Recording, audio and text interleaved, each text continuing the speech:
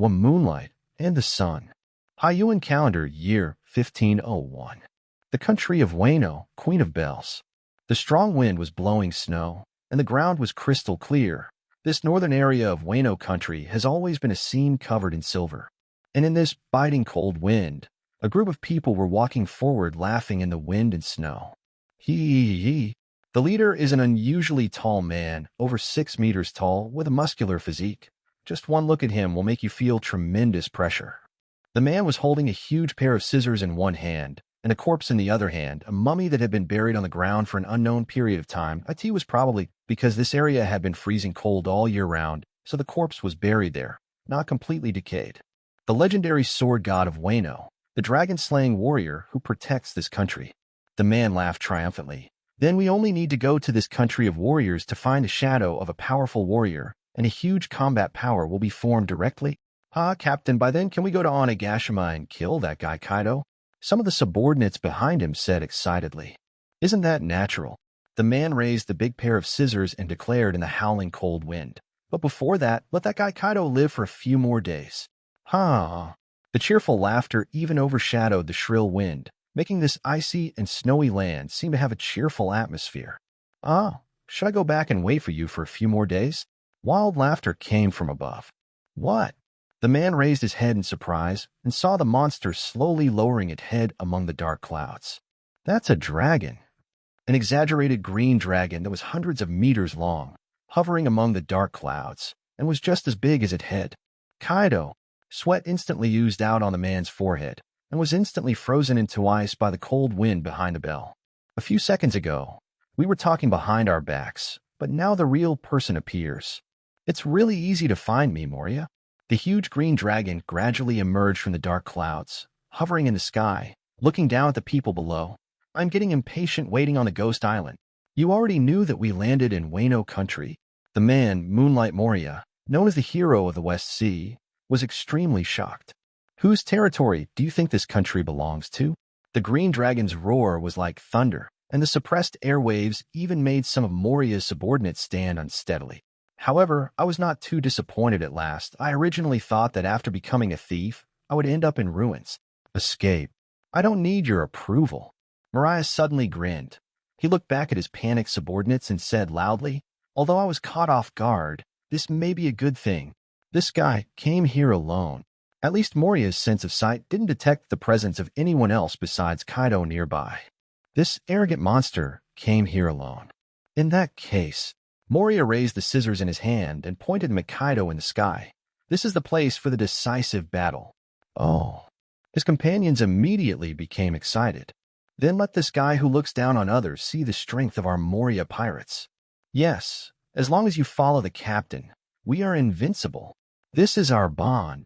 The Moria pirates are in high spirits.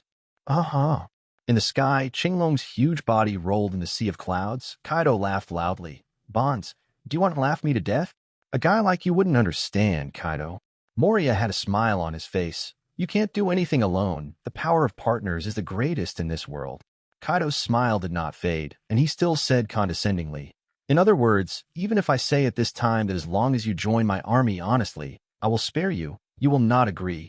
We're going to defeat you here, Kaido. Moria laughed and said, the person who wants to become the pirate king is me. No, there's nothing we can do about it. Kaido's laughter made the snow on the ground tremble.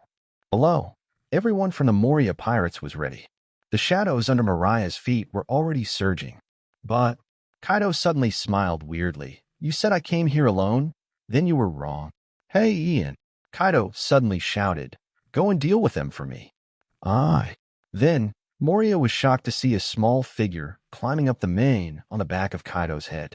It was a very small boy. He looked about 4 or 5 years old. She has red lips, white teeth, black hair, black eyes, and a little baby fat on her face. She looks extremely cute. Is he Kaido's son? But at this time, the child had some confusion on his face. I beat Mariah? Really or not? Go if you are told. Stop giving me such nonsense. Kaido shook his head and threw the child off his head, falling straight towards Moria and his party. Teacher Kai, I can't do it. Ian screamed. Moria now is not the obese bastard she was 20 years ago. Moria was instantly furious. Kaido, Are you insulting me? What do you mean by letting such a child play? Insult. A low laugh came from Kaido's throat. Ian, what are you still hesitating about? Either you kill them, or they kill you. That's what war is all about. The missing child. Ian scratched the back of his head. There's really nothing I can do about you, Teacher Kai. The next moment, brilliant golden light bloomed on his body. Under the thick dark clouds, this originally dark area was illuminated by the golden light in an instant, and a new sun bloomed in the sky.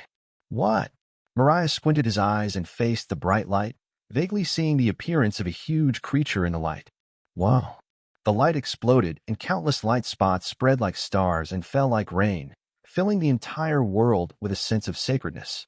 And in the center of this rain of light, the golden god fluttered its wings, like a four-legged divine bird and like a soaring dragon.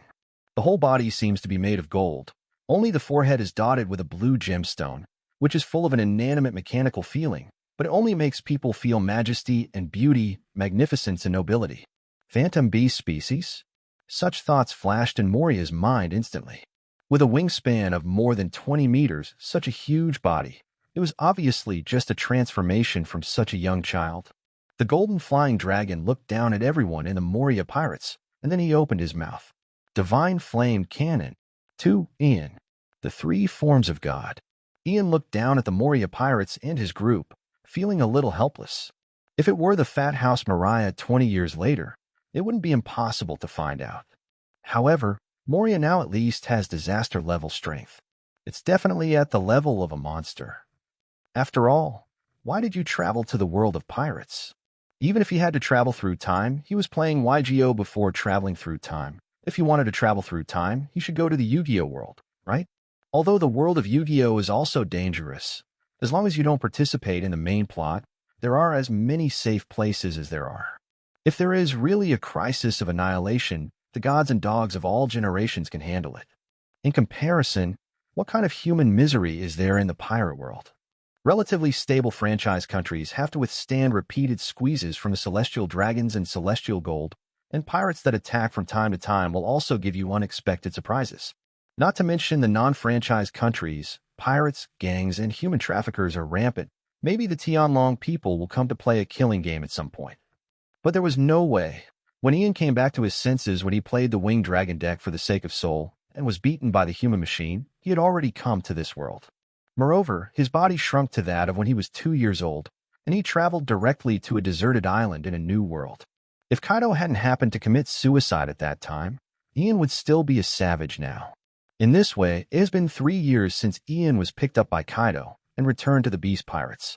In addition, although Ian does not have a system, it is not a blank slate for time travel. There is also a fruit traveling with him. After eating that fruit, he gained the ability to transform into the winged dragon of the sun god. This is why Kaido is willing to take him back. Before time travel, I was playing games without my soul and was killed by a man-machine explosion. Instead, after time travel, I directly transformed into a god. Ian was also very emotional about this. However, now is not the time to dwell on the past. Teacher Kai was watching from behind, and he had no choice but to do it if he didn't want to. Divine Flame Cannon. The judgment of the gods turned into the breath of flames, condensed into molten gold in an instant, and spewed out from Ian's mouth and came down. Moria's pupils tightened. Be careful. Boom. Brilliant flames exploded, and a beautiful golden flower bloomed in the ice and snow. The terrifying temperature swept across the entire place in an instant, and the surrounding snow melted directly. Even the flying snow was evaporated and turned into a long mist in the sky. The most basic ability of the Winged Dragon is to control the golden fire with unusual temperature at will. Uh-huh. Above Ian, Kaido laughed. Not enough, boy. It's blocked? Is it blocked? Ian looked down. After the flames dissipated, what appeared in his eyes was a black wall stretching across the sky. Although it was somewhat damaged by the explosion, it did block the explosion. This is my second strongest move. Blocked so easily? So strong, Moria. He is worthy of being a hero of the West Sea. Kid. Under the black curtain, Moria roared. Although the explosion was blocked, the instantaneous explosion of terrifying heat still caused his friends to scream, and many of them were directly burned. If he hadn't used his shadow as a defense in time, perhaps this blow would have caused heavy losses to the Moria pirates. How dare you hurt my partner? Moria clenched his fist at Ian. Even if you are a brat, I will never forgive you. Kaku knife shadow. The shadow curtain stretched instantly, turning into a long and narrow spear that stabbed directly towards Ian's stomach. Well, Ian's pupils shrank so quickly that he couldn't escape. In an instant, before Ian's thoughts could even dissipate, the long and narrow shadow spear had already stabbed into his stomach. This is a sharp spear that can pierce even the tough flesh of the ancient giants. But, ding. Crisp sound. The sharp shadow gun pressed against Ian's stomach, but it couldn't make any progress. What? Mariah's expression changed greatly. There's something wrong with this kid. What a hard body. Ian breathed a sigh of relief. Fortunately, I don't have to hide. You guys prepare to defend. Leave the rest to me. Moria said loudly. His attacks are ineffective, and his partners can't hurt this kid. Uh-huh. Kaido laughed. This kid's golden body's defense power is on par with his dragon scales. How could an attack of this level possibly hurt him? Kid. The piercing spear turned into a shadow in the shape of Moria, and then turned into Moria himself in the next second. As a shadow fruit user, Moria can switch places with his shadow at any time. Since simple shadow doesn't work, then the body will be better. The giant scissors were coated in haki, ready to attack Ian directly. Ian's heart trembled. Moria used his domineering energy, so this form might not be able to block his attack. Then transform. The two huge wings suddenly closed in front of him. Flames appeared on the surface of his body. When the scissors chopped heavily on the surface of Ian's body, Moria only felt that he had cut sea stone, and his hands were hurt. How is it possible? Moria's eyes widened in disbelief. The flying dragon in front of him turned into a huge golden sphere with wonderful patterns on the surface, and his scissors chopped on the surface of the sphere and could not shake him at all. Pterosaur ball form. You can try harder, Moria. Kaido's voice was like thunder.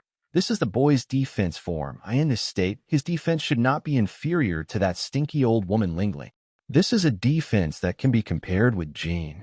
Indestructible in the true sense. And it's not just defense that in this form, this kid can even quickly recover from his injuries. Moria's face has become ugly. There. He suddenly brightened. On the golden sphere, the brilliant flames surged and directly engulfed Moria. The next second, Moria appeared on the ground in a black body. Of course, the black on his body was not caused by burning, but by the covering of domineering. At the moment of being engulfed by the flames, he first used domineering defense and then exchanged positions with the shadow again. The shadow fruit is too shameless. Ian sighed in his heart, and even the close-up attack could not hit. This flame. Moria looked up and looked at the golden sphere wrapped in flames. The temperature of this flame is wrong. It's a bit too hot. Even he used domineering as a defense and was almost burned. What kind of ability is this kid? He is so young, but he can exert such power. Kaido's laughter sounded again. It's almost there, Ian. Winning should be impossible, Ian thought. But Teacher Kai said so. The golden sphere deformed again, and Ian turned back into the form of a golden flying dragon. Then, a brilliant flame ignited on his body. Ian's breathing became rapid. The first form, the golden flying dragon. The second form, the golden sphere. Next, the third form. Bright red impurities suddenly emerged from the golden flames, and the golden dragon melted directly into the flames, turning into a flaming bird composed of two color flames. The third form, the immortal bird. Consume some of the physical strength, completely transform yourself into flames, and turn into an immortal bird with wings spread. The more physical strength consumed, the longer it lasts, and the greater the destructive power of the flames. The dark clouds in the sky began to dissipate, and the nearby snow began to melt directly. The strong heat wave began to spread in all directions with Ian as the center. The terrifying temperature instantly made everyone in the Moria pirates sweat profusely, and then the sweat evaporated instantly, leaving only salt stains on their bodies. The temperature of the golden and red flames was far from comparable to the golden flames just now. Elementalization. Moria couldn't believe it. It is a common understanding that the mythical beasts have special abilities, but the elemental ability is too exaggerated. This is the biggest reliance of the natural system. He didn't have more time to think, because the flame bird transformed by Ian had already swooped down directly.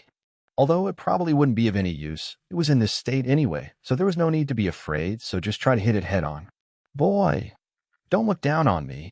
Moria jumped up, waving the huge scissors in his hand, and went straight to Ian. Elementalization, so what? Arm color, boy. Ian didn't dodge and hit him head on. Moria opened the scissors and chopped Ian with the sharp scissor blades. He was covered with domineering to resist the high temperature emitted by the flame bird. Then, unstoppable. The blade wrapped with domineering directly tore open the head of the flame bird. But how is it possible? Moria's face changed drastically. There was no feeling of hitting at all. It was like a knife slashing into the void. Armament hockey doesn't work? Or this is an elementalization? Of course, not elementalization. The state of the Phoenix God is that Ian has completely turned into flames, and there is no concept of entity at all, just like Charlotte Lean Zeus hockey has no effect on him, because at this time he is flame, just the phenomenon of burning. The flames instantly engulfed Moria, and then the bird of fire crashed to the ground, engulfing the entire Moria pirates. Boom! The pillar of fire that soared into the sky penetrated the dark clouds, and the exploding fireball crushed the earth. The world suddenly became hot. It was as if the sun fell to the ground. A chuckle. In the sky, Kaido laughed loudly. 3. Onigashima. Mr. Kai's father is kind, and his daughter is filial. Kaido floated in the sky. The intense fire brought by the explosion illuminated his face, and the amazing heat made him feel hot. He watched the flame bird spread its wings and fly again in an explosion, all the way up. In the process, the flames dissipated, and the golden dragon appeared again in the flames. Ian, this boy who was picked up by him from a desert island, has astonishing qualifications. His physical strength alone is far superior to that of ordinary people, which is not surprising. But if you include his abilities, he is even stronger than himself and even Lingling of the same age. But Ian had already flown above his head, released his abilities, and landed on his head feebly. No, I can't win, Teacher Kai. Kid. A shrill howl like a ghost's roar came from below.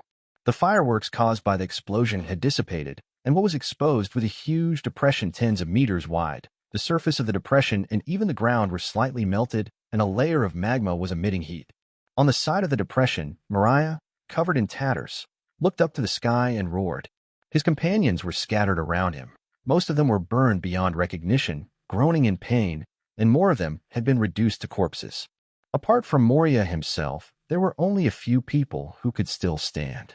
Only they can protect themselves through armed colors, but other companions cannot do this. Even Moria had some burn marks on her body. Not to mention the other people. All of them were in tatters and burned. Didn't you do a good job, kid? Kaido didn't hesitate to praise him. Oh no, I can't do such a thing at your age. That's because everyone else except Moria is too weak. Ian spread his legs and sat on top of Kaido's head, saying matter-of-factly, except for Moria, although several others can also use haki, they are still too weak to be able to isolate themselves from the high temperature. In addition, even animal-type abilities, except for some special ones or awakenings, will not provide additional physical strength to the ability user. They will only resist beatings. Ian's physical strength at this time was not enough for him to use his abilities unscrupulously. If Teacher Kai hadn't been there, even if he had taken advantage, he would have been hacked to death by the furious Moria. Boy, you are right. It's all because they are too weak. Kaido's body suddenly shrank, turning into a human form and crashing down. A hole was made in the ground by his heavy weight. Ian grabbed the teacher's hair tightly to prevent himself from being thrown away. So, kid, you have to be strong. Kaido. Moria stared at Kaido, who had returned to his human form. Oh, how's my little devil doing? Kaido unscrupulously put the mace on his shoulder and said jokingly, compared with your useless friends, they are indeed not on the same level, right? Kaido, I'll kill you. The furious Moria had completely lost his mind and rushed towards Kaido crazily. Thunder gossip. Later, on this messy battlefield, thousands of snowflakes have fallen from the sky again. Ian stood on the edge of the battlefield, his expression a little gloomy. The battlefield was littered with corpses. It was the first time I saw so many dead people, many of whom I had killed myself, and I felt very strange. The pirates of the Moria pirates who had survived the bombing of his god Phoenix were all dead at this time, and their deaths were miserable, with their bodies twisted and broken. Ian felt that he would never forget the scene when these guys took the initiative to charge Kaido. "Ah, I don't hate stubborn guys." Kaido laughed loudly while carrying the mace. "Mariah, I'm waiting for you to come back for revenge." Moria still ran away.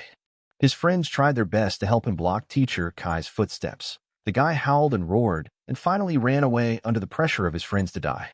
After such an experience, it's really hard not to have a mental breakdown. Ian could somewhat understand his complacency. But it should be said that the shadow fruit is indeed very powerful. Moria only needs to put the shadow far away, and then he can directly switch places with the shadow to escape. This trip was quite pleasant, boy. Let's go back. Kaido transformed into a blue dragon again, and Ian grabbed his mane and flew into the sky with him. Today, I saw the destruction of an idealist. The blue dragon, which was hundreds of meters long, flew over the country of Weno, crossing the country from the north to the southernmost part of the country. When flying over this country, Ian saw many factories. The chimneys released thick black smoke, making the sky of Weno become gloomy. This country is beginning to die. It's a shame that Kazuki Odin can endure it. Ian sighed. The land of Weno has reached the end, and Teacher Kai flew to the sea. However, this is not the sea of the New World, but the inland sea of Weno country. In order to protect Hades, Weno country built a high wall around the country, and the water accumulated over 800 years formed an inland sea that submerged around the island. Not long after, an island with a huge skull head appeared in Ian's sight. Ghost Island has arrived. Kaido's incarnation of Qinglong flew directly into the eye hole of the Onigashima skeleton, and the disabling ability landed on the top terrace of the main building. Ian couldn't help but let out a long sigh of relief, finally coming back safe and sound. "Dad." As soon as they landed, a small figure ran out of the room on the top floor and happily hugged Kaido's calf. Well, Kaido is still a little too tall after all. "You're back." The little girl raised her head happily, with a smile on her round face. She has beautiful hair that changes color from white to green to blue. She is wearing a small white kimono and looks very cute. As soon as Teacher Kai nodded, the little girl had already climbed up with his legs and climbed all the way to his head, but Teacher Kai didn't say anything. "Ian." The little girl grabbed the horns on her father's head and looked at Ian sitting on Kaido's shoulders with a smile. "How is it? Is it fun outside?" "Very boring." Ian just yawned. "This country is boring. You must be trying to lie to me." The little girl, Teacher Kai's daughter, Yamato, pouted. "Obviously, I want to go too." "You're not even close yet." Teacher Kai raised his hand, lifted her daughter off her head by the collar, put it in front of her and scolded her seriously. "Since you keep saying you want to surpass me, then hurry up and become stronger. At least, don't be better than eat too much grace." Yamato nodded with a smile. "I will definitely surpass Dad." Ian tilted his head and looked at Teacher Kai's unconsciously slightly raised corners of his mouth, feeling secretly pleased in his heart. The efforts of the past 3 years are still effective. The most significant achievement of these 3 years is, of course, that Teacher Kai and Yamato, who were in love with each other in life and death in the original work, now get along very well, and they really look like a father and daughter. For Mr. Kai's small class has started. In the original work, the relationship between Teacher Kai and Yamato cannot be said to be that of a loving father and a filial daughter, but at least it can be said that they are incompatible with each other. Yamato is the daughter of Mr. Kai, who is supposed to be the future heir of the Beast Pirates and the Princess of Onigashima. But the problem is that Teacher Kai can hardly be said to have a normal concept of family affection. He does not need an heir, and he is not prepared to hand over his dreams and career to anyone else. In his eyes, Yamato is just a tool who will help him rule the country of Weno in the future. Compared with the concept of a daughter, Yamato is more of a subordinate with a special status to him. As long as he is strong and obedient, it is enough. Kaido won't care about her, and the rest of the Beast Pirates don't dare to care about her either. Yamato grew up in such an environment. To be honest, Ian is speechless about Teacher Kai's teaching methods. Since we want Yamato to be obedient, shouldn't we discipline her more? Yamato has become accustomed to being so carefree since she was a child, so it would be weird to want her to obey her orders again, right? After Ian was picked up by Teacher Kai, he has been committed to improving the relationship between their father and daughter. After all, the ruthless Teacher Kai is certainly not easier to get along with than the father-loving Teacher Kai. Ian's method is also very simple. Yamato is the same age as him, and the two have been playing together since he came to Onigashima. Therefore, he kept taking Yamato to hang out in front of Teacher Kai to increase the time the father and daughter spent together. Although Teacher Kai is cruel and cold, he is still a human being and has human emotions. He had a deep friendship with Charlotte Lingling, and he cried because of Big Mom's defeat. In the final analysis, although Mr. Kai is cruel to Yamato, after all, Yamato is also special to him. If anyone else dared to be so rebellious in front of him, they would have been beaten to a pulp long ago. How can one live to the age of 28 in good health and also master the entanglement of overlord sex? When Ian brought Yamato to Teacher Kai at first, he was very impatient, even threw the two of them out. But after Ian persuaded Yamato to challenge Mr. Kai because he wanted to surpass him, the situation changed. Teacher Kai loves fighting and strong opponents. And Ian and Yamato do have this talent. They have this potential. Of course, Ian never said anything about surpassing him from beginning to end. Thus, the lesson for Ian to call Mr. Kai his teacher began. The father and daughter finally began to have frequent contact. Family love grows in such situations. Later, when Yamato, who was taught by Ian, took the initiative to act coquettishly towards Teacher Kai, he no longer cared about it and basically got used to it. Ian felt that he was such a great man, and his heart was broken for the most powerful father-daughter duo in the world. Mr. Kaido, had you solved everything? A tall figure walked out of the room, wrapped in a dark leather jacket and leather trousers, with a mask on his face and gloves on his hands. Except for his eyes, no skin on his body was exposed. He is the flagship of the Beast's pirates, the Embers of Yin Calamity. Kaido casually put the two little ones on the ground and walked into the room. Let that guy Moria run away. A cluck cluck. Maybe he will come for revenge in the future. If he still dares to come to the door without overestimating his capabilities, then I will burn him to ashes without you taking action, Mr. Kaido, Jin said solemnly. Ian smacked his lips. Uncle Jin was really loyal to Teacher Kai. No, Jin. Kaido turned around, raised his hand, and pointed at Ian, who was following him silently. If Moria dares to come next time, let this kid go. Aye. Ian pointed at himself and said quickly, should I hit Mariah? Leave it to us. Yamato patted his small chest and said with high spirits, Ian and I are the strongest combination. Oh, did you hear what Yamato said? Teacher Kai acted as if he didn't hear anything and walked into the attic with a loud laugh. If you don't want to be killed by that guy, then work hard to become stronger, kid. Oh, Ian. Yamato held Ian's hand and said with a smile, let's work hard together, become stronger. Ian twitched his lips. Don't listen to anyone at all. Both father and daughter. But forget it. After Moria left Weno country, he was probably going to be a fat house, and he was about to experience a double decline in strength and mentality. That's really nothing to be afraid of. Ian, don't let Mr. Kaido down. Uncle Gene solemnly told Ian, if you can't do it, you don't have to wait for Mariah to come. Just let me kill you. Are you here to put pressure on me too? But you are Uncle Gene. I forgive you. We will never let Dad down. Yamato spoke loudly and confidently. Jin snorted softly and followed Teacher Kai back to the room. Yamato happily took Ian's frowning hand and ran downstairs. Ian, let's go play. Brother Ian, are you back? The two of them had just descended a few flights of stairs when the sound of urn was heard. Ian looked back. A boy as strong as a hill walked quickly from the corner of the corridor with a happy face. I heard that you and Boss Kaido won a fight against the invaders. Oh, Jack, that's not it. Yamato smiled and waved to the visitor. Sister Yamato. The tall, oversized child said hello to Yamato honestly. This guy, who is obviously the same age as Ian but has 3 guys as tall as him, is the future Drought Jack. He is a fishman who was picked up by Teacher Kai last year. He is also extremely talented and was trained as a future leader of the Beast Pirates. After asking, Jack looked at Ian expectantly. How is it, Brother Ian? You must be very active. It's hard to describe in words. Ian shook his head. The battlefield is indeed quite active. But as soon as he came back, he was determined to be a future opponent. Jack tilted his head. What's the meaning? He couldn't understand. Jack, you came just in time. Yamato chuckled. Let's play games together.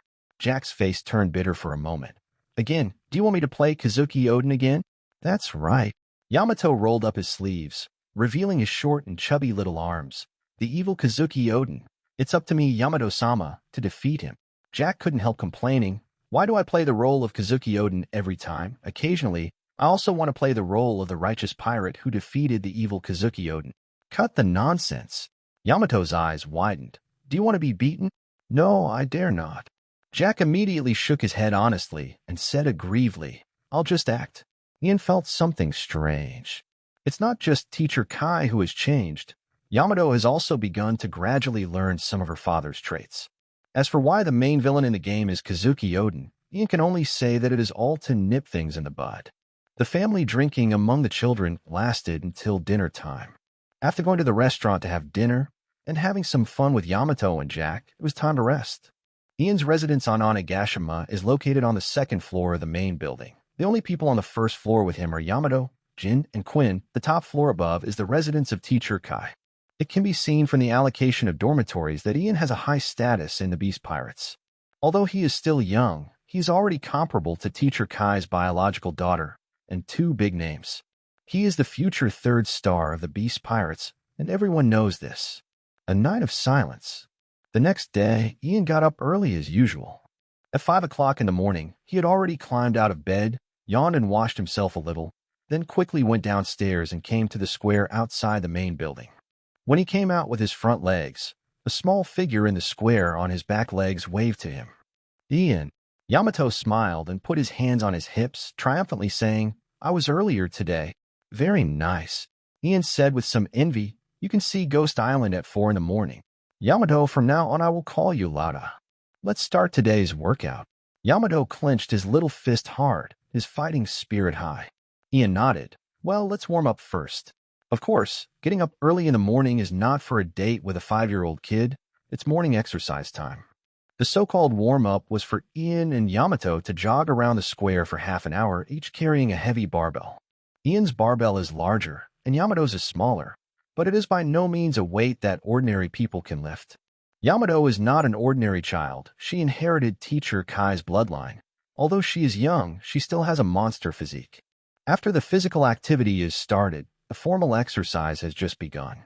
Various fitness tutorials that were left in the favorites in my previous life are now put to use, such as weighted push-ups, weighted sit-ups, weighted abdominal crunches, weighted leg raises, and weighted running back and forth.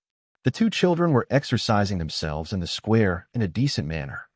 Especially Ian, he is extremely serious and works hard to exercise every muscle in his body. He is not a serious person, but he never relaxes when it comes to exercise.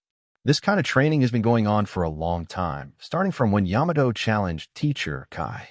While the two were working out enthusiastically, two tall figures were quietly looking down at them on the top terrace of the main building at the back. Ma, you are always slacking off, but in the end, you never relax when it comes to training. As fat as a ball, plagued Quinn, one of the biggest draws of the Beast Pirates, commented with great interest. As for the man standing next to him, Jin just said coldly, Ian just doesn't like taking risks or fighting, but he understands that strength is the most important thing. Power may not mean everything, but in this world, people without power can easily lose everything. Of course, Ian didn't know what these two guys were saying. He just silently trained himself. There is no way. The weak in this world really have no way to control their own destiny. Ian doesn't like looking for trouble, but he also feels that when someone is looking for trouble, he cannot lack the power to fight back. The morning exercise lasted until 8 o'clock, and the exhausted Ian and Yamato slowly went to the restaurant to have breakfast. After breakfast, it's study time. The average person in the Beast Pirates is illiterate. Even Teacher Kai can only read and write, so Quinn is more educated. Ian felt that he could not learn like these seniors, and he still had to understand some of the most basic natural sciences, history, and humanities. There were no special teachers on Ghost Island, so Ian could only find some books to read by himself. Every morning was his study time. Yamato had no interest in this, and usually read comic books at the side, but she didn't know many words, so she just watched for fun. In the afternoon, Ian usually practiced his abilities, or simply found someone to practice with. Or, little ghost, come up. Teacher Kai's small class was about to start. 5. Fighting Mr. Kai. Not long after lunch, Ian had just woken up from a nap and was about to go to exercise when he heard the roar of Teacher Kai from above. It was like a thunderous explosion, and the whole Ghost Island could hear it clearly. Ian, Dad is calling us. The footsteps were approaching quickly, and the door of the room was opened directly, and Yamato's cute little face poked in, dragging a long mace. Yeah. Ian looked melancholy. Let's go. Every time Teacher Kai called him on the top of the skull, it was just for one thing. Going up to the terrace on the top floor of the main building with Yamato, the brilliant golden light bloomed, and Ian instantly turned into a huge golden flying dragon. Ian. Yamato looked at Ian, who was flapping his wings and slowly rising into the air with a burning look. So handsome. Come up. Ian just stretched out his claws towards Yamato. Yamato jumped up happily, and his small body jumped high and landed directly in Ian's palm. Then Ian spread his wings and flew out of the terrace, flew out of the skull's eyes, then turned around and flew towards the top of the skull's head. Ian's flying speed was quite fast, and in less than half a minute, he had already flown to the top of Onigashima and flew all the way to the central area of the skull's top. Teacher Kai was sitting cross-legged on the ground at this time, drinking while waiting for Ian and the others to arrive. He looked up at Ian, who was flapping his wings and slowly landing, and stood up shakily while pouring wine into his mouth. Little devils, are you ready to start? Can we not start? Ian complained in his heart. Yeah. Yamato jumped off Ian's hand and raised the mace confidently. I have become stronger. Then come on, little devils. Just like before, attack before I finish my wine. Kaido waved at the two of them, with a determination to kill me. Kill you? How could I possibly do that kind of thing? Ian said so. Then he opened his mouth. Godly flame cannon. The blazing flames turn into a breath of destruction. This is the roar of the winged dragon. No, the godly flame cannon. The pillar of fire engulfed Teacher Kai in an instant. Boom! A huge explosion occurred on the top of the skull, and the brilliant flames splashed dozens of meters high. The scorching temperature made the air in the dome distorted directly. Kid, are you trying to evaporate all my wine? Teacher Kai's roar came from the blazing flames. His roar turned into a gust of wind, blowing away the flames. He himself did not defend himself at all, but the wine gourd was covered with domineering. I'm on it. Yamato rushed out like a gust of wind, dragged the mace backwards and jumped up, swinging the mace with both hands with awe-inspiring momentum. Thunder Bagua. Inherited from her father, the mace with a lot of sharp iron spikes hit Teacher Kai's face heavily. However, Teacher Kai didn't even move, but Yamato was directly bounced out. Are you tickling me, Yamato? Teacher Kai sneered while drinking. You dare to say you want to surpass me? You look down on me, Dad. Yamato shouted angrily. I'm going to beat you up. If you can do it, just come on. Kaido didn't care. Yamato continued to charge. It should be said that Yamato is stronger than an average 5-year-old child in another dimension. Speed, strength, agility, and even moves are far beyond the level of adults. It can even be said that many grassroots pirates and the beast pirates are not her opponents. But unfortunately, it was Teacher Kai who stood in front of her at this time, and all the attacks couldn't even make Teacher Kai move. Rather than fighting, it was more like a child who was acting like a spoiled child to his father. Teacher Kai looked up and looked at Ian floating in the sky. What are you waiting for, kid? Ian took a deep breath.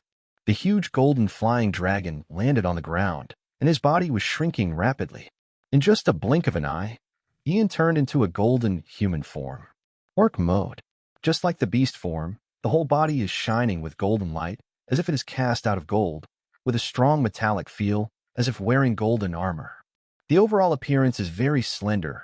The lower limbs are anti-jointed structures, and the feet are clawed, sharp and slender, like sharp blades.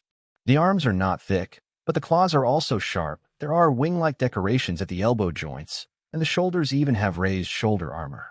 Behind the head, a golden ring connects the left and right shoulders, like Enel's thunder drum, with strange patterns engraved on it. The ring goes down, and the golden wings behind him spread out, so wide that they seem to be able to cover the sky. It is worth mentioning that, like the future Yamato's big-mouthed true god orc form, Ian's face is not a facial structure like Kaido, but a complete fusion of the human face and the pterosaur face. The nose and mouth are protruding, and the whole body is golden. Only the eyes are bright red, and there are lines extending backwards on the eyelids. There is a blue gem inlaid on the forehead. Overall, it is magnificent and solemn. Ian clenched his fists. The power surging in his body at this time seems to be able to shake the world. The golden flying dragon has no special abilities except for controlling fire. It simply strengthens his basic abilities. It is far superior to the increase of ordinary mythical beasts. In addition to defense, strength, speed, and reaction have all been improved to an exaggerated degree. If Ian, who does not use his abilities, is just a very talented child, then Ian at this time has the ability to compete with natural monsters like Teacher Kai or Charlotte Linling of the same age. Oh, Ian. Yamato stopped attacking and just looked at Ian with shining eyes. Super handsome. Handsome? Teacher Kai snorted coldly. At this time, the flames under his feet burst out, and Ian flapped his wings, turning directly into a golden flash. In an instant, he had already shot in front of Kaido, and his right fist had hit Kaido's stomach like a meteor. At the moment when the fist collided with Kaido's stomach, the flames exploded, and the golden flames directly engulfed Kaido's entire body. This is the Iron Fist of the Pterosaur. The reason why Teacher Kai is called Teacher Kai is because the course at this time is a practical class. The time is not fixed. Whenever Teacher Kai is in a good mood, he will call Ian and Yamato to the top of the skull and give them a hard lesson. Generally, there will be at least one class a week, and sometimes 2 or 3 times a week. But this class is not easy, and it is not just treating Teacher Kai as a sandbag. Powerful power and blazing flames exploded on Kaido's stomach at the same time. In the violent explosion, even Teacher Kai couldn't help but stagger back 2 steps. After all, he didn't resist at all. Ian took advantage of the situation to chase, and there were flames gushing under his feet, behind his back, elbows, and all important joints. This is a simple operation to use the reaction force of the gushing flames to increase speed and strength. With the blessing of the flames, he, who was not slow at all, was even faster than thunder at this time. In the blink of an eye, he approached Kaido and punched and kicked him in the chest.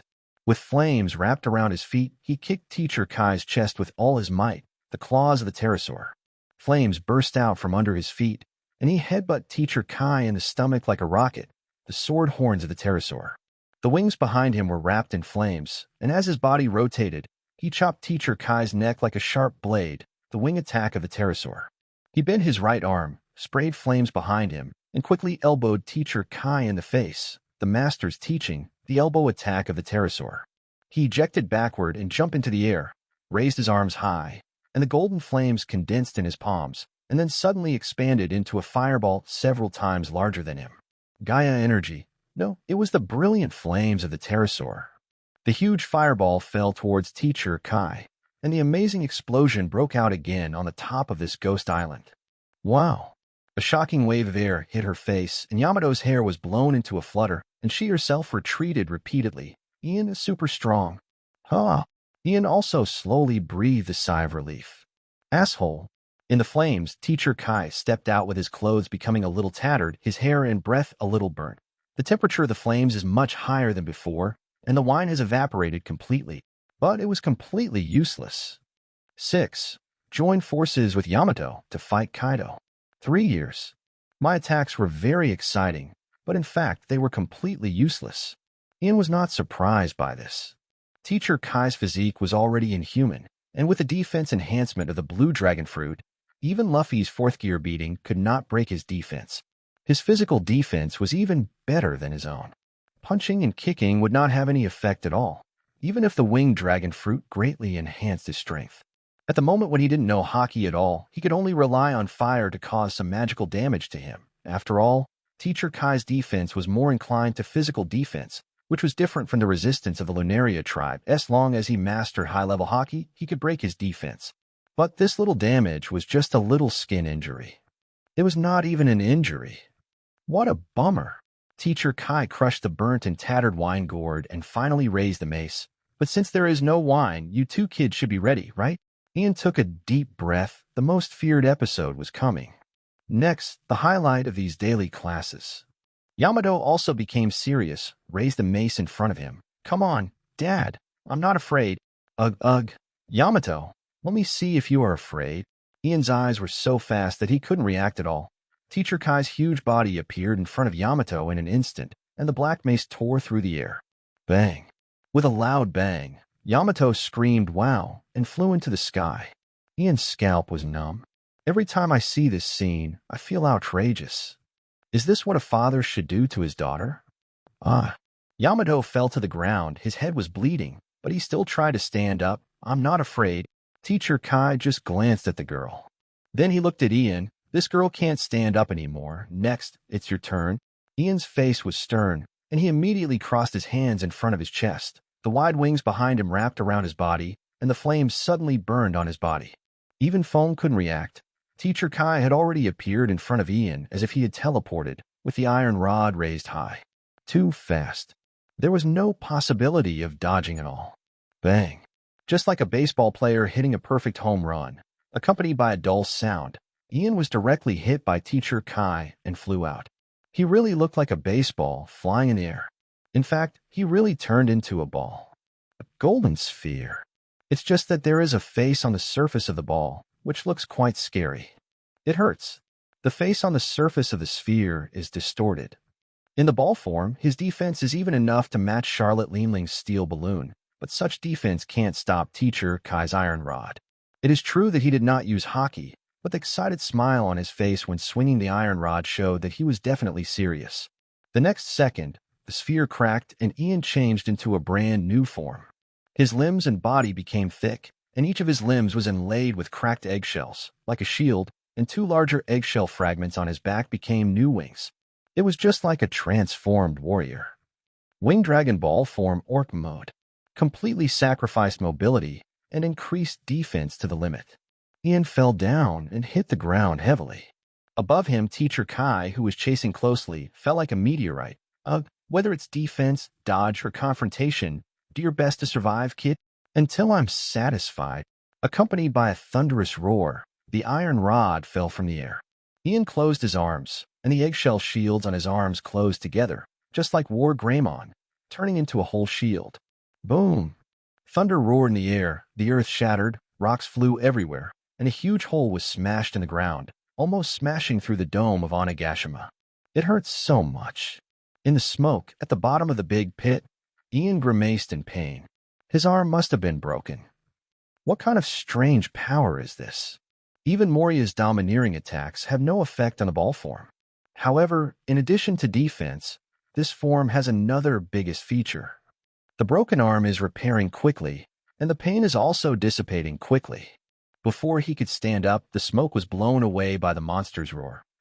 Compared to Yamato, you are really fun to beat. The iron rod fell again. So, this should be a class, right?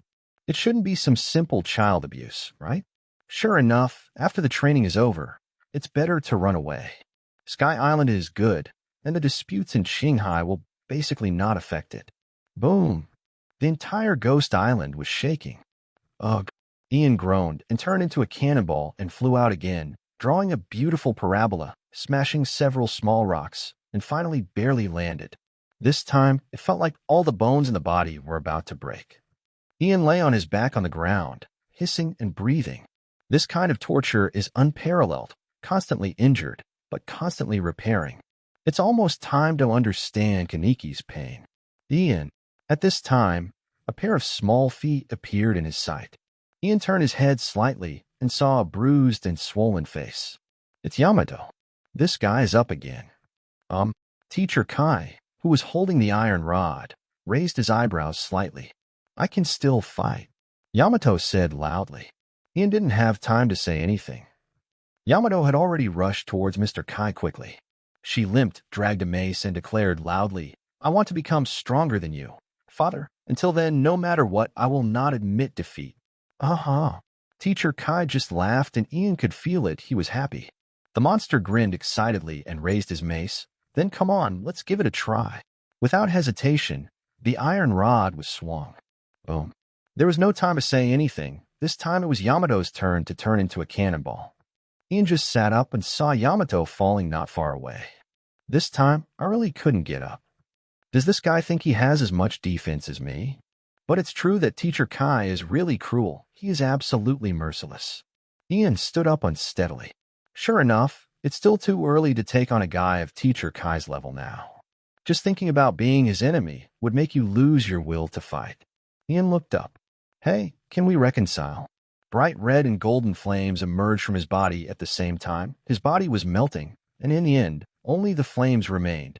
Are you going all out? Then keep going, boy. The monster's laughter continued to fill the air. Later. It hurts. Teacher Kai looked down at Ian, who was already lying motionless on the ground, stroking the burns on his chest, and laughed loudly. What an unreasonable move. Time flies. 3 years have passed. The capital of Weno country is in the city called Flower City. What is that? The residents of the Flower City saw monsters they had never seen before in their lives. It was a giant as tall as a mountain peak with sharp teeth, a huge pair of horns on his head, bright red hair, and carrying a huge mace. His upper body looked like a legendary evil ghost. But the lower body is even more amazing.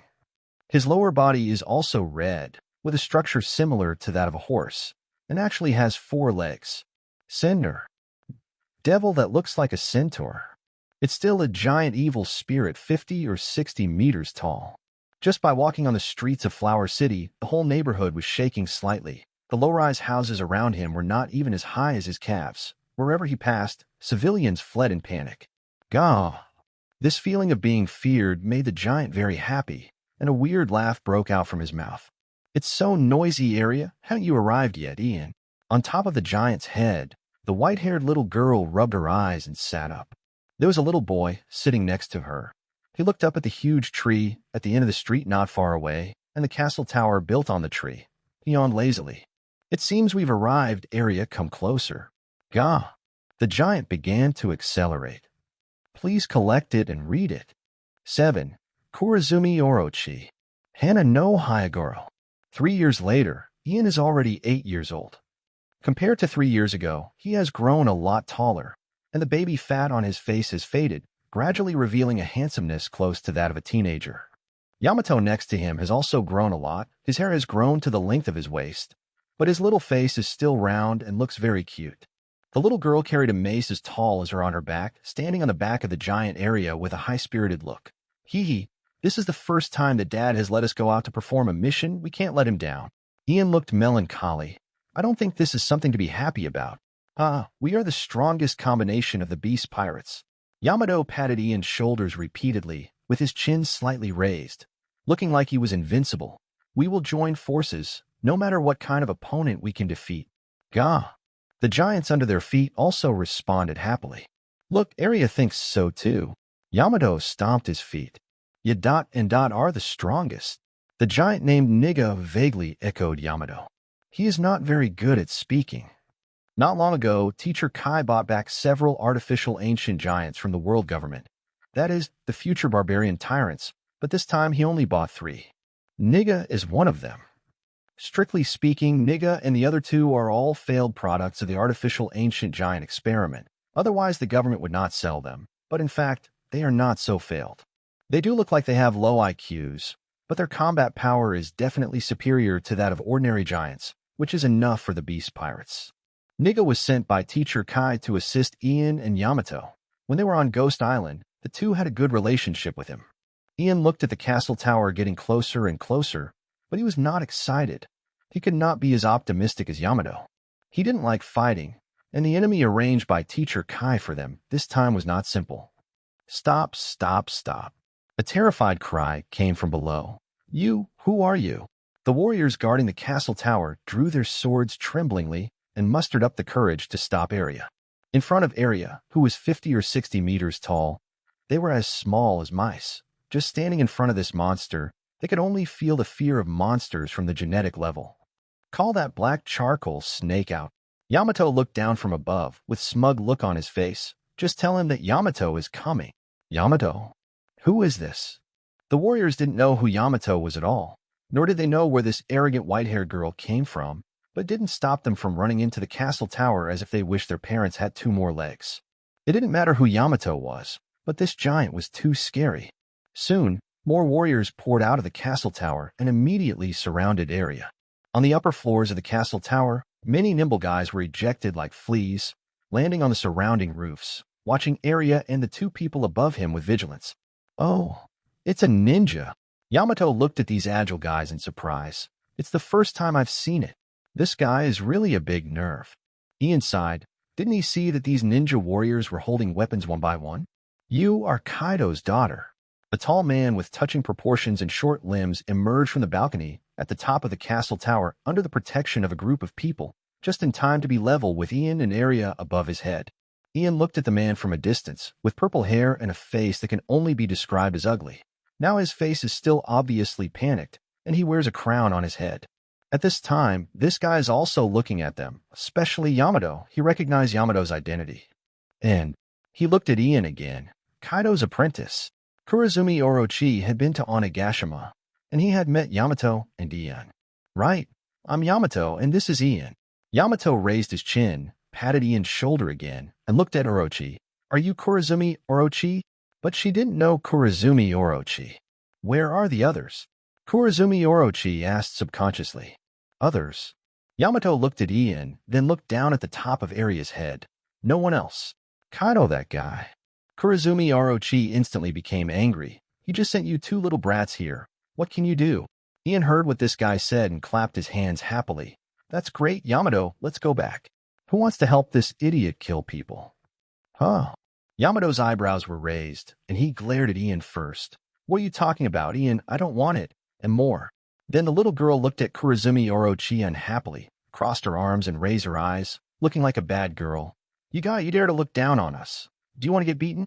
Ian looked at the arrogant Yamato and couldn't help feeling a lot. How cute Yamato was back then.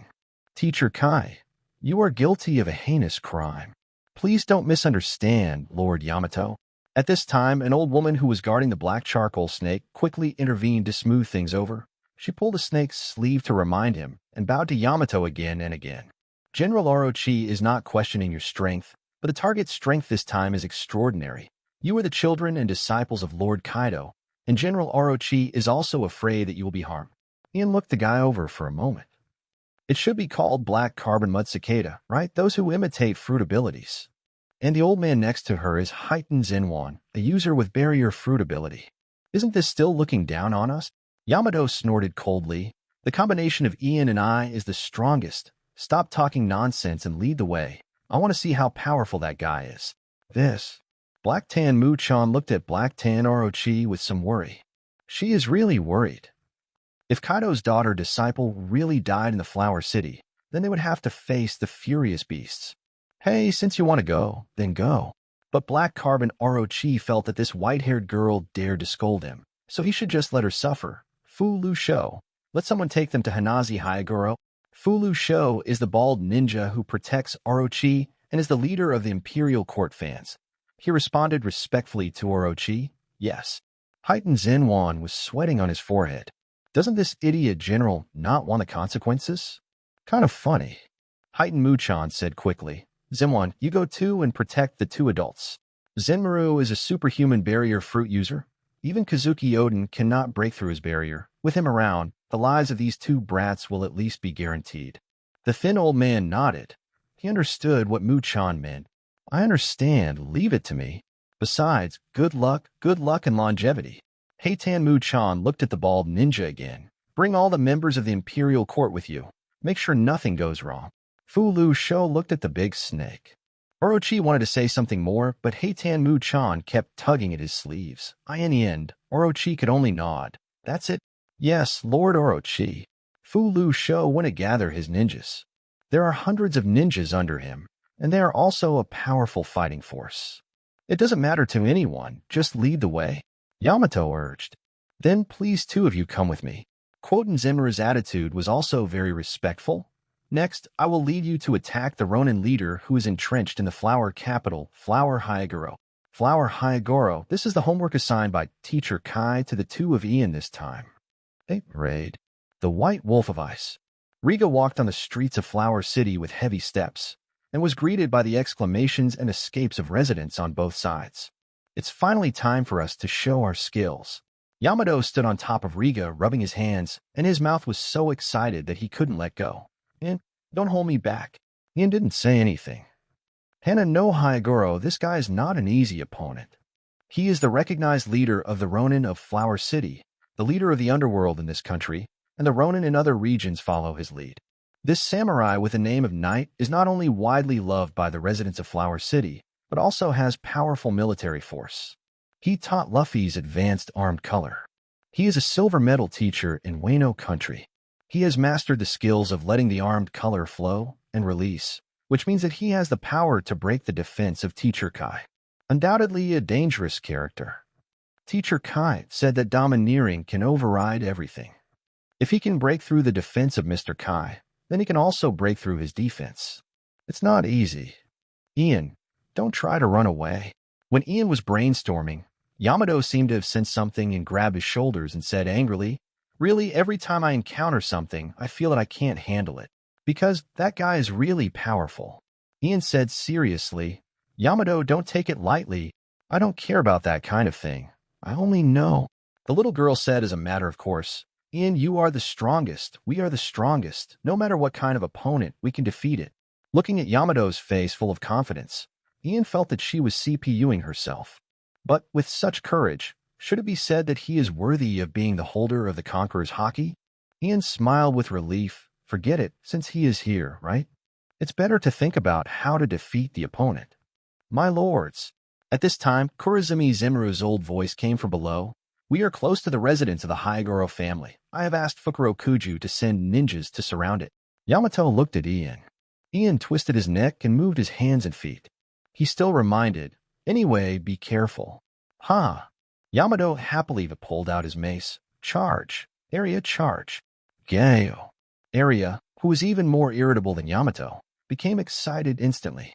He was originally a strange structure like a centaur. At this time, his forelegs exerted force, and his huge body suddenly rushed forward like a running train.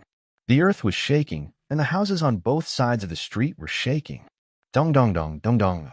The sound of the giant's running footsteps was like dense drum beats, beating a majestic war melody. Ha! Yamato's beautiful hair fluttered in the wind, and the girl laughed wildly. "Ian, let's do something big." Ian just looked at the buildings that were getting closer and closer, and the corners of his mouth rose. There's really no way. The residence of the Hyagoro family was a strolling garden, covering a very wide area. At this time, the samurai here were still stunned by the sudden arrival of the ninjas, and then they saw the huge monster coming towards them at the other end of the street. "What is that?" The Ronin guarding the gate screamed, "Monster! There is a monster!" Not to mention them, even the ninjas who were close to the encirclement couldn't help but stay away. The monster that launched a charge like this was too scary. Gao. Arya laughed happily. He ran wildly. At the same time, pulled out a huge mace from his back and raised it high. Arya smash. The mace broke through the air. It drew an arc and fell to the ground, scraping a deep mark on the solid stone floor, and then flew into the air. The Ronin guarding the gate felt a black screen before their eyes, and then they fell into darkness completely. Boom. The absolutely wide gate of the Hyagoro family, and the walls bloomed like flowers, turning into fragments flying into the sky. Arya, who smashed the gate with a stick, did not stop. His huge body rushed directly into the building without stopping, trampling all the walls blocking the way. Arya smash, smash, smash. Arya rushed forward happily, waving the mace in his hand casually, and the surrounding buildings were immediately hit by a catastrophe and were completely smashed to pieces. What a monster! Beyond the broken wall, Fukurokushu couldn't help but exclaimed. No wonder Kaido dared to send his daughter and disciples over. Attack! He also gave an order. Suddenly, hundreds of ninjas flew across the sky like a flock of sparrows and rushed directly into the courtyard. After them, Kurazumi Zenmaru came over with a grunt. Running too fast, I can't keep up." While Arya was smashing things wantonly, Ian was also observing the courtyard below. A large number of samurai were approaching from all sides of the wide courtyard. "Who are you?" "Maniacs. Don't think of doing what you want." Then they encountered the attacking ninjas. A large number of kunai and shurikens served as pioneers. However, these Ronin samurai were not useless. They all waved their samurai swords to resist the falling hidden weapons. "It's a ninja. It's Orochi's on a Wabanshu. Damn it, Kurazumi Orochi attacked us. Boss, where is the boss Hyagoro? We can't handle this giant." The samurai called out to their boss while fending off the oncoming ninja. Boom. Behind a high wall in the courtyard, a black shadow jumped up, stepped on a wall to gain strength, causing the wall to collapse, and he had turned into a cannonball and rushed directly towards Arya. You fight. Although Arya is not very bright, he is definitely the war machine most adapted to the battlefield. 1 second, he was destroying the surrounding buildings, and the next second he had raised his mace and hit the black shadow like a baseball. Passed. Boom. The baseball and baseball bat collided. However, the result is... Arya yelled incomprehensibly. His huge body was bombarded by the huge force, and he couldn't help but stumble backwards. The man who knocked back the two teeth with one punch had flaming blue hair, a naked and muscular upper body, and blue tattoos on his shoulders.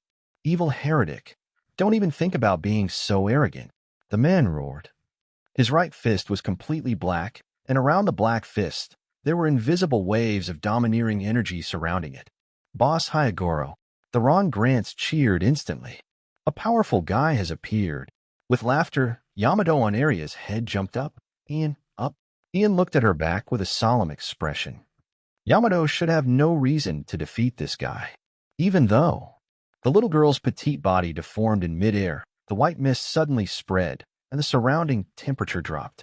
She turned into a white wolf with two horns. Wu attendant Binjia. The white breath instantly swallowed up Hyagoro, who had not yet fallen. Animal type Inu dog fruit, phantom beast species, Oku true god form.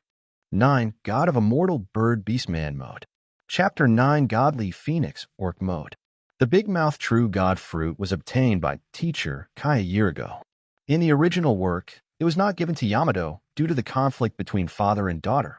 It was not until Yamato was wandering on Onigashima and was so hungry that he was looking for something to eat that he luckily found it. With a current father-daughter relationship between teacher Kai and Yamato, such an inexplicable thing will certainly not happen again. After taking back the big mouth true god fruit, teacher Kai gave it to Yamato. This girl is quite satisfied with her ability and has become quite skilled. After swallowing Hyagoro, the white breath fell to the ground like the Milky Way, hanging upside down and mercury pouring down, and the white mist spread along with it. The ground was instantly covered with a layer of white ice, and the affected warriors were instantly covered with frost. It's so cold. I'm going to be frozen. What kind of monster is this guy? The warriors screamed. Even though he was young, his monster-level physique and monster-level fruit showed an amazing effect. The white frost wolf landed lightly on the ground, looking at his masterpiece with satisfaction. The mist dissipated, and what appeared in front of Yamato were the warriors shivering with frost on their bodies, and Hyagoro, who was simply frozen into an ice sculpture. Ha! Just like that, Yamato just laughed out loud. The ice on Hyagoro's body shattered in an instant, and this strong man rushed towards Yamato like lightning. How could this little frost freeze him? Hey! Yamato retreated in a panic, but how could her retreat speed be comparable to Hyagoro, who was approaching like lightning? The fist wrapped with high-level domineering energy slammed towards the frost wolf mercilessly. At this moment, a black shadow fell from the air, and the golden figure blocked Yamato. Dang! The dark fist wrapped in invisible waves hid an eggshell-like shield, and the roar was like thunder. What is this? Hyagoro took 2 steps back in surprise. So hard. How hard? It hurts a little. The shield cracked, and Ian put down his hands in front of him and couldn't help shaking his hands. This domineering power is really not a joke. Fortunately, the defense is strong enough in the ball form. Yamato, are you okay? Ian turned his head. I'm fine. The white wolf stepped forward, and in the process, her body stood up and turned into a werewolf covered with white fur. She stood side by side with Ian, complaining and exclaiming, "But Nin, you are right. This guy is really amazing. He can't be frozen at all." Who are you? Hyagoro questioned the golden Ian with a serious face. These two are the daughter and disciple of Lord Kaido. At this time, the ninjas have surrounded them and occupied the surrounding high ground. Fukurokuju, the leader of the ninjas, landed beside Ian and the others. Hyagoro, your days of wanton behavior in the flower capital are over. Kaido's people. Hyagoro's face changed. Has that bastard Orochi finally revealed his true colors? He colluded with foreign pirates and exploited the people. I knew that this day would come sooner or later. It's a pity that Odin is not up to the task. That's why they took the initiative to attack. How dare you criticize the general? Fukurokuju sneered. Hyagoro, you are already going to die. Wait a minute. At this time, Ian suddenly spoke. He looked at the angry Hyagoro and asked seriously, "Can we talk before the battle?" Teacher Kai said that he hopes you can surrender, and he is optimistic about you. Surrender? Hyagoro was stunned by Ian's words, but the next second he had already drawn his sword, and the dark domineering aura instantly wrapped around it. What can I say to you, evil demons? The samurai of Weno country never surrender. Let's start from this battle. Save our country. Little ones. He raised his long sword high. Go. Oh. The surrounding samurai responded, almost cheering. Die, scum. The samurai, with Hyagoro as the vanguard, charged towards Ian and others. Ian could only sigh. I'm really fed up with this world where everyone is a tough guy. Don't you know that the reason why humans evolved language is to communicate? There's nothing we can do about it. There. Flame. The overwhelming flames surged forward with Ian as the center in an instant. In just a blink of an eye, all the warriors were engulfed in it. Wow. In just a moment, screams were heard. Ian in ball form almost completely lost his mobility, and even in orc mode, his movements were very slow. However, even in this form, the flames were not weakened, and he could still act as a turret. Fulu Shou's face changed drastically. The terrifying heat wave came towards him, giving him the illusion that he was about to be ignited. What a terrifying flame! Is this really a move performed by a child under 10 years old? However, the flames that frightened him were still unstoppable. Among the brilliant golden flames, a black figure drew a passage and hit Ian like a meteor. Ian put his right arm in front of him, using the shield on his arm to block the fist wrapped around Haki. But even so, the huge force directly caused him to fly out. The power unleashed by such a powerful domineering force is really exaggerated. No wonder even teacher Kai's dragon scales can't withstand it. Ian landed heavily. Just as he stabilized his body, he raised his head and saw that a long knife wrapped with domineering force had already fallen from the air. "Leave this guy to me." In the raging flames, Hyagoro roared. "This guy is the most dangerous. With such a large-scale fire attack, his destructive power is even stronger than that giant. He must not be allowed time to take action against his subordinates. Drive him off the battlefield." This is Hyagoro's realization. Forehead. Ian raised his other hand to block the falling sword. "It seems I have no choice. Only you can deal with him." Ian, come on." Yamato laughed. The mace was wrapped with ice, and he rushed towards the samurai like a gust of wind. "Superior." Fulu Shou gave an order, and all the ninjas joined the battlefield. "Gah!" Futaba, who was temporarily repulsed by Hyagoro, roared, brandished the mace again, and began to ravage the warriors. And behind, at the broken door, heightened Zenwan came panting. He looked at Ian, who was covered in fire, and then at Yamato, who rushed into the ranks of samurai. "This is bad. Who should I protect?" Ian keeps going backwards. The power that Hyagoro unleashes with his Haki is amazing, but fortunately, Ian's defense is indeed strong enough, and even the fluid level of Haki cannot penetrate it. In other words, the level of Haki is enough, but Hyagoro himself is not enough. Powerful. Ian just used Hyagoro's power to retreat and crash through several walls. This guy is still too dangerous for Yamato, so let's keep him away from the battlefield. Although it felt quite painful, there was actually no skin injury. He was quite satisfied with the current situation. He only needed to hold off Hyagoro, and the direction of the battle could be said to be completely tilted toward their side. However, after knocking Ian away with another punch, Hyagoro immediately retreated and headed towards Fuya, who was raging. He also knows the current situation. "Hey, this isn't good." Ian's eyelids drooped. "Wouldn't it be nice for everyone to hang out together? It's hard for me to do this." The golden body instantly melted in the flames, and the bright red substance immediately mixed into the golden flames. In an instant, Ian turned into a fireman. It lost all its facial features, leaving only two shining spots of light that served as eyes, and its limbs, torso, head, and wings on its back completely turned into flames. Phoenix Orc Mode. 10 God of Wrath. The astonishingly high temperature spread to the surroundings in an instant. The ground under Ian's feet was melting. The scattered wood fragments around him even burned directly. The wings of fire behind him flapped, and the agility that was deprived in the ball form finally reappeared. Ian turned into a gust of wind, a gust of fire wind that burned everything. The hot airflow brought by the flapping of wings alone had already ignited the wooden house next to him. What? Bingwalang felt the burning heat from behind, and he turned around in disbelief. What caught his eyes was the blazing flame wingman. This temperature, it was even more terrifying than the previous flame. Bingwalang did not dare to move forward. If this guy really returned to the battlefield, it would definitely be a disaster. His left hand was in the shape of a tiger claw, covered with dark domineering aura, and invisible waves entangled it. With a loud shout, he pushed his left hand forward. The domineering aura surged out instantly, turning into a powerful domineering shockwave, which hit Ian directly like a heavy artillery. This is the flowing and outward radiating armament Haki, which can send out domineering shockwaves with bare hands. If the armament Haki is cultivated to a stronger level, It can send out a super strong wave covering a range of hundreds of meters with one punch like Garp. Ian was beaten to pieces in an instant, turning into flames flying all over the sky. However, before even Hyagoro could show his joy, the flames gathered and the flame-winged man reappeared. It's meaningless.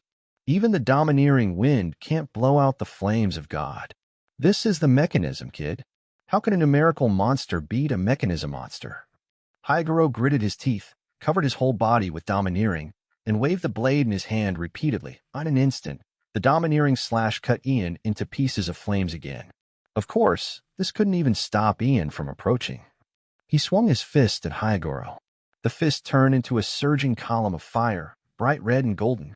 The two colors of flames blended perfectly together, roaring out. You must not be hit. Hyagoro's heart trembled. This flame was as hot as magma. Even Ryuo could hardly completely isolate it from the high temperature. He swung his fist again, and the shock wave of domineering power collided with Ian's fire fist. In a huge explosion, flames flew everywhere. Wherever the flames fell, the ground melted and the wood burned, a doomsday scene. The scorching air made Hyagoro dare not even breathe deeply, as if his lungs were on fire. It was blocked. Ian was not surprised. Haki was still a bit too troublesome, especially for high-level armed color. A larger-scale move was needed. Ian's wings vibrated behind him. He was at full speed, approaching Hyagoro in an instant. But Hyagoro's reaction was also quick, and he smashed Ian's body with a wave of domineering power. Then, in the broken flames, more flames surged out, and the golden and red flames instantly engulfed everything around. The wave of Haki that Hyagoro hastily sent out could not completely blow away the tsunami of flames. So, ugh. In the flames, Hyagoro cried out in pain.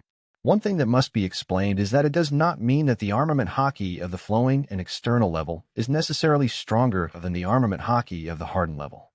Whether it is entanglement, hardening, externalization, or internal destruction, is ultimately a technique of use, a technique that can make Haki more powerful. The true strength of Haki will not change. Hyagoro did master high-level Haki, but his armament Haki is not as strong as Moria 3 years ago. And in these 3 years, Ian has become stronger, and the power of the flame has become more amazing. Hyagoro's armament Haki could not completely resist Ian's two-color flame, and his body wailed in the scorching flame. But it was not enough. Hyagoro's body was burned, but was far from the point where he lost his combat effectiveness. So the natural system has regressed, and pure elemental attacks are not very useful for Haki masters. It's time to use a trick. If I could, I really don't want to use this move at all. But there is no way. The phoenix form can't last too long. In the flames, Ian suddenly appeared in front of Hyagoro. Asshole! Hyagoro, covered with dark domineering, roared and punched Ian. The principle of flowing armed color is to make the domineering in various parts of the body flow and blast it out together, so as to burst out super strong power. And now Hyagoro is using the whole body armed color to defend against the flames, so of course he can't burst out the strongest power. He couldn't even send out a domineering shock wave, and this punch directly penetrated Ian's chest. And Ian had raised his right hand and aimed at Hyagoro. God's wrath fire.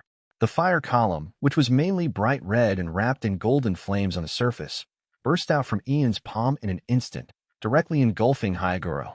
The brilliant fire column penetrated the surrounding flames, directly penetrated several layers of walls, and rushed into the courtyard.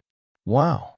Yamato, who had just smashed a samurai into pieces of ice with a mace, looked at the pillar of fire passing in front of her and couldn't help but complain loudly in the direction of the pillar of fire. Ian, really be careful. It's not good to be hit by your move. Sorry.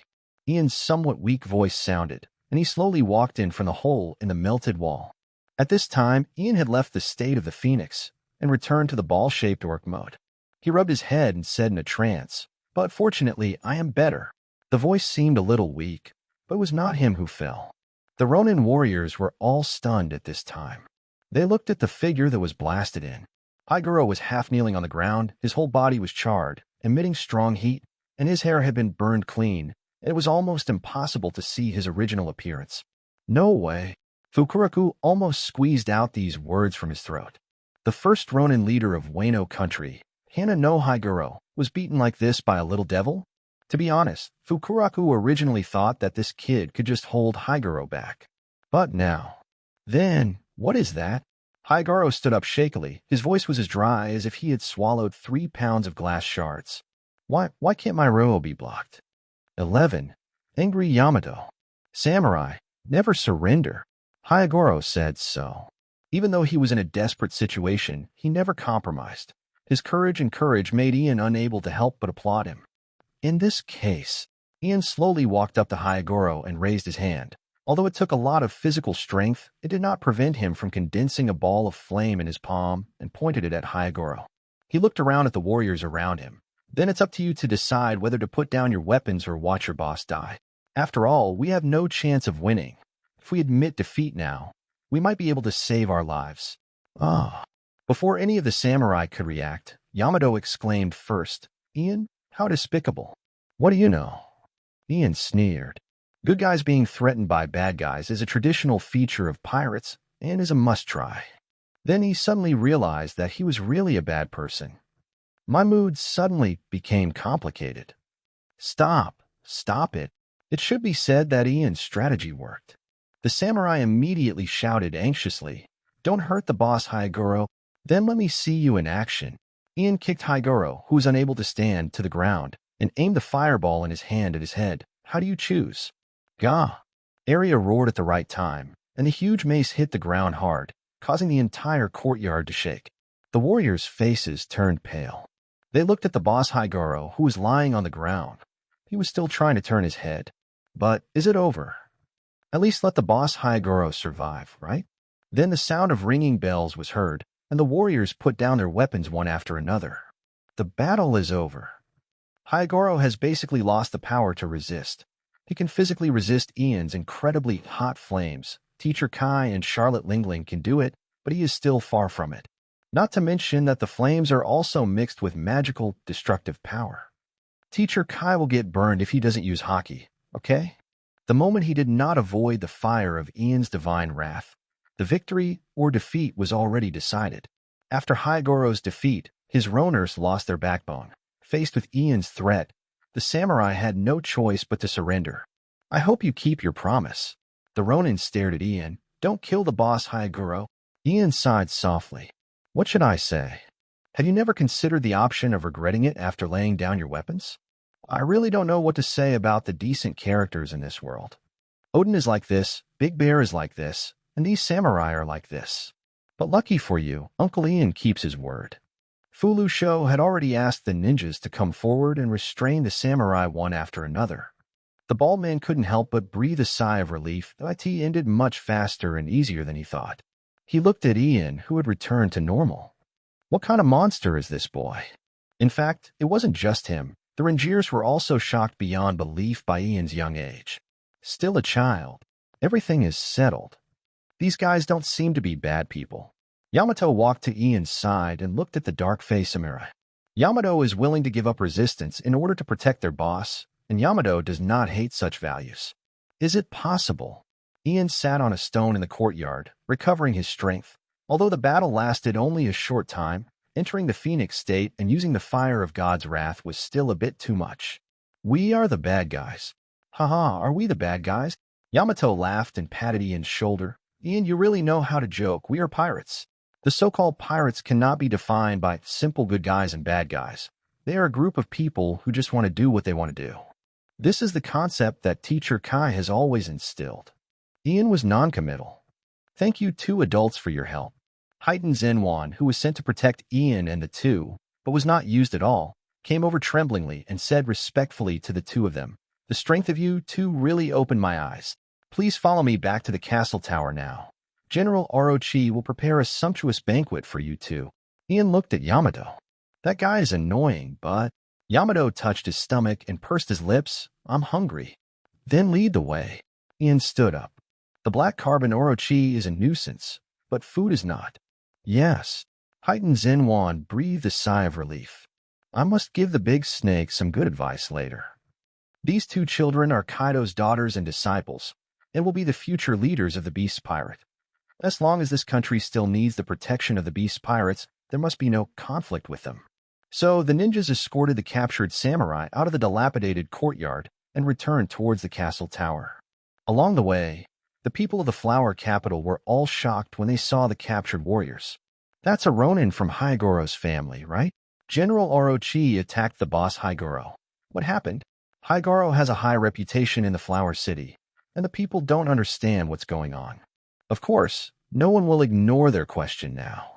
The group soon arrived outside the castle tower again. Gyui, the black charcoal snake, walked out of the gate excitedly in the next second. He looked at Arya, who was standing here like a hill, and then looked up at the two Ians on Arya's head. Well done, you two brats. You actually took down Hyagoro. Yamato frowned instantly and looked at Ian. Ian, as expected, this guy is still too annoying. Can I beat him? Ian shrugged. Orochi, this guy really has no idea. Not paying attention to Yamato's reaction at all, Orochi quickly walked in front of the captured samurai and in front of Hyagoro, who was being carried on the door panel. Hyagoro, you idiot, you're going to have this day too. Orochi kicked the door panel unceremoniously, causing Hyagoro, who had already lost the ability to move, to fall to the ground in a panic and could only stare at him with his eyes. How dare you glare at me, General?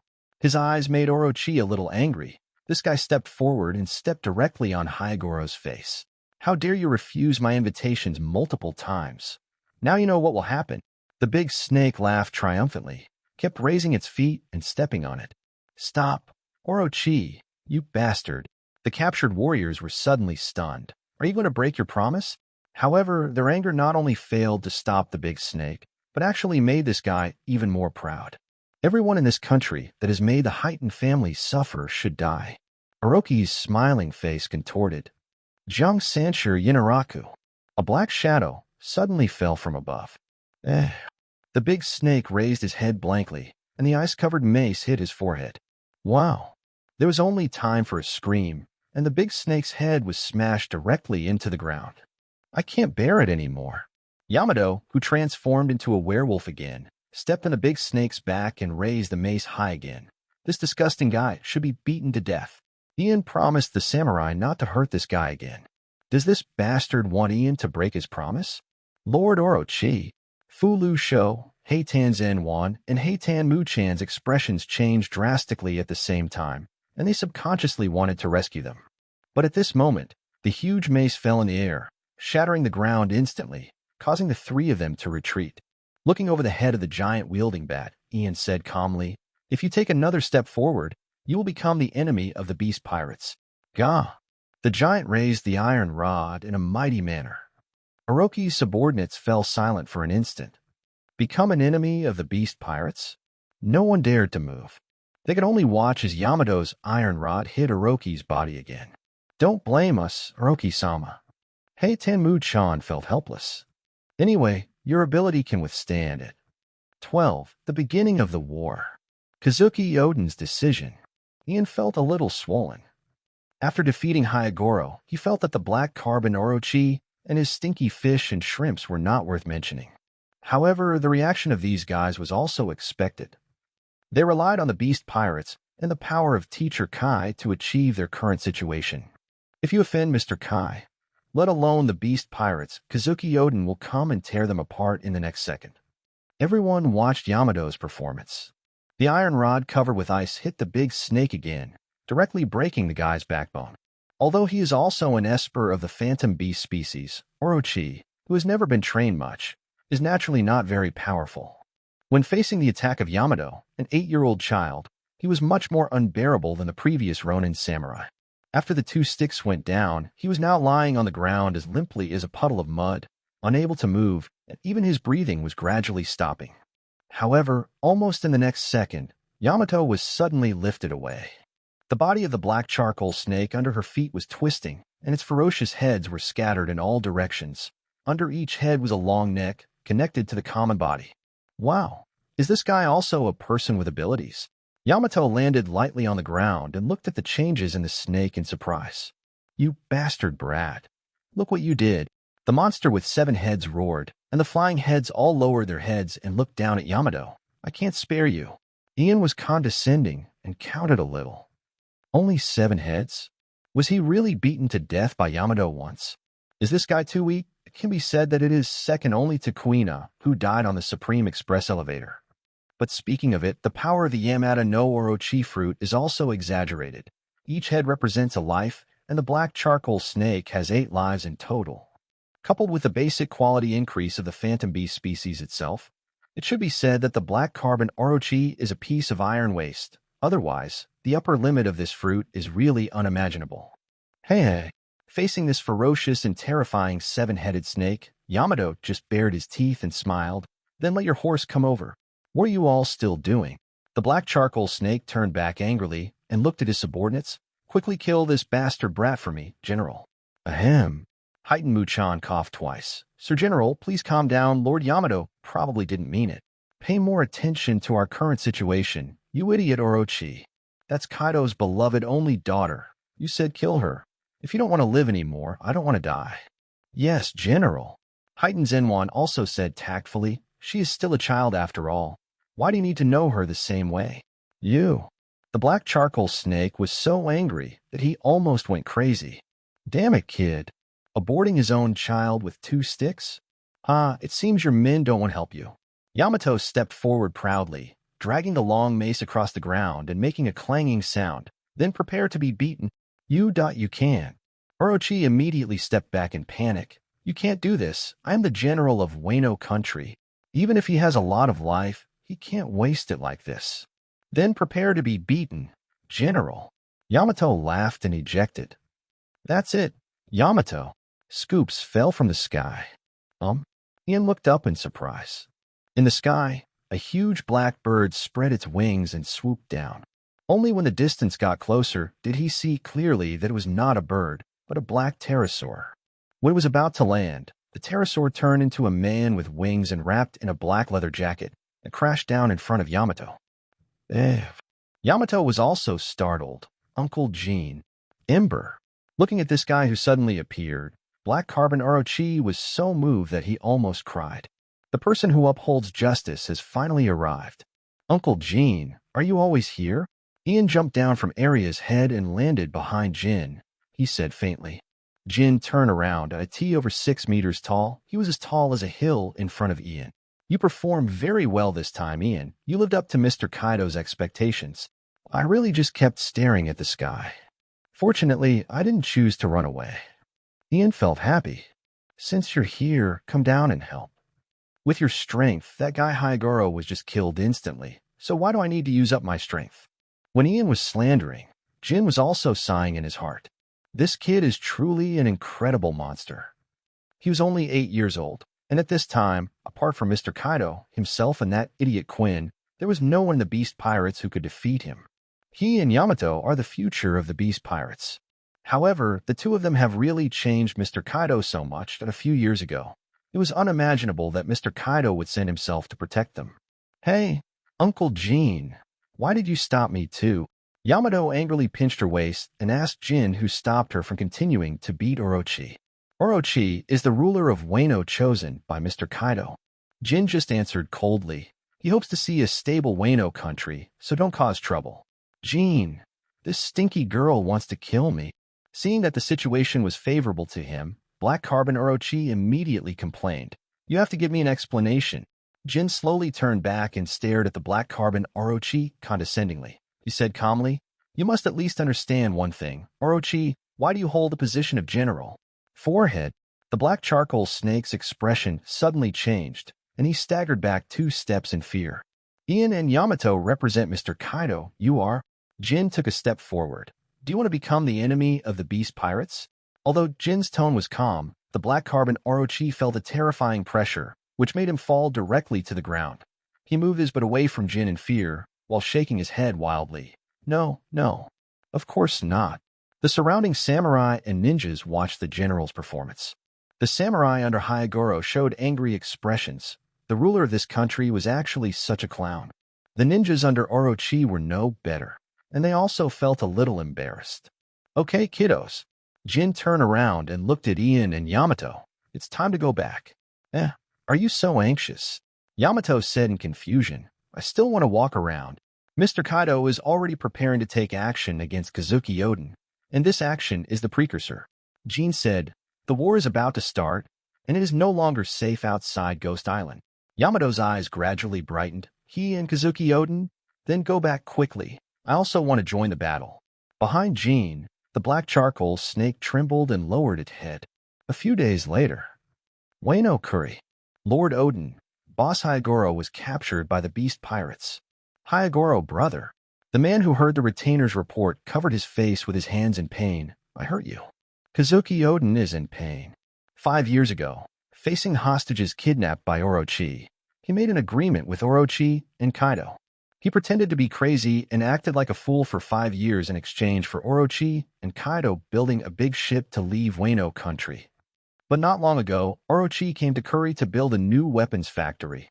When Kazuki Odin asked with great anticipation when the Orochi ship would be built, heightened Orochi said that he did not remember. He didn't remember the agreement. Got cheated. Being fooled like an idiot.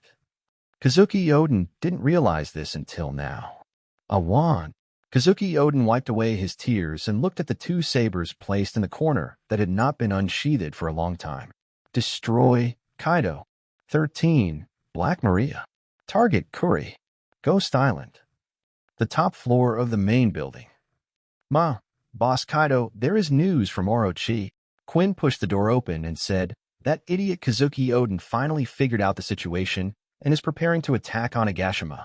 Kaido was sitting cross-legged on the cushion at the top, drinking wine from a huge wine gourd. Hearing this, he laughed loudly. Is it finally going to start? It's so easy for me to wait.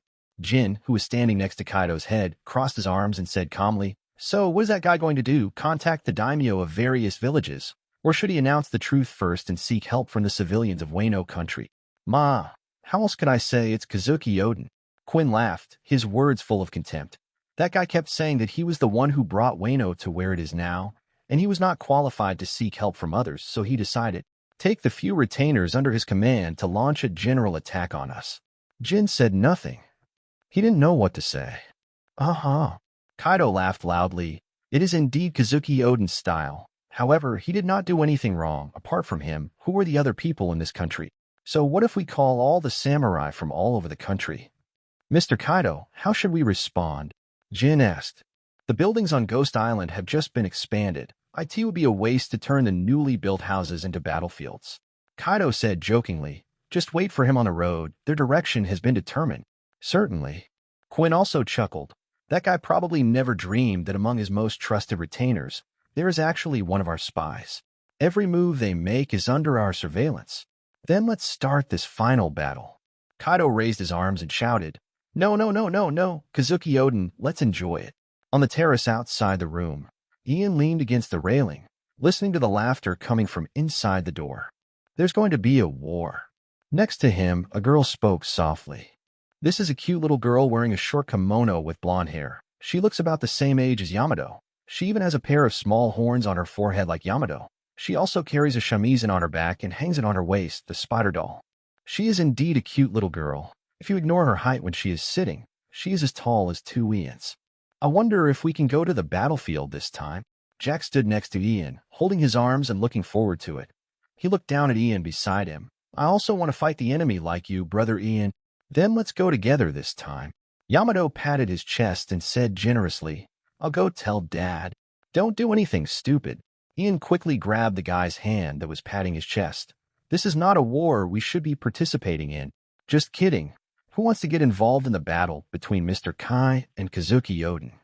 With the strength of that guy Kazuki Odin, he can kill him instantly with just one sword, right? But Ian. Yamato looked back and looked at Ian with an unbelievable look, which made Ian a little embarrassed, thinking that he had done something embarrassing. That's Kazuki Odin. What happened to Kazuki Odin? You can't be infected by his diary memes without even seeing Kazuki Odin's face, right? That's the Kazuki Odin we've wanted to defeat since we were kids. Yamato said seriously, now I finally have the opportunity to fight him. How could I just miss it like this? That's right. Jack also agreed with his face. He has played the role of Kazuki Odin and was beaten by Yamato's sister so many times. Now it's time to take revenge on him. Ian was momentarily speechless. He now understands what it means to shoot yourself in the foot. It's like playing house. I'm going to find Dad now. Yamato strode toward the door. Should I go with you? Looking at Yamato's menacing back, the tall blonde girl said timidly, I'm not very good at fighting. She had just joined the Beast Pirates not long ago. Although some talents are cultivated as cadres, It is true that combat has not been studied systematically. So come with me to stop her now, Maria. Ian stepped forward. Yamato's whimsical idea must be stopped.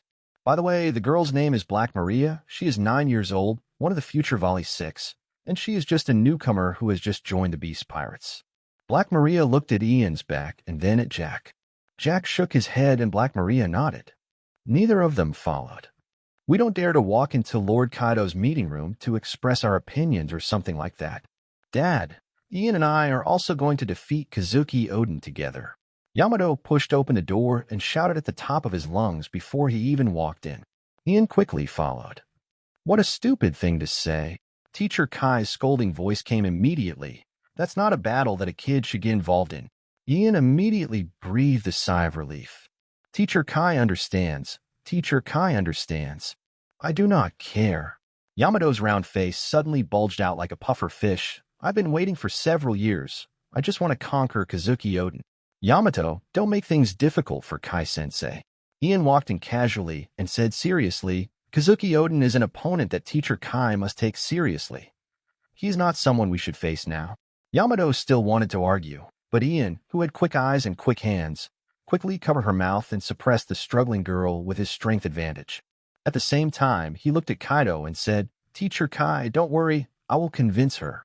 Kaido narrowed his eyes. Young boy, you seem very proud. How come?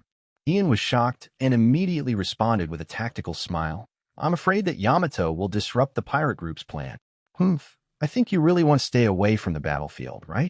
Kaido snorted. He really knew this kid very well. How could it be? Ian laughed dryly. Of course, I'm always ready to fight for the Beast Pirates. Well, I have a task for you. Kaido sneered. Ian stopped laughing. Yamato took advantage of the situation and broke away. Dad, do you want us to take the lead? I said, that is not the battlefield you should be participating in now.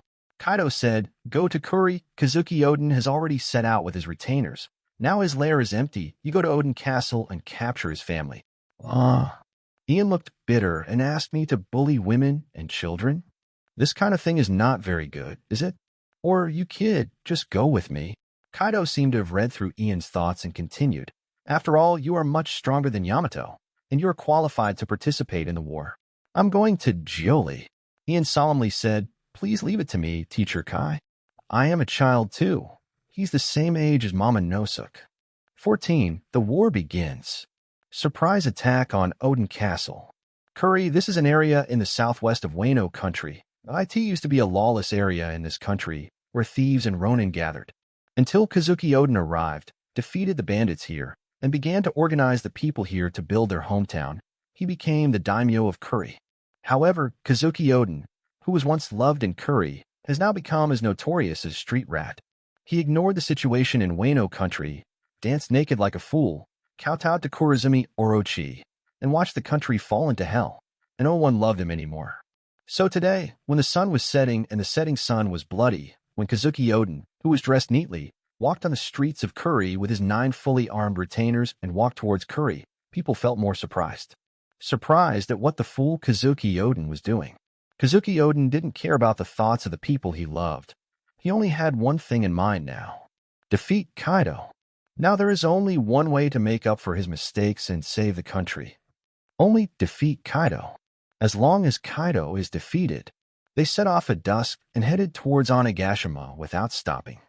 They will arrive at night and chop off Kaido's head while he is drinking. Next, they will pass through Rabbit Bowl.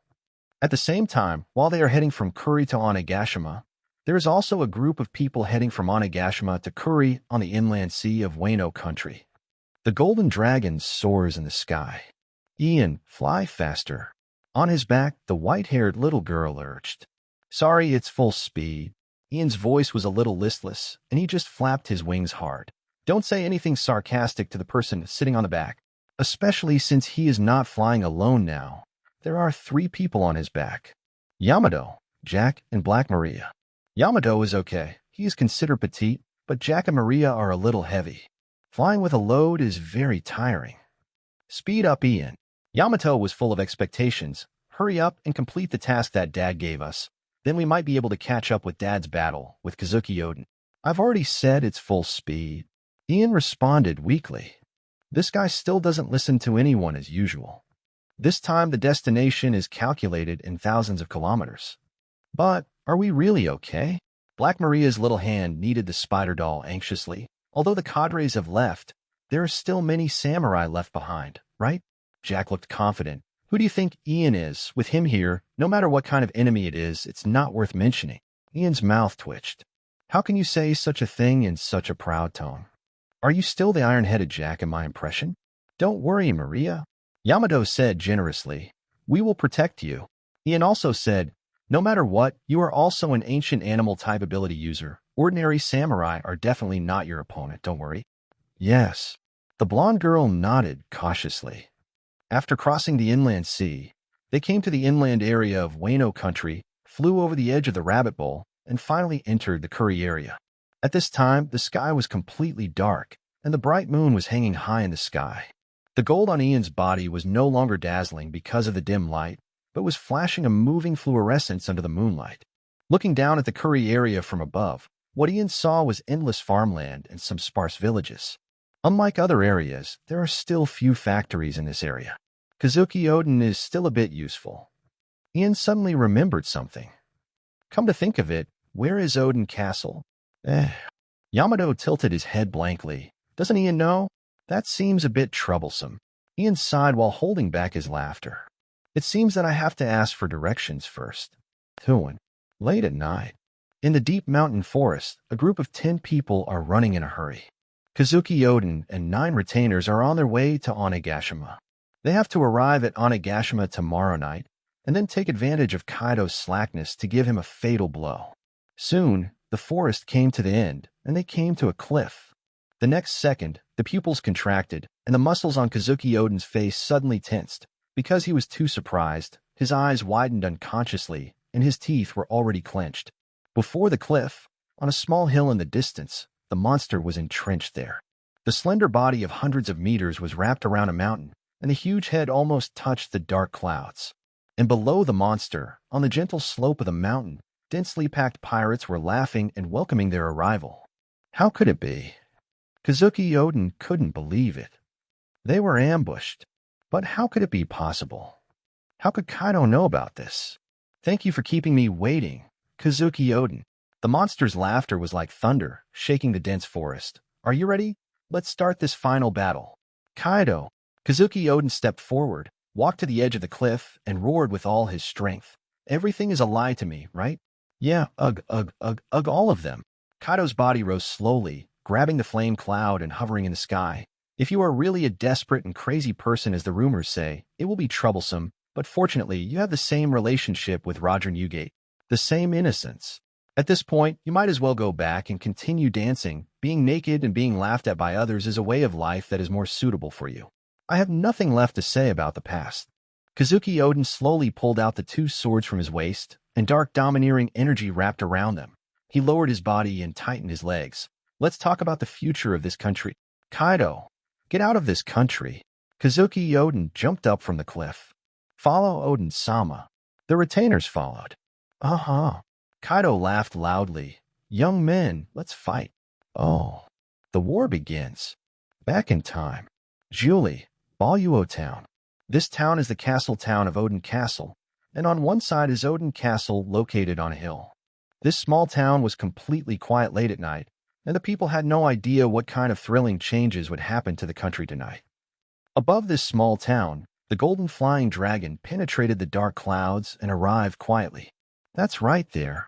Yamato climbed onto Ian's head, holding the sapphire on his forehead and looking down at the hill below excitedly. On the top of the hill, there is a castle. Ian was very helpless. Why did he just ask someone for directions and he immediately pointed him in the direction? Are the people of Weno so simple and honest? Below, in Odin City.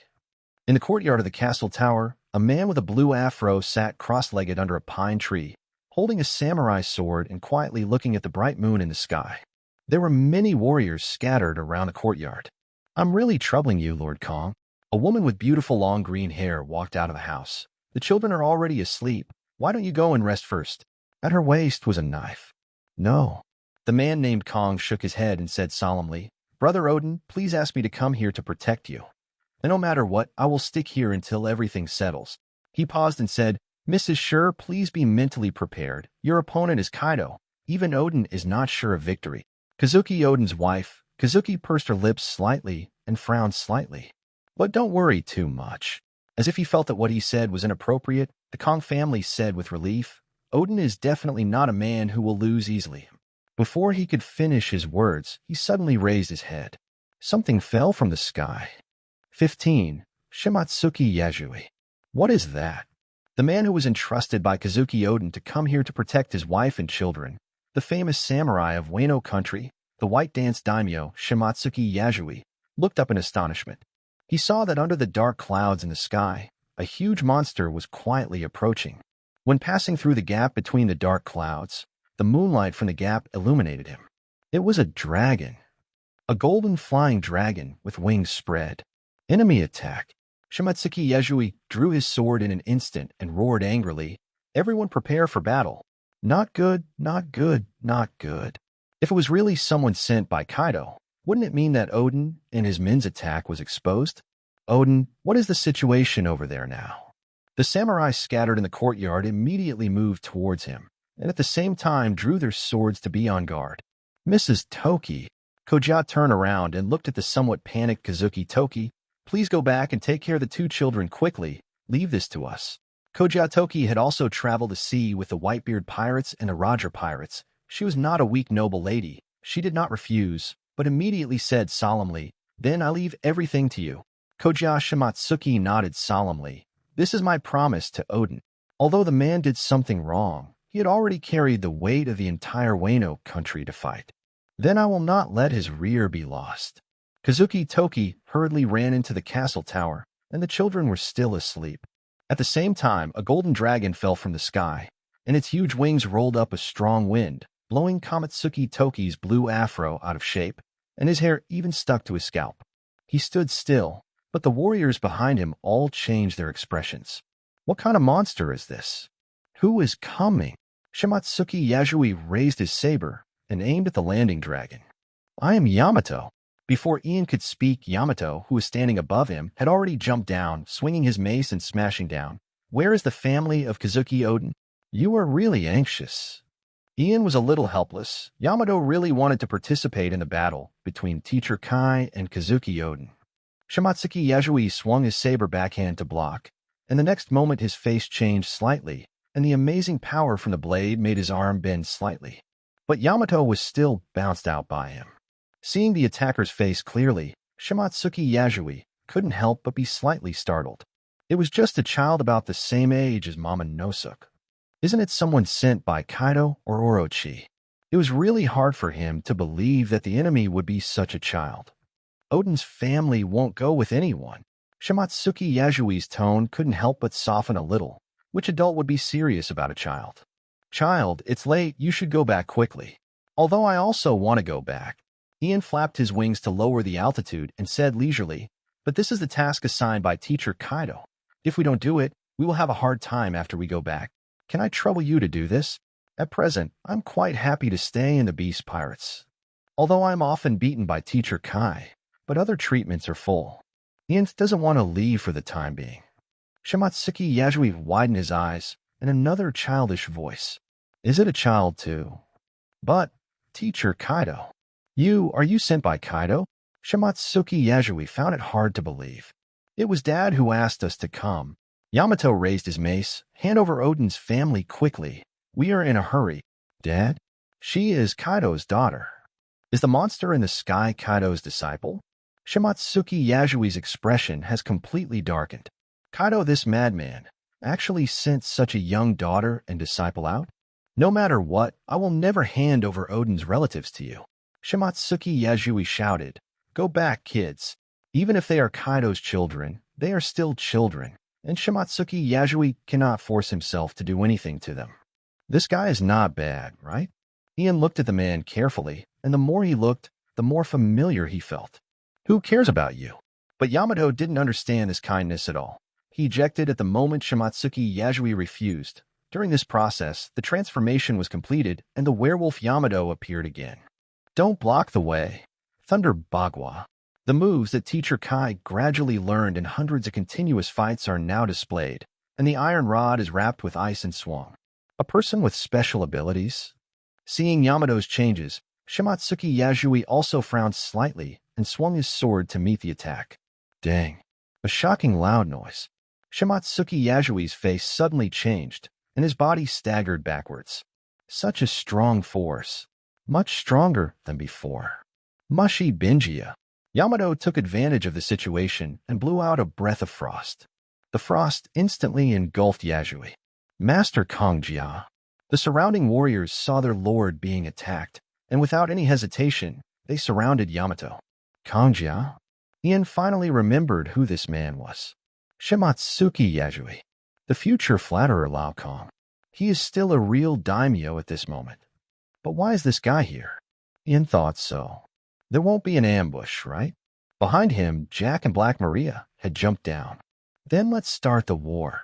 Jack laughed wildly. Thick fur grew wildly on his body, and the moment he landed, he transformed into a tall mammoth. He knocked several warriors away with a single charge. Black Maria turned into the upper half of a human body and the lower half of a spider. The weird thing is that the lower half of her spider body also has a face, even eyes and a mouth. A T this time, between the mouth and the in the middle, a large amount of spider silk was spit out, and the warriors who were caught off guard were scattered all over and were directly stuck. These two guys did a pretty good job. Ian thought so. Ian, hurry up. Yamato looked at Yasuji Shigetsuki, who came out of her frozen breath, raised his head and shouted loudly, "Go and capture Mitsuki Odin's family. Are you so anxious?" Ian glanced down at her. "Are you sure you can handle it?" "Completely fine." The little girl slapped her chest, full of confidence. Ian glanced at Shuangyue Kang's family again. This man's body was covered with ice. Although he was not frozen, his body was still trembling slightly in the low temperature. Don't you know how to use domineering? Speaking of which, although this guy is called a model samurai by Odin, the original work does not seem to say that he possesses powerful force. Even in the original work, after Kazuki Odin was defeated, he was not among the daimyo who united to resist. Probably because he is really not good at fighting. Then there is nothing to worry about. Okay, I'll be right back. Ian fluttered his wings and flew towards the top of the castle tower. Generally speaking, important people live on the top floor of the castle tower, right? Although I want to delay it for a while, in order to prevent accidents, I better take it easy. Don't go. Shuangyue Kanjia's eyes were about to burst, and he jumped up, trying to intercept Ian. Ian didn't even pause when he flapped his wings, but a ball of flame fell down the moment he flapped his wings. The brilliant firelight illuminated Yasuji's angry face, engulfing him and knocking him down. If you don't know how to use your haki, it's not a good idea to just use your body to resist your own flames. Master Kong. The warriors were already screaming in panic. Ian, didn't you say you are my opponent? Yamato's dissatisfied shouts came from below. Aren't you afraid that something might happen to you? With this thought, Ian shrank his body, transformed into an orc form, and the next second he crashed into the top floor of the castle tower. At the same time, Shuangakungja, who was wrapped in flames, endured the severe pain and shouted, "Leave me alone. Go and stop him." Among the gathered warriors, two of them looked at each other, gritted their teeth at the same time, and then ejected. 16. Not a mythical beast, but a god. The top floor of the castle tower was dark, with no lights on, and only a faint moonlight shone through the hole that Ian had knocked open. So, where was it? The ring behind Ian's head was wrapped in flames, instantly illuminating the dark room. The decoration in the spacious room was very simple, and there was no furniture.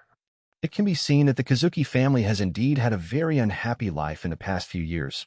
They are obviously the daimyo who rule a region, but they are quite poor. Madman, stop. At this moment, a scolding suddenly came from the back. Ian turned around. Under the moonlight that penetrated through the hole, two samurai walked in with swords in hand. It seems to be one of the samurai under Shimatsuki Yasui just now.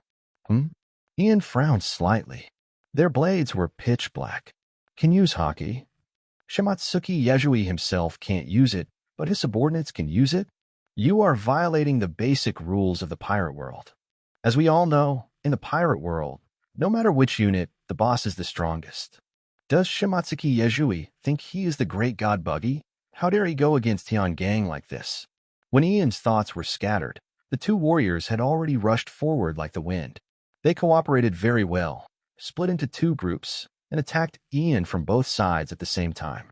Then, Ian just casually turned sideways, and the blades of the two warriors had just passed through his chest and back. The two warriors were slightly stunned. He was obviously a child, but he was so agile.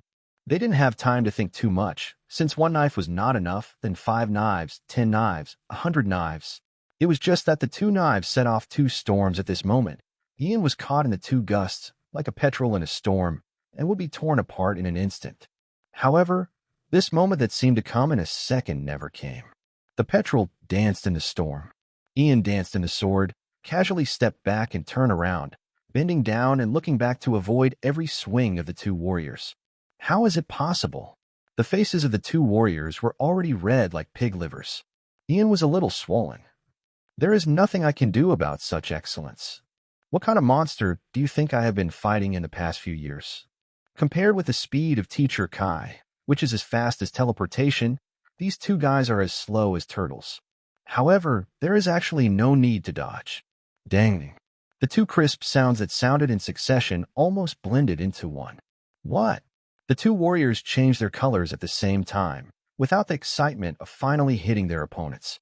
Ian raised his hand and lightly grabbed their powerful blades. How could this level of domineering and this level of strength hurt him? Or he fought too much with Teacher Kai and wanted to dodge when he saw the attack without entering the ball form. He glanced at the two pale warriors. Much weaker than that guy, Hyagoro. No, you dare to catch up with me? You really don't know yourself. Boom.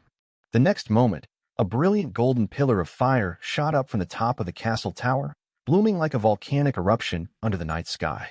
Below, in the courtyard. Dot.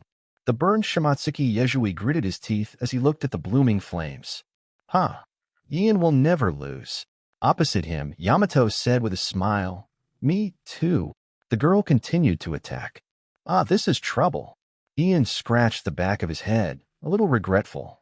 Although the two samurai had no idea where they were blown to by the flames, this floor was ignited by him, and the flames were spreading everywhere. He had to find someone quickly. But he didn't know where Kazuki Odin's two children were, so he walked in along the corridor on one side. Mother. Just at this moment, a paper door next to it was opened, and a little kid with a top knot came out of the room rubbing his eyes. He was a little sleepy, probably because he hadn't woken up yet. It's so hot, what happened?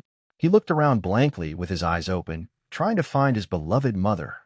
But what he saw was the flames spreading everywhere, and the golden-armored winged man wrapped in flames in the flames. The boy's eyes widened immediately. Am I still dreaming? Oh. Ian raised his eyebrows. Kazuki Momonosuke. It's really easy to get it. He walked towards the kid who was the same age as him. Momonosuke looked at Ian approaching, subconsciously raised his hand and pinched his face, and the clear pain instantly woke him up. It's not a dream. He's already 8 years old.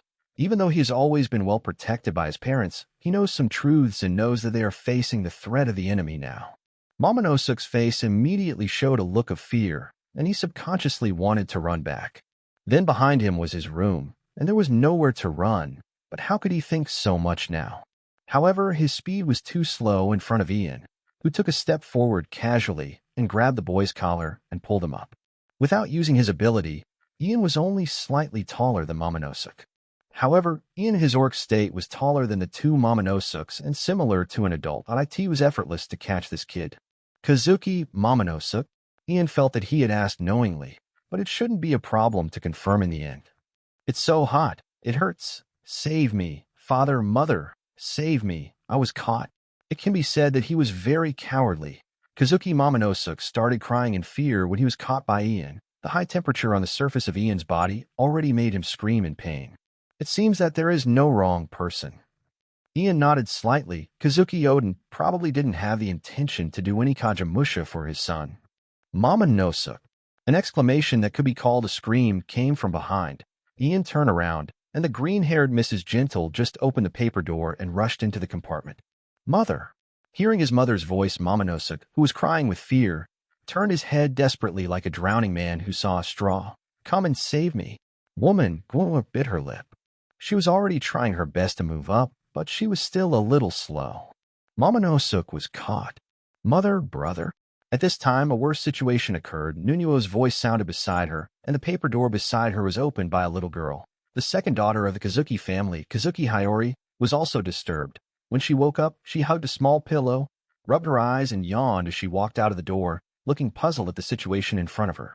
Hiyori, Wang Yue, held her little daughter in her arms almost subconsciously. The little girl was completely unaware of the current situation. She was hugged by her mother and closed her eyes comfortably. Mother's arms are so warm.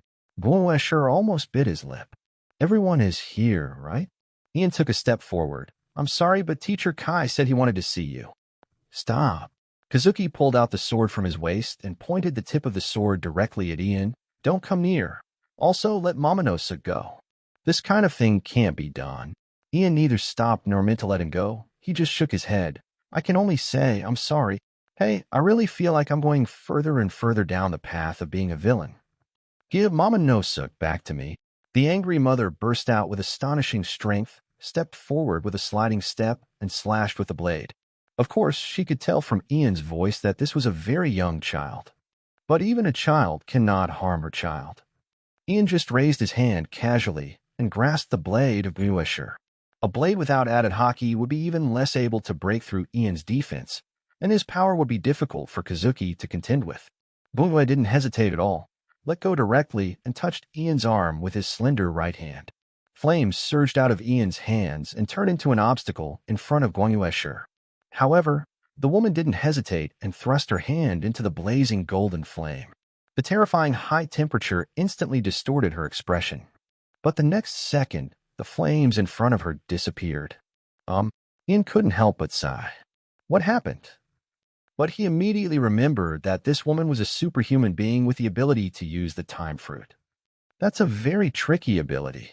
The fruit of time has the ability to travel through time and send people or things to the future. Could it be that she sent all the flames to the future? Can it still be like this? While he was marveling, Kazuki's hand was already on his arm. Success. Guangyuesher was so surprised that she almost cried. Now fly to the distant future. The fruits are always available, and the ability is activated. But, Guangyue was stunned. Ian grabbed the woman's wrist with his backhand and lifted her up directly. I caught you. How can it be? Mitsuki Toki couldn't understand. How could it not work? Her Toki fruit had no effect on this guy. It shouldn't be. It doesn't make sense at all. Powerful haki can indeed hinder the effectiveness of devil fruit abilities, and even directly expel certain devil fruit abilities. But this guy showed no signs of using haki at all. It's just that the ability doesn't work on him. How could it not work? How could it not work? The power of devil fruit should be absolute. If even the ability doesn't work, what should you do next? What should Momonosuke and Hiyori do? How could it not work? Ian said leisurely, Isn't this very simple? Because the winged dragon of the sun god is not a fantasy beast, but a god. God? Guangyue was slightly startled. This kid actually calls himself the sun god? 17. Gods are not affected. Shimatsuki Yasui's decision. The god card in the original work is not affected by the opponent's effects. After this ability is transferred to Ian, it makes him immune to various special abilities. To put it simply, if you want to defeat him, you have to rely on attack power and use damage to defeat him openly. Whether it's the time fruit, the luck fruit, or the childlike fruit's slowness fruit, special devil fruit abilities are useless to him. God is not affected. You mean sun god? Guangyue was deeply shocked by Ian's speech. Even at such a critical moment, she couldn't help but exclaimed, Impossible! This is not the ability that the legendary sun god Nika has. Although Nika is called the sun god, it does not mean that he is really the sun. It is just because of Joey Boy's achievements in liberating slaves. People think that he brings hope to the world like the sun. The essence of Nika's ability is still rubber. That is the freest and most imaginative ability in the world. It has nothing to do with the power displayed by the guy in front of him. Moreover, Nika is a fighter for liberation. How could he be associated with the beast pirates? Ian paused. It's broken. Now I'm a pirate. Although there is Alabasta in this world based on Egypt, there is no Egyptian mythology spread, which makes his winged dragon fruit unavoidable in the eyes of the world. Ian thought for a while. The one you're talking about is the old version, and this one I'm talking about is the new version. New sun god? Kazuki's pupils were trembling. What on earth is that guy Kaido planning? Ian twitched the corner of his mouth, but you were quite good at thinking. Just go back with me and ask him personally what Mr. Kai is planning, Ian said. No, we can't be captured by this guy. Well, gritted his teeth. Odin's plan has been exposed, and if he is caught, he will be threatened. What to do? The ability doesn't work on this guy. What should I do now? Is there any way to rescue both Momonosuke and Hiyori? No, absolutely not. Bonmei realized sadly that now there was only one thing she could do. She turned her head and looked at Momonosuke, who was holding Ian's other hand. Mother, help me. The kid was still crying in collapse, completely unaware that his mother was also in dire straits. I'm sorry, Momonosuke. The painful tears burst out in the light of the moon. Ian was stunned. What do you want to do? The next moment, Ian had no time to do anything. Koyushiro, who was in his hand, had disappeared, along with Koyu Hiyori, who was held in her arms. Hiss. Ian took a breath and said, It's broken. He could only ensure that he was not affected by Toki Fruit's ability, but he could not prevent Kazuki from using his ability. After all, his ability is that of the winged dragon, and he is not the true red-eye dragon knight, so he can give it to Kazuki Tokiyasu. Katsuki activated his ability and took his daughter to the future. Not to mention Ian, even him couldn't pursue him across the long river of time. I don't know exactly how far into the future Kazuki Toki ran. The woman in the original work even sent Momonosuke and others 20 years into the future in one breath. But Ian raised his right hand and looked at Kazuki Momonosuke, who was still crying. Your mother doesn't seem to want you anymore. In the original work, it was Momonosuke who was sent to the future, and Hiyori stayed, but this time the situation was reversed. Whoa.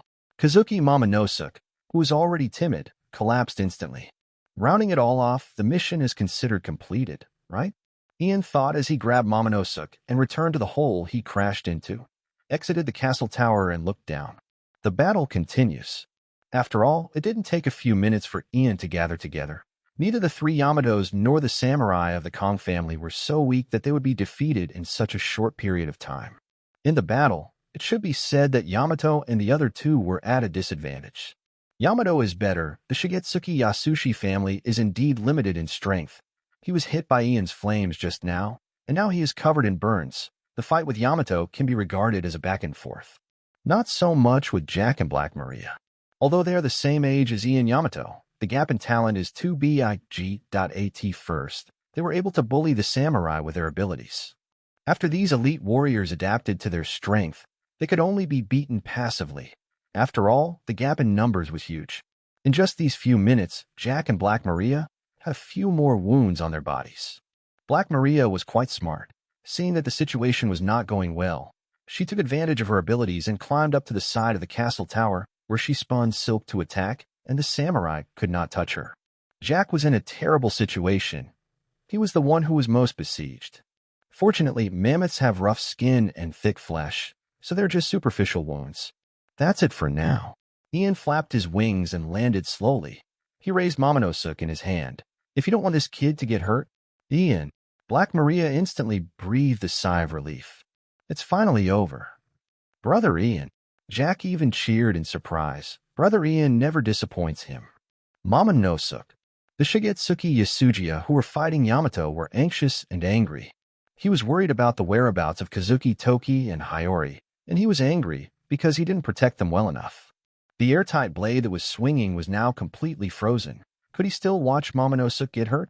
Looking at the child who was still crying in Ian's hand, Shimatsuki usually gritted his teeth. Stop. He finally shouted loudly. Everyone stop. So the samurai stopped attacking, one by one with gloomy faces. Hey, is it over? Yamato, who was fighting happily, puffed his face and looked up angrily. Ian, I'm about to win. Ian slowly landed on the ground with Momonosuke, looked at Yamato, and then looked at Shimatsuki Yasui, who looked angry. Well, how about you continue? Of course, he didn't care. It would be better to delay for a while. Just in time to avoid the battle between Teacher Kai and Kazuki Odin. Yamato's delicate eyebrows wrinkled into two caterpillars, and her not-so-bright little head was caught in a brainstorm. Then she shook her head resolutely. No. She clenched her fists and said loudly, Since we caught someone, let's go back. As expected, the battle between Dad and Kazuki Odin is more interesting. Ian sighed secretly.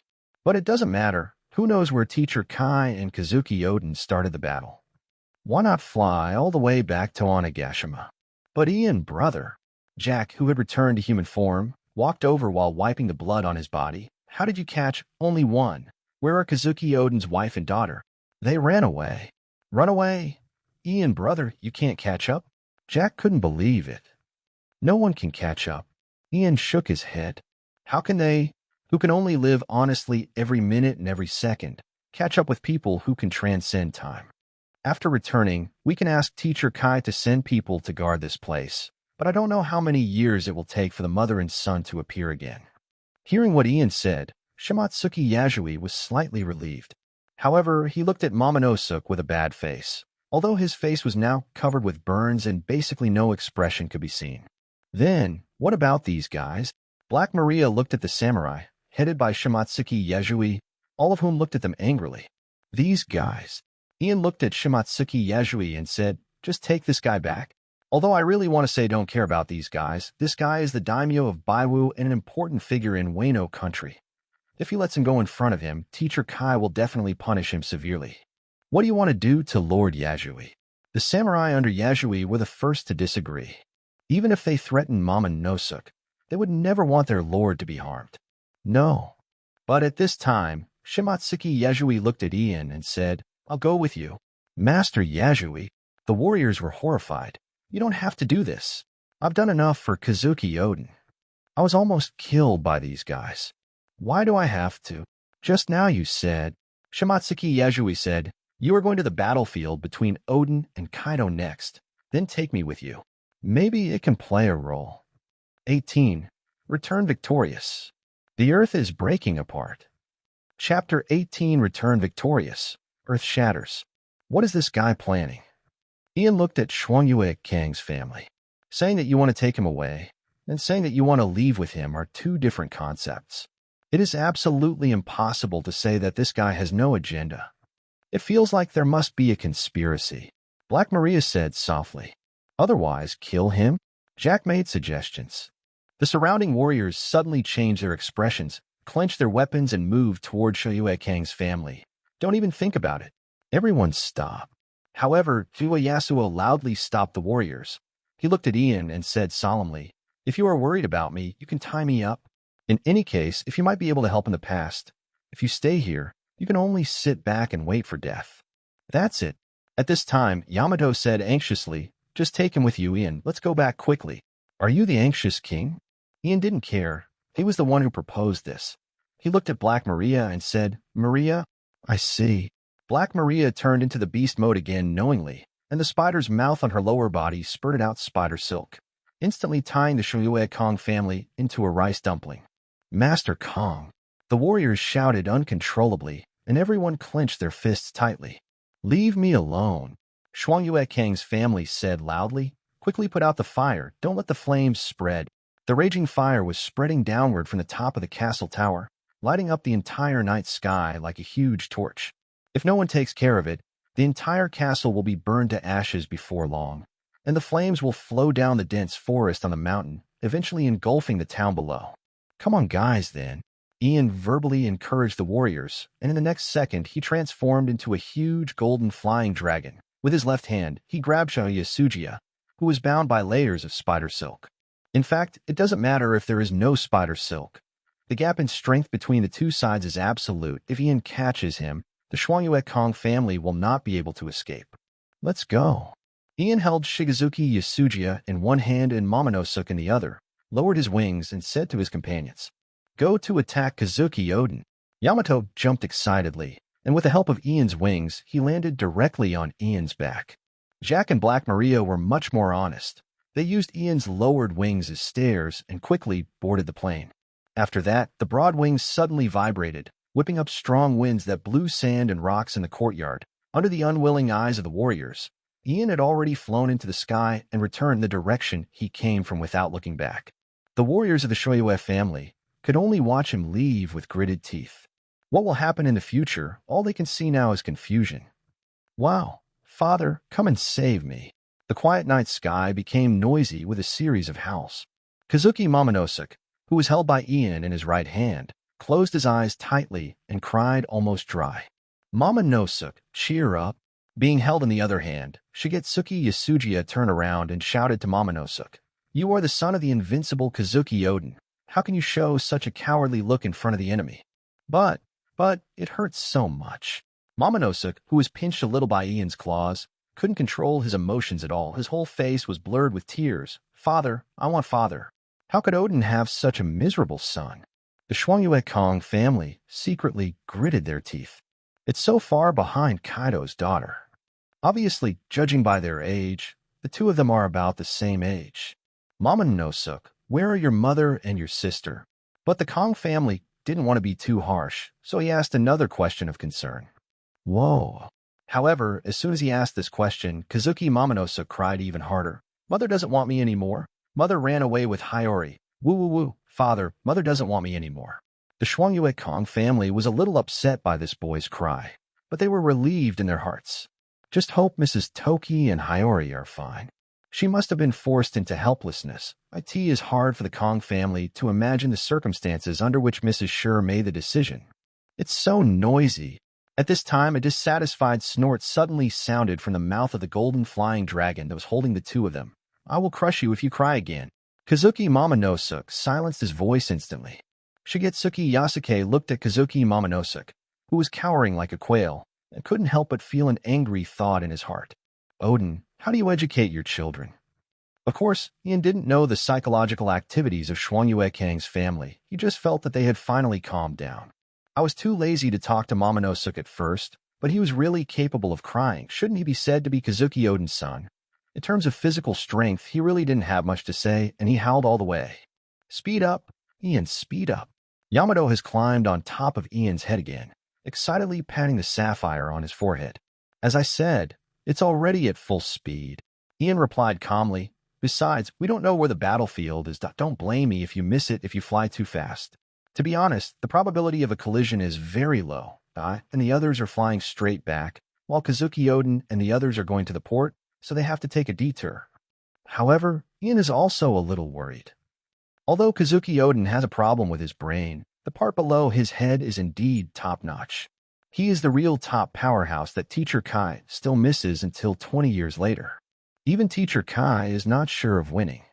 What if Teacher Kai loses because of his butterfly effect now? Yamato has no idea what Ian is thinking.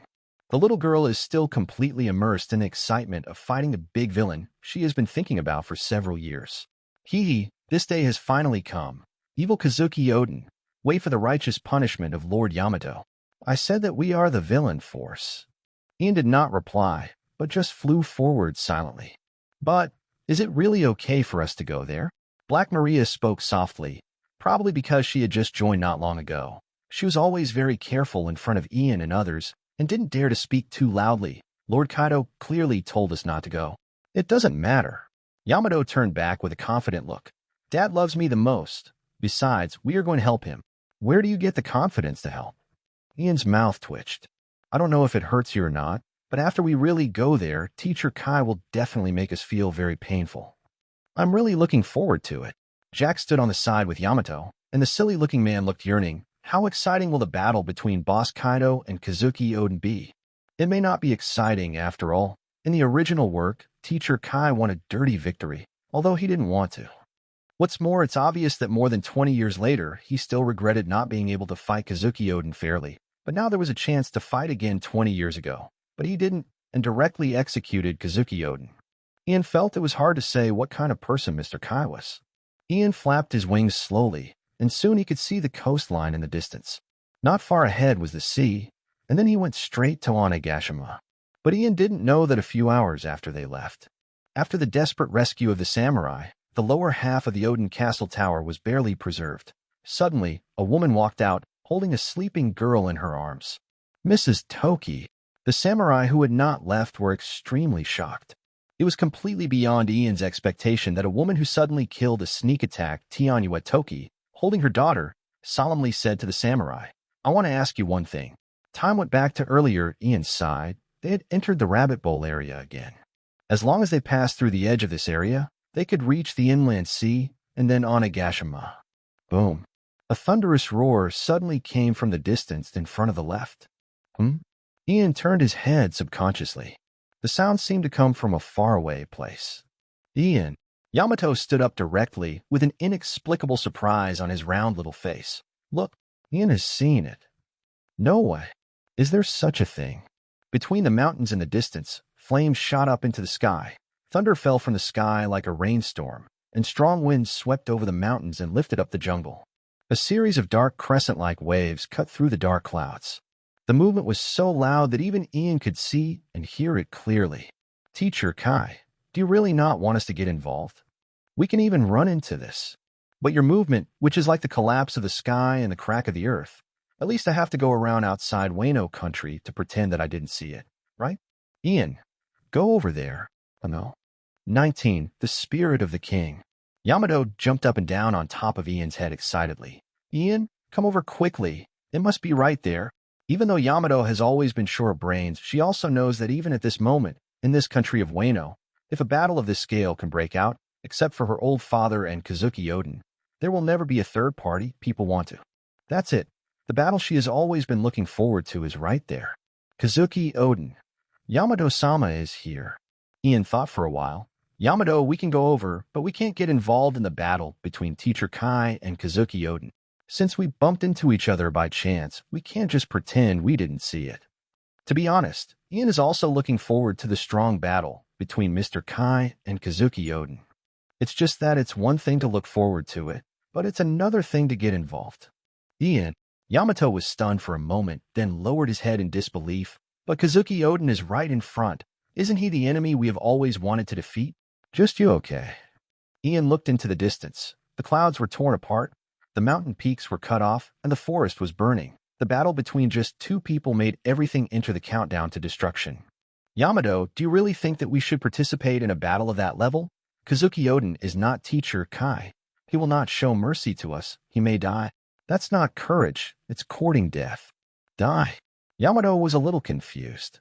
Although she has lived in the Beast Pirate since she was a child, Yamato has never experienced separation or death. After all, her only relative is Teacher Kai, and her only friends are Ian and Jack, and now there is Black Maria. Death or something like that is still too far away from her. Yamato, do you want to see me or Jack Maria die? Ian said calmly. You don't want to say that your strength is enough to protect us from Kazuki Odin, right? Yamato frowned. Ian is right, Yamato. Black Maria said softly. That kind of battlefield is indeed too dangerous for us. She doesn't want to get involved in such a war at all. She is only 8 years old, still a child. It's not like everyone is a fighting maniac like Yamato or Jack. Jack didn't dare speak. He finally saw that Brother Ian didn't seem to be interested in conquering Kazuki Odin. Since this was what the elder brother meant, he didn't dare to refute it. Moreover, it seems to be really dangerous.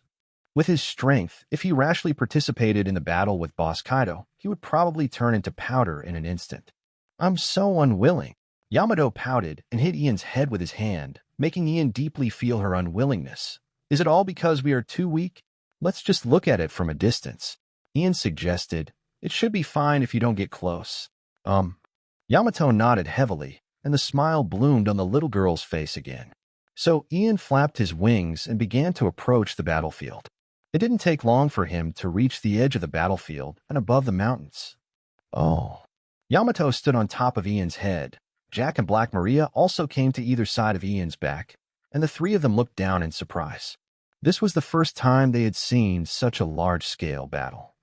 Below is a battlefield of great chaos. The two warring parties are the Beast Pirates and the Kazuki family.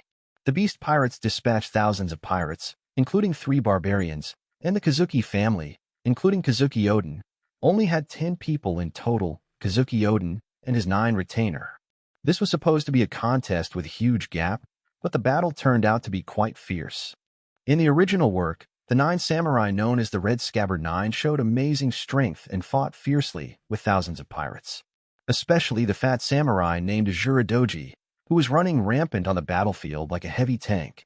Even the barbarian tyrant couldn't wrestle with him. The huge mace collided with his blade, repel. Then there are the cats and dogs of the fur tribe. Their strength is not as good as the Azura boy, but their speed is even more exaggerated.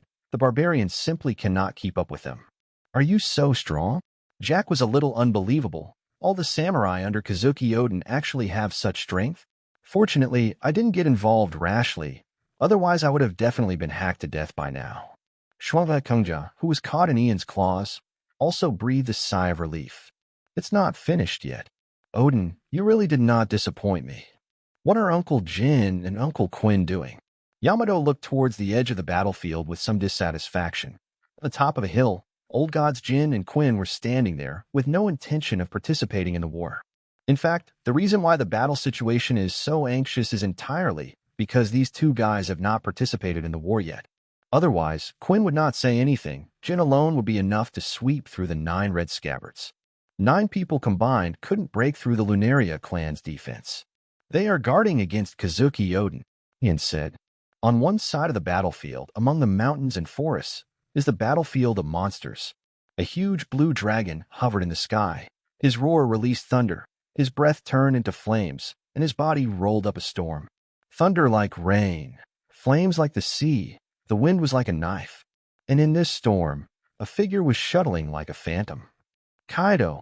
Kazuki Odin raised his hand and slashed twice, tearing the falling fire pillars and thunder with a magnificent slash. He jumped up, holding his 2 sword high. Amid the crazy roar, Kazuki Odin was greeted by the long tail of the blue dragon that fell like a pillar of the sky. Kazuki Odin was smashed down like a fly and fell to the ground in an instant, making the ground fluctuate like an 8-magnitude earthquake, and a huge hole was blown out in an instant. Great! Yamato watched this scene from a distance and cheered. Dad fought well. Father. Kazuki Momonosuke, who was also watching this scene, cried again. Odin. Shimatsuki Yasui's heart tightened, but Ian said nothing. Too careless.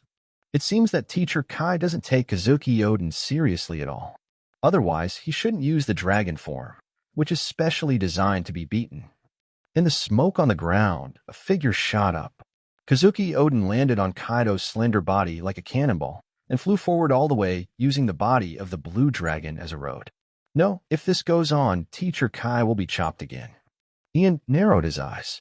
Now that we are here, we really have to do something now, right? We can't just watch Teacher Kai being chopped, right? There is no other way, go. No matter how much you hate fighting, there will always be a time when you have to fight. Ian took a deep breath and flapped his wings forward.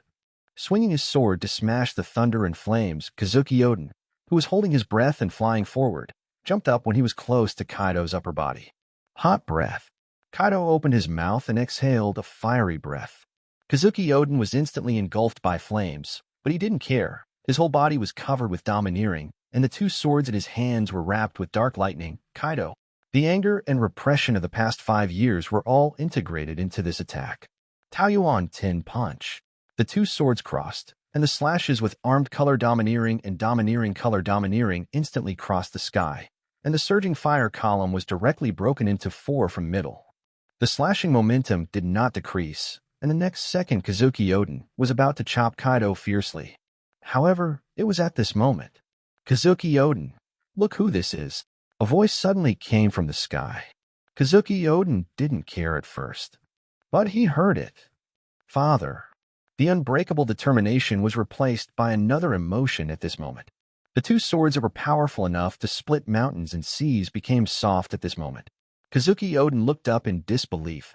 He saw the golden dragon spreading its wings in the sky, and the one caught in his claws. Momonosuke.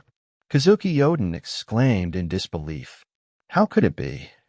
How could Momonosuke be here? What happened in Odin Castle? What happened to Toki and Hiyori? Kazuki Odin fell on Kaido's long body again. He looked up, his body trembling slightly. What did you do? Kazuki Odin was furious because his beloved family was hurt. The violent spirit turned into a raging storm and swept up the sky in an instant. Jack and Black Maria on Ian's back fainted instantly.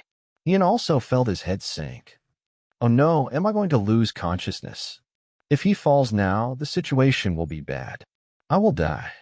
I will be chopped to death by Kazuki Odin. I will definitely die.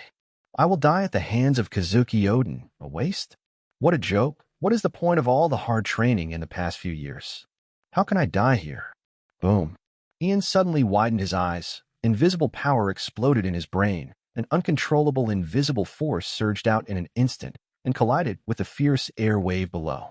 What's more interesting is that above Ian's head, another aura burst out almost at the same time, and together with Ian's aura, it clashed with Kazuki Odin's domineering color.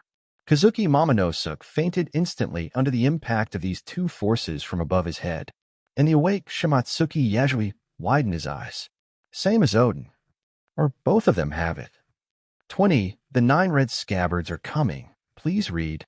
No way. Forget it, Yamato. He has inherited the blood of Kaido. But does that kid also possess the domineering aura of a king? Below on the ground, Quinn was stunned as he looked up at the sky. The innermost cigar in his mouth had fallen to the ground from his mouth that could not be closed. Obviously, whenever something happens, he will immediately want to go back, shrink. He couldn't understand. Is there anything strange about this? Jean, who crossed his chest with his hands, said matter-of-factly, the so-called courage can only be revealed at critical moments. What you say with your mouth and what you think in your heart are not as direct as the actions you take with your body. How many people in the world can be like Ian, who have faced Mr. Kaido since childhood? And no matter what they say, they never flinch, even if they are beaten dozens of times until they are almost dying. Jin still had nothing to say. What Ian has is not only the courage to face Mr. Kaido, but also an inexplicable arrogance in him. As Quinn said, the kid wanted to retreat whenever something happened, but Jin never saw fear in his eyes. He seemed to be born with a sense of superiority over everything in this world, and it has not disappeared until now. But then again, why are they here? After being shocked, Quinn rubbed his chin again. Boss Kaido has explicitly forbidden them from getting close. Probably he accidentally got close to the battlefield on the way back after completing the mission. Jean said, this is in the direction from Odin Castle to Ghost Island. But that boy Ian did a good job this time. He saw clearly. Mr. Kaido, you underestimated that guy Kazuki Odin. I almost got hit just now. The power of Kazuki Odin's 2 slashes just now made me feel frightened even from a distance. Even the defense of his Lunaria clan might not be able to withstand it. Even if Mr. Kaido was hit, he would probably be severely injured. Jin thought of something and suddenly spread his wings and turned into a huge pteranodon and flew towards the sky. Momonosuke. On the battlefield not far away, Kazuki Odin jumped up and shot into the sky like a cannonball. The overlord color pouring out of Ian's body gradually stopped, and with a surge of energy, his head, which was originally a little dazed due to Kazuki Odin's overlord color, has completely sobered up. Without any hesitation, Ian flapped his wings and flew higher into the sky. If he rashly faces the furious Kazuki Odin, he will really be hacked to death. It should be said that it was fortunate that Kazuki Odin didn't know how to use the moon step. Even if he jumped hundreds of meters in the air with his jumping power, he still couldn't catch up with Ian. Where do you want to go? Bad wind. At this time, a roar came from below. Qinglong raised his head, rolled his body, and released countless huge wind sickle weasels, attacking Kazuki Odin like a storm. But at this time, Kazuki Odin lowered his head in surprise. Well done, Kaido. Dark domineering energy instantly covered his body, and Kazuki Odin was swallowed up by the storm in an instant. Even Haki could not completely resist the sharp wind blade, and Kazuki Odin was instantly covered with various wounds. However, while he was injured, this terrifying storm also quickly carried Kazuki Odin upwards. Ian's face suddenly changed as he was trying to flap his wings. Teacher Kai, are you a mole? Give Momonosuke back to me. Following this strong wind, Kazuki Odin had quickly approached Ian. Odin, Joa Yasujiya, who was caught in Ian's hand, shouted excitedly. Brother Kong. Kazuki Odin's face became even more gloomy. Sure enough, Odin City was attacked, and even the Kong family brother was arrested. Mrs. Toki and Hiyori were not arrested. Kong immediately told Odin what he knew. They escaped. Is Toki and Hiyori okay? Kazuki Odin suddenly breathed a sigh of relief. That's right, he is a person with the ability of Shursher Fruit, but as long as she doesn't want it, no one can catch him. So, now we just need to rescue Momonosuke and Brother Yasuji. Kazuki Odin showed a determined look in his eyes. And Ian couldn't laugh. Ian, Yamato, who was lying on Ian's head, had already exclaimed. She has seen the strength of Kazuki Odin, so she knows the crisis they are facing now. Ian didn't speak. There were flames spurting downwards from the joints of his wings and body. These nodes turned into blowholes, causing his upward flying speed to increase suddenly. Although he kept telling Yamato that he was already going at full speed before, of course he could still go faster.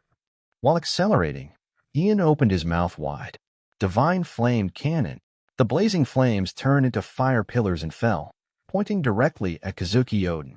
Kazuki Odin just swung his sword, swung the double swords entwined with jet black lightning, and the white swords struck like horses against the current, splitting Ian's breath from the middle in an instant, and shot upwards without any loss of force.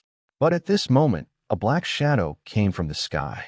When the pterosaur, whose flames disappeared from the back of its head, approached like lightning, standing in front of the slashing attack.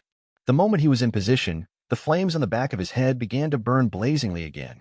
The pterosaur blocked its wings wrapped with jet black domineering energy in front of it, and the jet black domineering energy instantly covered its body. Boom! The majestic slash struck the pterosaur's wings, and the terrifying force pushed him backwards, tearing out cracks in the extremely hard wings. The pterosaur roared, turned its body slightly, and its wings suddenly exerted force. The jet black slashing trajectory was slightly deflected, and the next second it was bounced deep into the sky. Call. Jin breathed a deep sigh of relief. Barely blocked. Uncle Jin. Ian was inevitably a little moved at this time. What a lifesaver, Uncle Jin. Uncle Jin's wings are still bleeding. Jin didn't look back. He just looked at Kazuki Odin, who was still flying upwards, and raised his sword again. This man was indeed unmatched by him, but there was no need for him to worry about it now. Where do you want to run to? A roar came from below. Great mighty virtue. Flame-like clouds were constantly generated under his feet. Teacher Kai, who had entered Beastman mode, stepped on these clouds and fired them upwards like a rocket launcher. The speed was astonishingly fast. In just a few breaths, he was already close to Kazuki Odin. The mace in his hand trailed long black lightning, almost spreading from the sky to the ground. The thick lightning fell on the ground, plowing deep tracks inside. The overlord color was completely substantial change. Thunder gossip. Kazuki Odin gritted his teeth and turned around. Mogen Shirataki. Boom. The dark overlord-colored lightning suddenly exploded and danced wildly in the night sky. The clouds were torn apart, and a turbulent wind rolled down, accompanied by thick black lightning. The moment it fell on the ground below, it triggered one wave after another of shocking explosions. Ian flapped his wings hard to keep himself balanced in the collision between the two monsters. It's really an exaggeration. Just the aftermath of the collision caused an earth-shattering storm in the sky. Ian looked. Yamato raised his head in surprise. The sky split open. Ian indeed felt that the surrounding environment suddenly became brighter. He raised his head. Above him, a chasm opened in the center of the dark clouds. Using this chasm as a crack, the dark clouds were rapidly receding toward both sides, and the moon illuminated the sky and the earth. Just admit it. I did underestimate you before. The monster's roar spread across the sky. If it weren't for my brats who disrupted the situation, I would have been severely injured by you by now. Here, I want to say I'm sorry. As compensation, let's take a good beating next time. No? More compensation. Kaido rushed to the sky, fell down and swung his stick. Johnson interrupted. When? Overlord-colored lightning exploded again. Kazuki Odin blocked the strike, but was still shot down because there was nowhere to draw strength from the air. Kids. Teacher Kai suddenly raised his head. Get out of the way. I'll settle the score with you later. Ian twitched the corner of his mouth. Teacher Kai, the student must remind you that if it weren't for me, the student, you would have been chopped just now. Let's go. Uncle Jin flapped his wings and flew over. Stay away from here. The real battle will begin next. Ian nodded slightly. Jack and Black Maria were both knocked unconscious, and it wouldn't be good to keep them on his back. Soon, Ian followed Jin and flew to the edge of the battlefield, landing on the top of the hill where Quinn was. Almost the moment they landed, thunder exploded on the battlefield not far away. The fierce collision of domineering energy turned into long surging dragons, sweeping across the entire forest wantonly, and large tracts of trees were directly blasted into the sky. What an exaggeration. Ian maintained the form of a flying dragon and watched quietly, looking at the two figures that kept colliding in the distance. Every collision would cause the earth to collapse. The forest was blasted into white ground at first, and then the plane exploded into flat ground. Amazing! Yamato's eyes shone brightly as she watched, and she patted Ian's forehead repeatedly. Ian, we will become this strong in the future. Certainly. Ian didn't hesitate. We must become stronger than them. Teacher Kai lost to Nika, but I didn't think that the sun god like me would lose to that smelly rubber who couldn't compete with the sun. Regardless of anything else, there is no doubt about his belief in becoming stronger. In this world, only the strong can control their own destiny. And Ian never doubted that he would become stronger than anyone else, whether it was Teacher Kai or Whitebeard, Red Hair or Nika. I think this is a kind of confidence. Well done, kiddos. Quinn laughed and stepped forward. But it seems it will be our turn to appear next. Ian lowered his head. Under the hill, among the layers of beasts and pirates, several figures were approaching quickly. Bring back Momonosuke-sama. The 9 people known as the Red Scabbard 9 are approaching here desperately. They also saw what happened in the sky just now.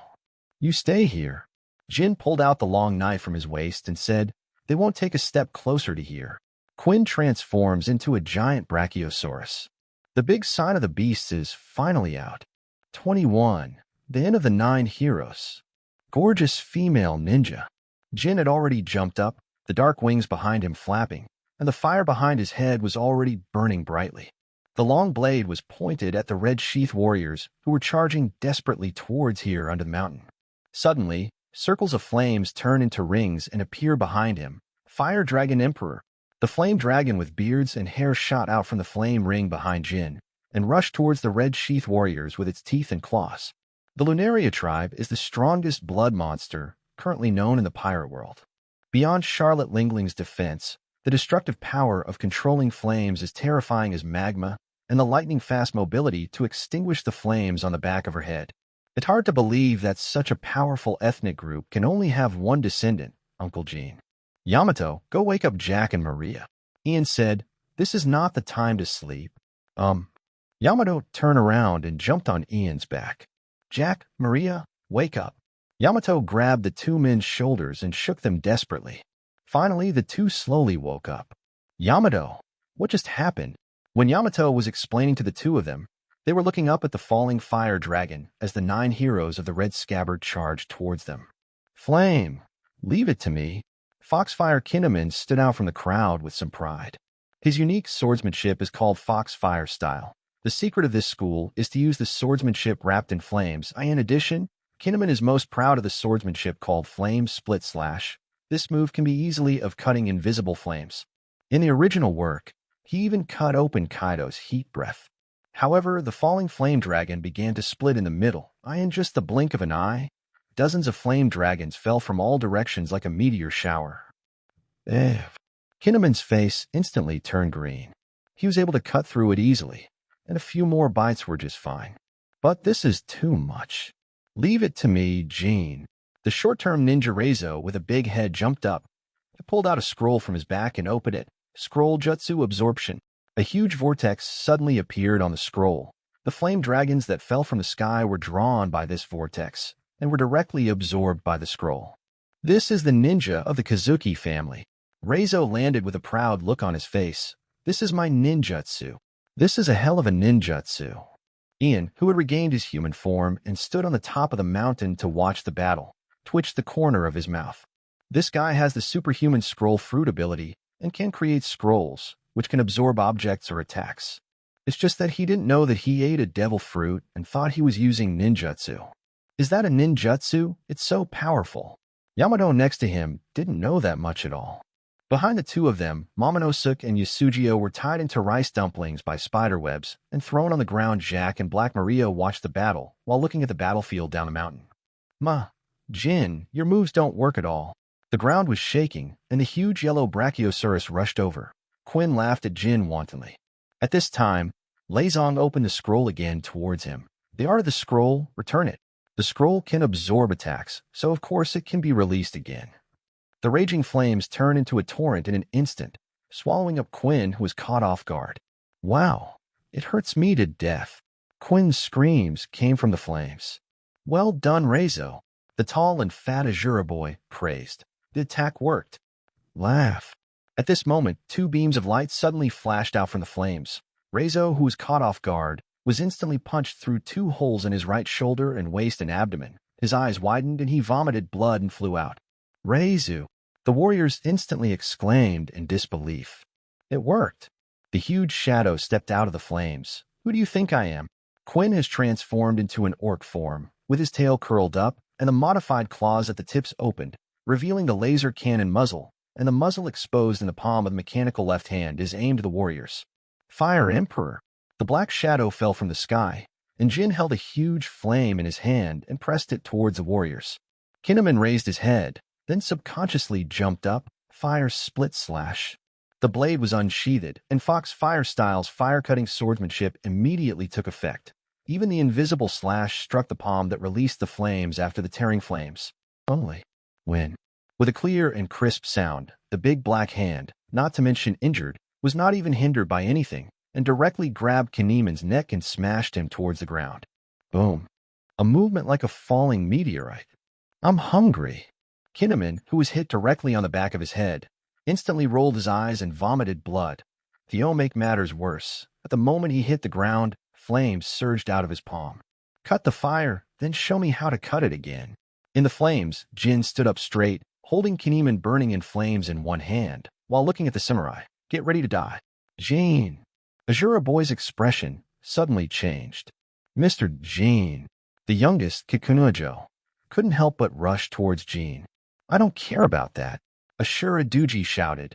Everyone, come together. We must rescue Momonosuke-sama. Ashura Duji, Kikunojo, Denjiro, Kanjuro, Kawamatsu, Nico Viper, Inuarashi, and the remaining 7 samurai charged. Quinn suddenly laughed strangely. Let me show you my masterpiece. Bang. The muzzle of the left-hand gun erupted, and a cannonball sprayed toward the samurai. Kikunojo, who was leading the way, split the cannonball with a casual knife. Don't underestimate the samurai. The cracked bomb suddenly exploded, turning into a cloud of smoke that directly wrapped all the samurai in it. Quinn laughed triumphantly. Oh, idiot, then taste the plague bomb. They are finished. On the top of the mountain, Ian looked at the samurai wrapped in the plague bomb and made a conclusion. Uncle Quinn is indeed very talented in tinkering with these crooked ways. This is a highly toxic gas bomb. However, the battle here can't decide anything. Ian looked further away, at the battlefield where Teacher Kai and Kazuki Odin were. The monsters were still fighting, and it seemed that the winner would not be determined in a short time. If Kazuki Odin wins, then he can kill all the members of the Beast Pirates by himself. And if this happens unfortunately, the key to stop it is. Ian turned around and looked at Kazuki Momonosuke and Shimatsuki Yasui. Well, with Kazuki Odin's indecisive character, it won't be a big problem with these 2 guys in hand. Bang. At this moment, the ground where Momonosuke and Yasui were located collapsed instantly, and the 2 fell down with Black Maria and Jack who were guarding them. What? Before the surprised thought came to his mind, Ian had already ejected and rushed to the edge of the suddenly appeared pit. Ian looked down and Black Maria reacted quickly. At the moment of falling, she used her ability to transform into a big spider, spitting out silk threads to hang herself and Jack in the air. But, Ian, it's a woman. She took those 2 away. Black Maria shouted upwards. She touched the spider silk with her hand, and the spider silk broke directly. Ian looked down and saw a tunnel at the edge of the pit. When was it dug? Without any hesitation, Ian jumped into the pit at this moment. He had put on golden armor and transformed into an orc again. Before landing, Ian had flapped his wings and rushed into the relatively wide tunnel. If you guys run away, I will be in trouble. While flying forward in the tunnel, Ian took a deep breath. Godly flame cannon. The flames turned into a torrent and gushed out instantly, directly filling the entire tunnel, and continued to surge forward. Wow. Soon, a woman's scream came from the front. Flames spurted out from Ian's feet, lower back, and back shoulders. The jet accelerated and turned into a flash of lightning, even faster than the flames that were expanding forward. Not far ahead, Ian saw a hole above the tunnel. Did he open a hole in order to avoid the flames that followed and ran up? Ian bounced up and rushed out of the hole with flames. It was on the hillside not far below the top of the hill. Master Kong, you take Master Momonosuke and go first. Ian heard the woman's voice, turned his head, and saw a woman in seductive clothes rushing towards him. I'll deal with this guy. Behind the woman, Shimatsuki Kongjia was holding Kazuki Momonosuke with a struggling expression, but he finally gritted his teeth. Then I'll leave it to you. He turned around and ran with Momonosuke, who had been awakened. You little brat, do you know that your flames almost disfigured me, the most beautiful female ninja in Weno country? Shouting such inexplicable words, The woman threw a kunai and shuriken at Ian. Ian didn't even think of dodging and let these hidden weapons be bounced off by his scales. It's not good for you to be so hard, kid. The woman approached Ian under the cover of hidden weapons and pressed her hand towards Ian. Let big sister make you softer. Oh, I remember. This woman is a ninja, right? In the original work, the female ninja who helped Kazuki Odin in this battle, once a member of the Kazuki family's Anewabanshu, a wandering ninja who defected after the Anewabanshu surrendered to Orochi. If I remember correctly, this woman's ability is also very tricky. Superhuman ripe fruit. It can ripen everything to the point of decay. The tunnel was dug out in this way. If her ability is used on a person, the person will be forced to grow, and this growth is irreversible. But Ian casually reached out and grabbed the woman's hand. Yamato, the white wolf, passed by him and chased after Shimatsuki Yasui at lightning speed. Oh, are you so eager to grab the big sister's hand, young man? The ninja whose hand was grabbed by Ian laughed. But the big sister prefers more mature men, so let the big sister help you. Are you ready to become an old man, brat? The mature techniques start. Then, 22. Momonosuke's tragic fate. The curtain is about to fall. Please read more. It didn't work. How could it not work? A shinobi was at a loss. Her invincible ninjutsu didn't work. Ian was not surprised. The resistance of the three mythical gods in the animation version, kid. Copper refining, right? I will never tolerate evil deeds. Actually, Ian grabbed a shinobi's hand and lifted her up a little, saying, I also like mature ones. Yes, really. A shinobi smiled awkwardly. Then we can. Divine Power Flame Cannon. The flames instantly engulfed the shinobi and blasted her away mercilessly. For such a guy who wants to turn himself into an old man, Ian will naturally not show any mercy. Let her become more mature. And not far in front of him. Run, Momonosuke. Shimatsuki Yasui stood in front of Yamato. He had no weapons, but just clenched his fists. Behind him was Momonosuke, who was still a little confused after waking up. Don't stop. Keep running forward. It was indeed right to follow. Even if it is useless, at least now, I can do my best. Run. With a roar like thunder, Shimatsuki Yasui rushed towards Yamato. Momonosuke sniffed his nose, turned around, and ran away crying. I will beat you thoroughly this time. Yamato turned into a werewolf and swung his stick to meet the attack. At this time, a golden shadow passed over the two people who were fighting. Shimatsuki Yasui looked at Ian, who was flying by, and wanted to stop him. But Yamato's iron stick made it impossible for him to get away. He could only watch Ian catch up with Momonosuke in the blink of an eye.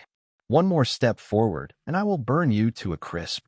Ian looked at Momonosuke, who was moving forward with his calves, and spoke calmly. As expected, Kazuki Momonosuke's body stiffened instantly. He turned his head with a look of fear, and his trembling upper and lower teeth kept chattering. Momonosuke. Shimatsuki Yasui, who was fighting fiercely with Yamato, sighed in his heart. Why stop? Why? Lord Momonosuke, this is the last thing I can do. Ian looked at Momonosuke's feet. Coincidentally, the ninja who was blown away by his breath just now fell here. The woman's body was covered with burn marks. She could no longer see the beautiful appearance just now. She lay on the ground and couldn't stand up. She raised her hand tremblingly and touched Momonosuke's ankle. I'm sorry, but now this is the only way. Wow.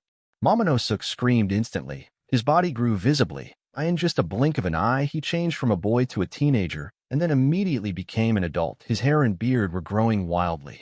When the changes stopped, Momonosuke had grown at least 20 years older. He was completely like a young man.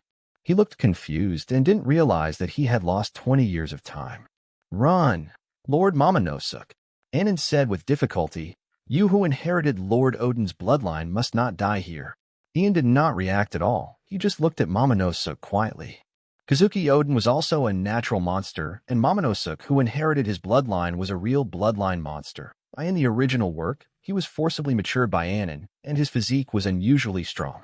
But Momonosuke looked down at Anon, and then looked at Ian, who was shining with golden light, and he finally crouched on the ground with his head in his arms. Wow, I won't run, so don't burn me to death.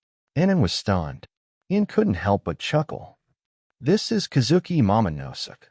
He made him look ugly. Lord Momonosuke. The roar came from far away.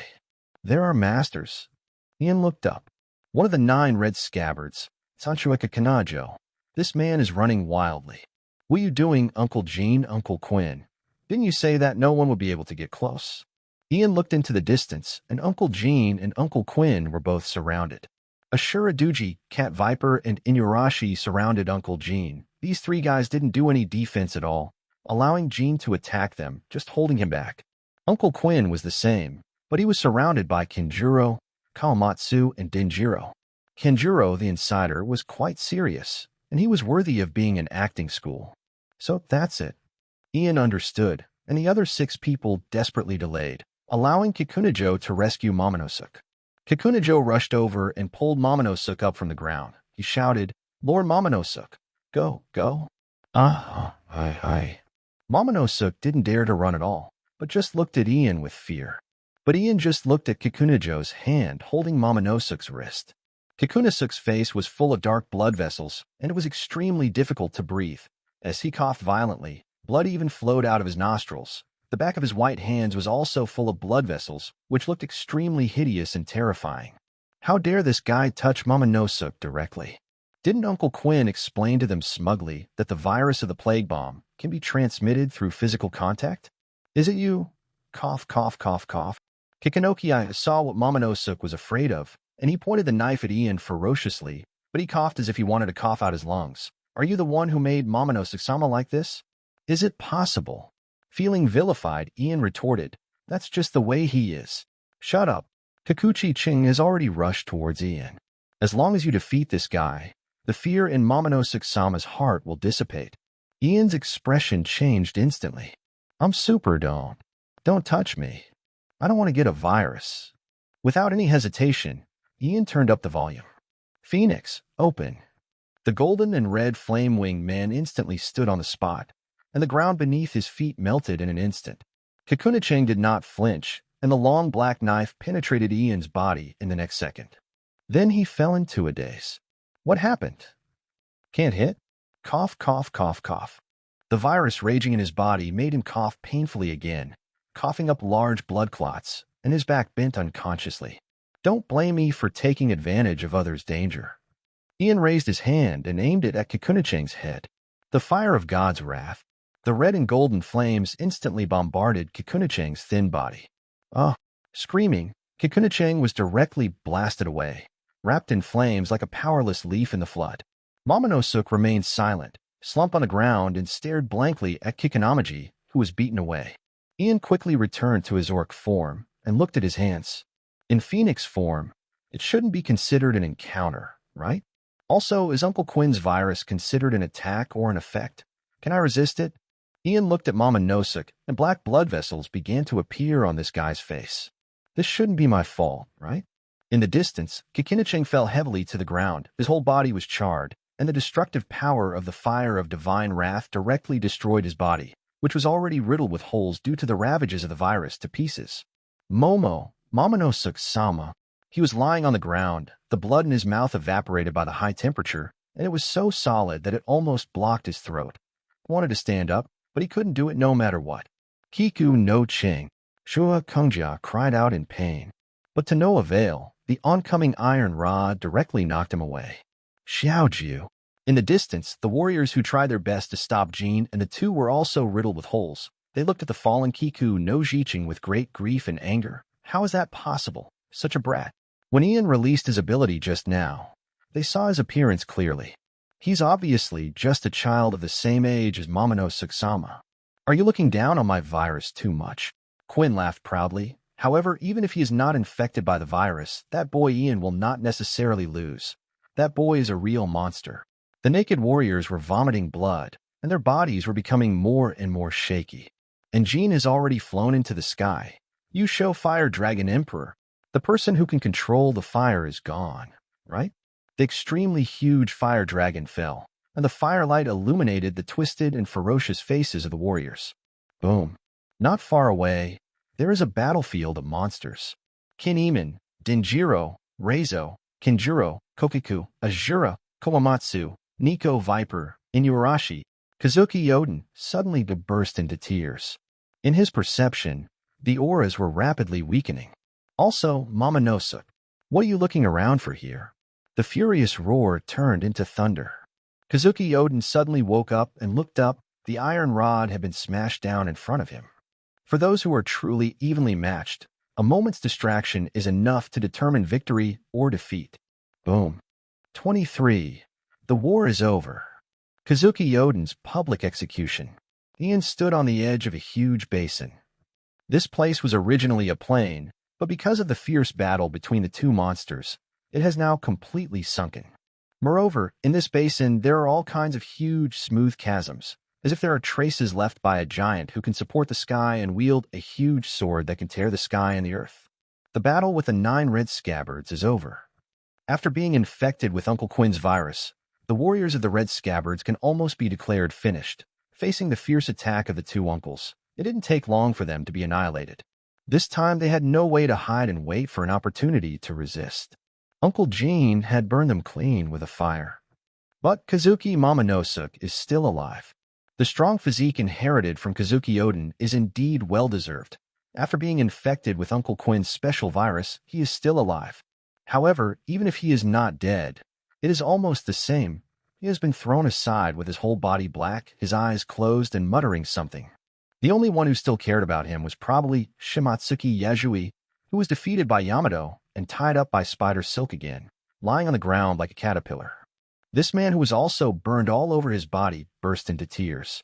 It's over, the Kazuki family is over, and this country is also over. It's over. Gene, who was standing next to Ian, crossed his arms and spoke calmly. Ma, of course. Quinn laughed excitedly. Of course it's Kaido's victory. At the bottom of this huge basin, the battle between the two monsters has indeed come to an end. Kazuki Odin, is that all? Teacher Kai's appearance has become more and more ferocious. The color of his scales has become darker. The muscles of his upper body have bulged. His teeth have become extremely sharp, and his eyebrows have become layered like clouds. He looks more like a monster. The monster held a stick in both hands, and the lightning of the Overlord color splashed everywhere, tearing the earth and shaking the sky. Iron rods rained down like a rainstorm. Gunari Ryusei army. His opponent, Kazuki Odin, was already in tatters, bleeding from his head, and could not open one. Could only wave his blade to barely resist Kaido's attack. The distraction just now had directly determined the trend of the battle. The two swords in Kazuki Odin's hands finally stiffened for a moment in Kaido's continuous heavy blows, and this moment of stiffness was enough for Kaido to hit Kazuki Odin with several consecutive sticks. Wow! The disc-like bun on the man's head was smashed to pieces in an instant, and he himself was struck by lightning and was directly smashed into the deep ground. You can't protect anything. Kaido soared into the air and turned into a huge blue dragon, with flames pouring out of his mouth. This is the most suitable ending for you. Fire Dragon Torch. The rich magma-like flames instantly wrapped the blue dragon and turned it into a dragon of fire thousands of meters long. Rising Dragon. The head of the fire dragon was wrapped in dark domineering, and the domineering lightning began to radiate in all directions of the sky again. Flame Bagua. The fire dragon fell down with a bang. This is the strongest attack after Teacher Kai combined his ability with domineering. Ian narrowed his eyes as he looked at the fire dragon falling from the sky. It almost has a physical body, and can even add domineering fire. There is a way. I also want to drive a Gundam. They are both controlling fire, so it doesn't make sense that Teacher Kai can do it and I can't. The moment he thought of it, the fire dragon had already crashed into the ground, crashing into the hole where Kazuki Odin was smashed into. Boom. The earth shook violently, and the ground in the basin was melted into magma in an instant. A terrible explosion and then occurred, just like a super-volcanic eruption, splashing hundreds of thousands of meters of volcanic ash, and the flames and smoke turned into a tide and rushed directly to the edge of the basin. Are we standing too close? Quinn said suddenly. Isn't it too close? The flames and the shock waves of the explosion are about to hit their faces. Fire Dragon King. At the critical moment, Uncle Gene was still reliable. He raised his hand and released a huge fire dragon hundreds of meters long, which instantly collided with the oncoming explosion flames and prevented the tsunami from approaching. This volcanic eruption-like phenomenon lasted for a long time, as if the Earth's crust was really pierced by Teacher Kai, allowing the underground lava to be released and rushing to the surface impatiently. Until almost 2 minutes later, the flames finally extinguished, the thick smoke gradually dissipated, and a huge figure carrying a man stepped out of the rolling lava. "Dad, it's Dad." Yamato jumped up in surprise, holding Ian's neck and shaking his body like a pendulum. "Dad won?" Of course, it was Teacher Kai who walked out of the magma. And Kazuki Odin, who was already like a charcoal, was just held in his hand. Shimatsuki Yasui, who was lying on the ground, cried bitterly. Not far away, just in time, Kazuki Momonosuke finally didn't make it and was defeated by the disease. Ian suddenly felt a little dizzy. He raised his head, and behind Teacher Kai, behind the distant mountains, the sun was slowly rising. Oh, is it dawn? It was such a long night. One day later, Flower City, the capital city of Weno country, has been decorated with lights. The news that General Orochi asked for the help of the Beast Pirates to crush the conspiracy and rebellion of the Kazuki family has spread throughout the city and is spreading to other parts of the country at a faster speed. And the more shocking news is that 3 days later, General Orochi will publicly execute the criminal Kazuki Odin in the Flower City. At this time, in the center of the Flower City, in the castle tower built on the big tree, the celebration banquet is still going on from yesterday to now. Under the castle tower, in the cage facing the street, Kazuki Odin, wrapped in bandages and bound by sea stone chains, slumped in the cramped prison. The man's eyes were dim, motionless, allowing people outside the prison to point fingers at him. He has lost everything, but he still can't change anything. And above the castle tower, on the winding horizontal tree trunk, Ian stood here, overlooking the entire Flower City. "What do you mean by Teacher Kai's words?" Yamato sat next to him, sitting on the edge of the big tree, swinging his 2 slender legs. Both of them had bruises on their faces. They went to the battlefield against Mr. Kai's orders without authorization, and of course they were beaten by Mr. Kai after the war. But it was not this beating that Ian cared about. "How many times have you been beaten?" It was just that after being beaten yesterday, Mr. Kai suddenly looked at him meaningfully and said, "You kids should be ready." "What preparations?" "Mr. Kai, why are you also a riddle man? You make me panic." "Are you going to let us go to sea?" Yamato looked up expectantly. 2 of her front teeth were missing from her 2 rows of small white teeth. They were beaten by Mr. Kai yesterday, but she is indeed at the age of changing teeth. How is it possible? Ian felt that he was really stupid. Why did he think of asking Yamato? Forget it. It should be clear soon. "Mr. Kai, he shouldn't hurt me, right?" "But that guy is really annoying," Yamato suddenly said unhappily. She was talking about Kurizumi Orochi. Ian recalled yesterday when the Beast Pirates returned to the Flower Capital with the captured Kazuki Odin. Kurizumi Orochi couldn't wait to run over and speak nonsense to Kazuki Odin, who was almost burned to charcoal. Ian almost thought he had defeated Kazuki Odin. And today, while attending the banquet, Kurizumi Orochi sent his samurai to search for the remnants of the Kazuki family in the Flower Capital. The remnants, he thought. Ian could see it here. The samurai under Orochi set off waves of killings in the streets. The Flower Capital was decorated with lights and colors, but undercurrents were surging. Yamato was right. What a disgusting guy, Ian thought. But no matter what, the execution of Kazuki Odin would begin in 3 days. 24. Kazuki Odin's death. Guy's unexpected decision. Please read more. 3 days later, outside the castle tower of the Flower City, a huge oil pot was set up. Under the oil pot, firewood was burning. The intense heat caused the oil in the pot to gradually boil, and the intense heat began to radiate everywhere. Outside the venue, separated by wooden fences, there were people who came to watch the excitement. They couldn't help but exclaimed in low voices as they looked at the oil pot that was gradually boiling. "Does General Orochi want to cook Odin to death in a pan? You'll be fried in an instant, right? But isn't this all what Kazuki Odin brought upon himself? Why don't you just be a clown? How dare you rebel?" The people didn't care at all about the execution of Kazuki Odin. Over the past 5 years, Kazuki Odin's clowning has completely destroyed the prestige that the Kazuki family has built up in the hearts of the people of Weno over the past 800 years. At the gate of the castle tower, on a temporary high platform, Teacher Kai was sitting leisurely on a large chair, drinking from his big wine gourd. Ian and Yamato stood on either side of him. Gyui, the black charcoal snake, stood on the edge of the high platform in front of him with great power. The great criminal Kazuki Odin committed a rebellion and committed a heinous crime. Today is the time to punish him. Kazuki Odin sat cross-legged under the high platform, with a collar around his neck. There were 4 chains connected to the collar, and the ends of the chains were pulled by 4 fierce men.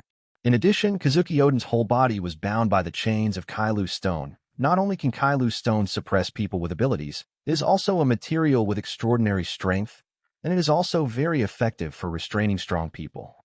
However, Kazuki Odin himself did not struggle. He sat slumped on the ground, his eyebrows lowered. Gyui! The black charcoal snake lowered his head proudly and looked at the dejected back of Kazuki Odin. The Quoten family was once a daimyo family in Weno, but a long time ago, they were punished by the Kazuki family for conspiring to launch a rebellion. The members of the Heighten family have since become criminals in the country of Weno. Anyone who inherits the surname Heighten will be discriminated against by the people. Orochi himself has suffered a lot since he was a child. And now the Kazuki family, which caused the tragedy of the Heighten family, is finally about to end in his own hands. Kazuki Odin, the black charcoal snake, was condescending, looking like a winner. What else do you want to say? Kazuki Odin didn't even raise his head, just remained silent. Execution. The black charcoal snake gave an order. The 4 strong men immediately pulled the chain and dragged Kazuki Odin up the stairs next to the oil pot. He looks like a dog. Yamato suddenly spoke. Ian almost couldn't hold back his laughter. Kazuki Odin was dragged along, drawing a track on the ground. It really looked like a disobedient dog being dragged away by its owner. It's just a lost dog. Teacher Kai put down the wine gourd and snorted. It's really unpleasant. It seems that he is still not happy. Mr. Kaido. At this time, Jin quickly walked up the steps behind the high platform and whispered, "The latest news, Tuin, Nozomi, and the 3 daimyo of Suzugo held an emergency meeting, and they decided to send troops to attack us together. Just a guy worth mentioning." Teacher Kai didn't even raise his eyelids. He just glanced at Kazuki Odin, who had been dragged up the steps. The hope of this country has been completely cut off long ago. Strong. Only the truly strong have the power to change everything. Clear. Jin nodded slightly. He didn't think this group of people could make any waves, that it would be enough for him and Quinn to send out just one person. Even letting the kid go has the same result. At this time, at the edge of the oil pan, Kazuki Odin had been lifted high by 4 fierce men. The high temperature emanating from the oil pan even caused the expressions of these 4 fierce men to change slightly. They did not dare to stay any longer and simply waved their hands and threw Kazuki Odin into the oil pan. The scalding hot oil splashed out in an instant, and a fierce man who was caught off guard was directly poured over him. With a squeaking sound, he screamed and fell from the oil pan. In the blink of an eye, his body began to become deformed, shriveled up, and later turned into jerky. The other 3 strong men fell down the steps out of fear and fell heavily to the ground, but at least they survived. But Kazuki Odin, who was in the oil pan, couldn't help but scream. After the special oil is heated to the extreme, the temperature can reach a level close to 1,000 degrees. Although it is far less than Teacher Kai's fire dragon torch, it is by no means something that the physical body can easily resist. Tisk. Ian frowned slightly. He smelled the aroma of meat. A little disgusting. Gyui. The black charcoal snake laughed loudly with great pride. The people around him couldn't bear to see that it had nothing to do with Kazuki Odin's identity. Just because a living person was fried to death in front of them, ordinary people would feel uncomfortable. Kazuki Odin's screams echoed in the sky. But he's not dead yet. Still alive. 10 minutes, 20 minutes, half an hour. It has been almost an hour, and the people watching around are tired of standing. But Kazuki Odin is still alive. This guy. What's going on with this guy? The black charcoal snake screamed in horror and anger. He pulled a samurai over and said, "Did you cut corners? Why isn't he dead yet?" The people watching were also completely stunned. What kind of monster is Kazuki Odin? Among the crowd, there was a mysterious man wearing a black cloak and covering his face with a hood. His shoulders were shaking, and big tears were dripping down his pointed chin under the hood fall. At this time, Kazuki Odin seemed to have sensed something, and his screams stopped for a moment. "Come and see me off when the time comes." The corners of his mouth actually curled up. The screams, far more powerful than before, echoed again. Kaido. In the oil pan, Kazuki Odin turned his head with difficulty and looked at Teacher Kai, who was also looking at him. "I will not die." Teacher Kai, who had been showing a lack of interest since just now, finally sat up straight. "Oh, there will be a day. There will be a day." Kazuki Odin roared to the sky. There will be someone who will bear all the past, bring hope to this country. Let this country be founded. Uh-huh. Kaido laughed loudly. As long as I am still here, there will never be such a day. Before that, just work hard to become stronger. Kaido. Kazuki Odin even laughed. What are you laughing at? However, the black charcoal snake broke through because of Kazuki Odin's laughter. He roared at the top of his lungs. What are you laughing at, you loser dog? Fire! Shoot him! The surrounding samurai instantly raised their muskets and pointed them at Kazuki Odin. Don't worry, Kazuki Odin.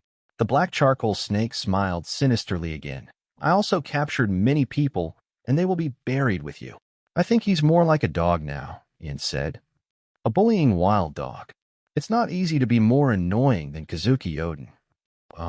Yamato nodded repeatedly with a serious face. This guy is so annoying. She tugged on Teacher Kai's sleeve and said, Dad, would you like to kill this guy? Teacher Kai stood up and took out a pistol. The next moment, gunfire rang out. Kazuki Odin's forehead suddenly started to bleed, and he leaned back, completely immersed in the oil pan. He died. In the crowd, the cloaked man could not help but cover his mouth when he saw this scene, his tears completely unstoppable. On the stage, Ian raised his eyebrows. As we all know, in the world of pirates, it is not easy to kill people with the various ultimate moves that destroy the world, and it is not easy to kill people with the various slashes that cut mountains and seas. On the contrary, it is easy to kill people with ordinary muskets. Kazuki Odin survived being blasted in a frying pan for an hour, but was killed by a mediocre shot in the head. Kaido. The black charcoal snake turned back in confusion. This guy deserves to die in my hands. Teacher Kai raised his gun and said calmly, then, boom. A second shot rang out. Ian's eyes widened incomprehensibly. Did he read it correctly? The person who was shot was Black Charcoal Snake. That annoying guy also had a bullet hole in the center of his big forehead. With a blank look on his face, his huge body suddenly fell back and fell to the high platform. Ian suddenly turned his head and looked at Yamato. Is it possible that Teacher Kai has become an unimaginable daughter controller in the past few years? Yamato just acted coquettishly and decided to kill the Black Charcoal Snake. The character design is completely ruined, my Teacher Kai. Now that Kazuki Odin is dead, you are useless. Teacher Kai casually threw away the musket in his hand and looked at Ian. Kid, from today on, you will be the general of Weno. Isn't it a little too official? Is this what you want me to prepare for? 25 vs. the Heighten clan. Among the many outrageous remarks made by Mr. Kai, Ian thinks that today's "you will be the general of Weno country" is one of the top 3 outrageous ones. In case you don't know, the general of Weno country you chose is only 8 years old this year, still a child. General Orochi. Before Ian could say anything, the people watching around him had already screamed subconsciously. Killed. The general of Weno country, Kurizumi Orochi, was killed, and the ninjas and samurai under Kurizumi Orochi's command reacted more violently than the people. They shouted Lord Orochi, and the ninja warriors led by Fukurokuju had already rushed towards the fallen body of Kurizumi Orochi. But the next second, the flames suddenly rose. Jin just waved his hands lightly, and 2 walls spread out, directly blocking the samurai and ninjas' steps forward. Fukurokuju's face froze instantly. It wasn't a mistake. Kaido's gun was aimed at General Orochi. The old woman named Kurizumi Muchan also reacted. Her face suddenly turned pale, and her body was shaking. Kaido, what are you doing? What? Teacher Kai said calmly, just taking back my property. You. The old woman was like a candle in the wind, shivering with great sadness. Do you want to break our agreement? Agreement? How interesting. Teacher Kai smiled cruelly. Didn't we just break the agreement with Kazuki Odin? Kurizumi Muchan's eyes were red, and Ian actually saw tears in the corners of her eyes. She cried. Oh, after abusing children, now he is bullying the elderly, Teacher Kai. Shouldn't it be like this? The old woman slumped on the ground, muttering to herself, how could you do this? Ian just watched coldly. Kurizumi Orochi played Kazuki Odin in the palm of his hand, and Teacher Kai played Kurizumi Orochi in the palm of his hand. Teacher Kai was ready to cross the river and demolish the bridge, 20 years earlier than in the original work. Is it because the person chosen this time is himself, not Yamato? Yamato, who knew nothing about this, cheered directly. Great. Dad, We should have dealt with this guy a long time ago. For this white-haired girl, she simply thought that Korizumi Orochi was too annoying. Good death. However, as a mythical beast species Yamato no Orochi fruit ability user, Korizumi Orochi did not die so easily. Kaido, Korizumi Orochi's body began to twist, and in the blink of an eye, it turned into a six-headed snake. Oh, another head is missing, and another life is killed. The 6 heads of the snake danced, roaring at Kaido in disbelief. What did you do? You are a bug-like guy, but your life is as tenacious as a bug. Kaido was a little impatient, as if he felt that wasting one more second on a guy like Korizumi Orochi was a luxury. Wouldn't it be better if you just died honestly? Korizumi Orochi was a cowardly man, but when his life was threatened, he didn't care about being afraid at this time, but just looked shocked. Kaido, are you going to betray me? Betray? Kaido sneered. Are you questioning a pirate? Because I have no morals, so you can't deny me morally. Forget it, there's no point in talking too much with you. Without waiting for Korizumi Orochi to reply, Kaido looked at Ian. Kid, since you are his successor, you should deal with him. Teacher Kai, is this really okay? Ian scratched his head. No matter what, Weno country is very important to us. Let me, who has no management experience at all, be a general or something. Not to mention this life, even before crossing, the highest official I ever served was only the health committee member. Kaido frowned slightly and said as a matter of course, what are you talking about? Even Korizumi Orochi, an idiot, can do it. Can't you do it? Ian was stunned. It makes sense. I can't refute it at all. Ian thought to himself, it seems that it can really work. Being the general of Weno country is considered a civilian job, right? Then maybe I don't have to go on business trips in the future. Not bad. Then I can try it. Ian nodded seriously. Who would have thought that I, at the age of 8, would become the leader of a country? Ian's attitude changed so quickly that even Teacher Kai was slightly surprised. But immediately, he raised his hand and pointed at the raging black charcoal snake. Then, let's go and deal with him now. Dad, I want to do it too. Yamato volunteered to raise her little hand high. That annoying guy, I want to deal with him together with Ian. Don't make trouble, girl. Kaido grabbed the little horn on Yamato's forehead, lifted the little girl up, and put her on his shoulder. This is Ian's battle. Got it? A battle for the transfer of power, right? Then it seems that I have to show my skills. Ian stepped forward. Killing a big snake is just like kicking a stray dog to death on the roadside. It's so simple and simple. Kaido, you want to kill me? The black charcoal snake finally realized that Kaido was ready to kill him, and the 6 snake heads suddenly became distorted. Then the anger could no longer be suppressed. Okay, you bastard is killing a donkey, right? I can't forgive you. Fu Lu Shou, send your people to me. The flames blocking the road have been extinguished, but Fu Lu Shou, who is leading the Orochi royal court fans, is silent at this time. He looked at the black carbon Orochi, then turned to look at Kaido. Then choose. Teacher Kai said loudly, those who are willing to follow the big snake should stand behind him. Those who are willing to surrender to me, now, kneel down. The samurai under black carbon Orochi and the ninjas headed by Fu Lu Shou were all silent. Their silence made the black carbon Orochi panic, and he roared angrily, Fu Lu Shou, what are you doing standing still? Fu Lu Shou took a deep breath, and the bald man with an extra long head took a deep look at the black charcoal snake. He said, we are the Imperial Clan, ninjas who have been loyal to the General of Weno for generations. We are 100% loyal to the General. The black charcoal snake's eyes suddenly lit up. Fu Lu Long Shou, I never knew you could be so loyal. Even Ian and he were a little impressed by this big bald head. In the original work, this guy was also quite loyal to Orochi. He pretended to surrender to Kaido when Orochi faked his death, but he remained loyal to him after Orochi was resurrected. However, the next second, Fu Lu Shou knelt down directly towards Teacher Kai.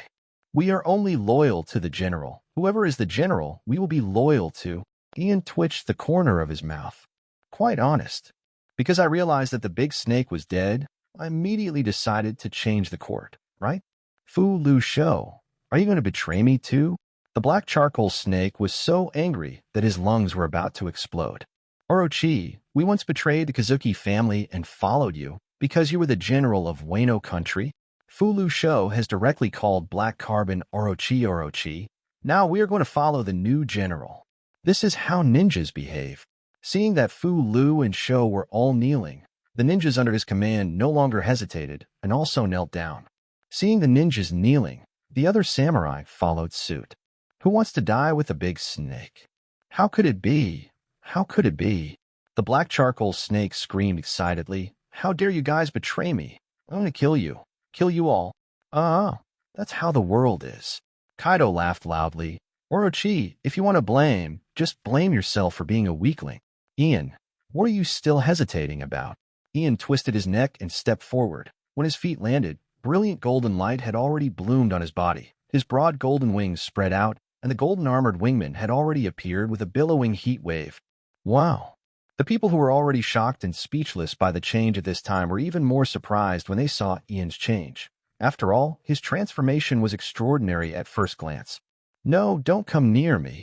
The blazing temperature came towards me, and the big snake who was angry just now was instantly frightened and stepped back.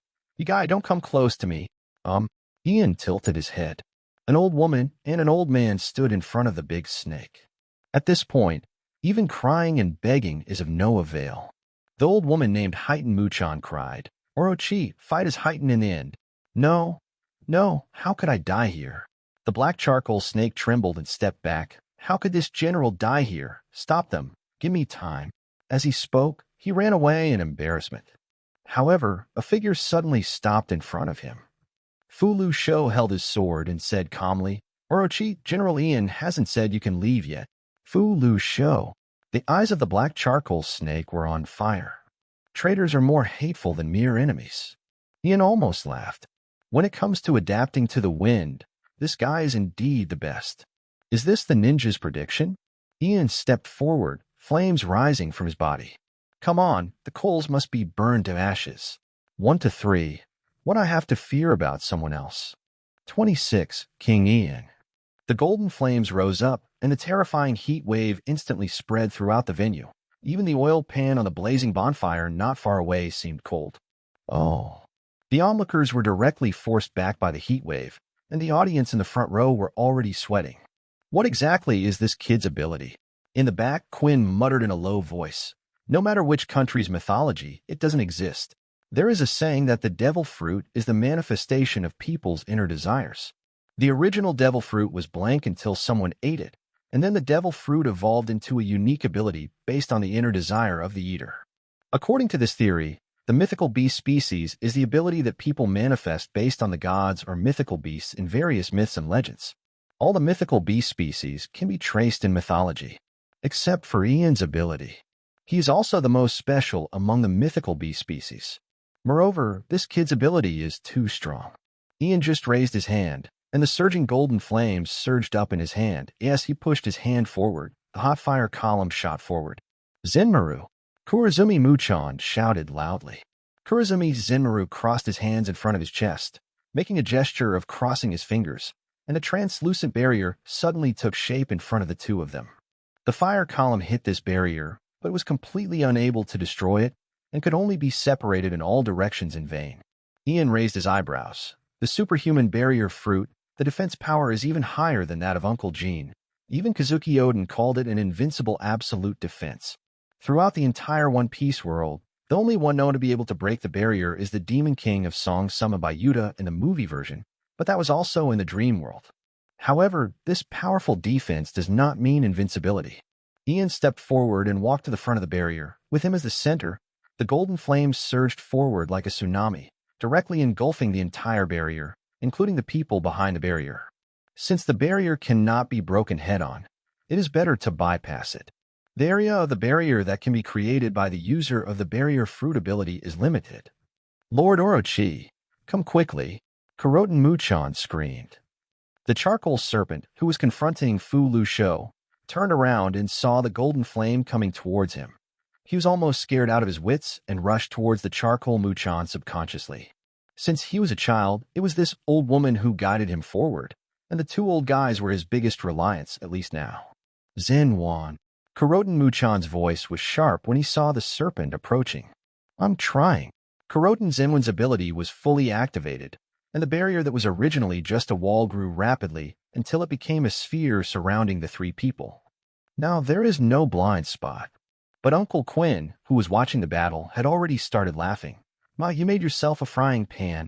The indestructible barrier can indeed block almost any physical attack. However, how can a barrier that can't even block sound block the terrifying high temperature brought by the blazing flames? The golden flames have completely surrounded the sphere formed by the barrier, and the terrifying high temperature instantly began to penetrate into the sphere. It's so hot, so hot. Inside the sphere, Kurizumi Orochi had jumped up in pain and couldn't stand on this blazing barrier at all. Kurizumi Muchan and Kurizumi Zimru also looked desperate. The rapidly rising terrifying high temperature made them unable to breathe.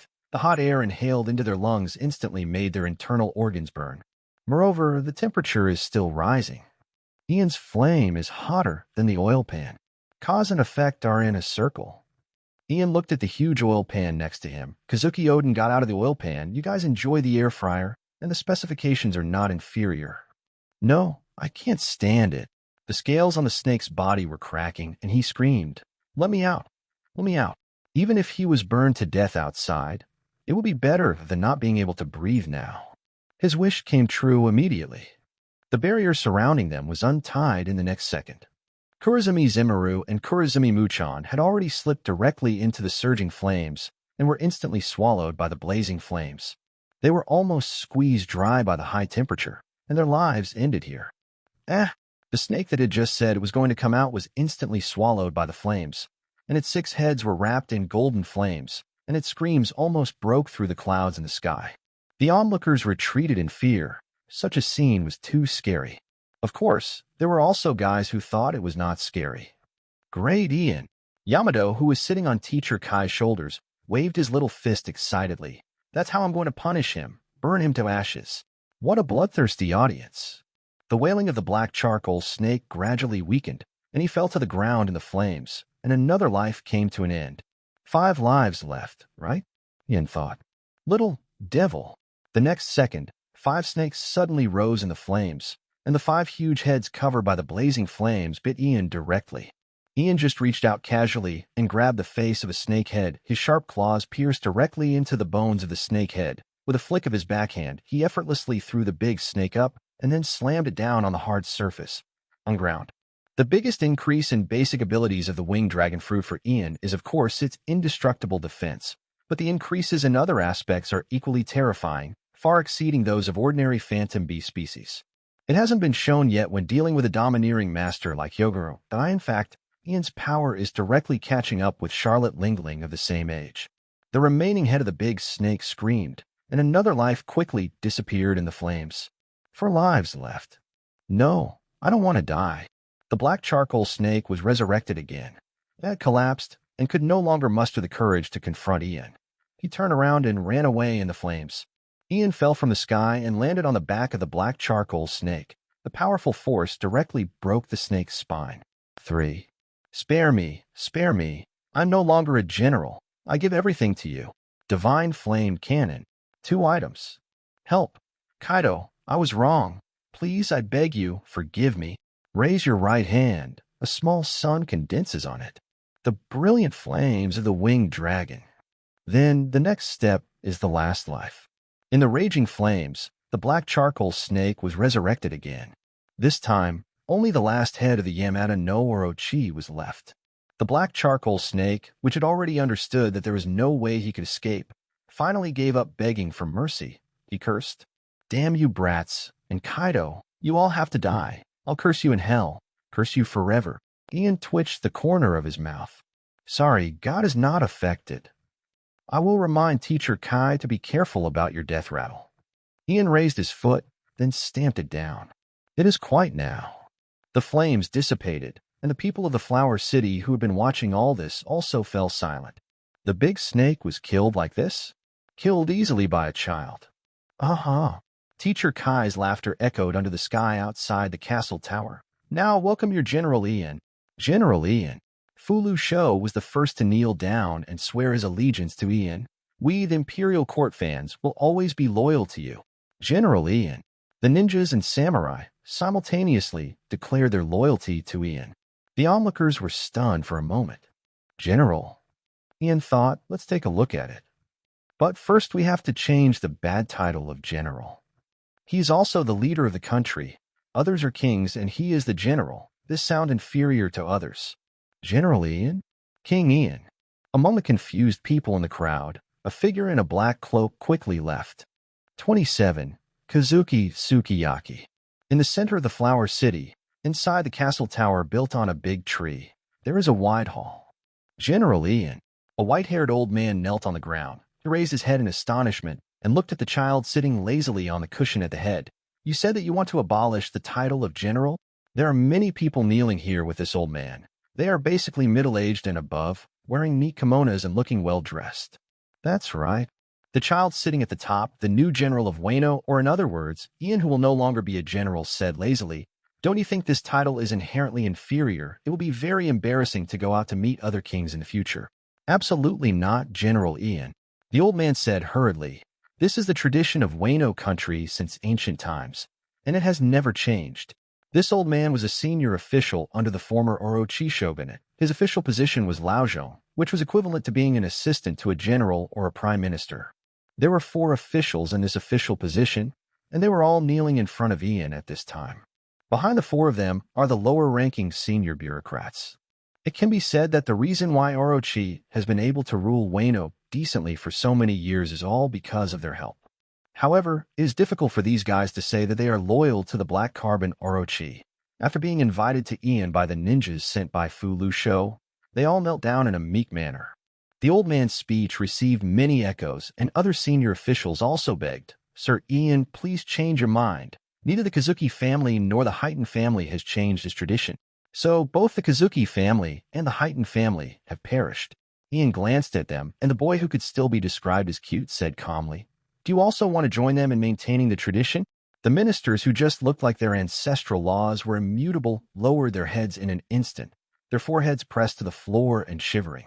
Ian chuckled. In the world before time travel, the power of the rulers came from the people and the ruling class.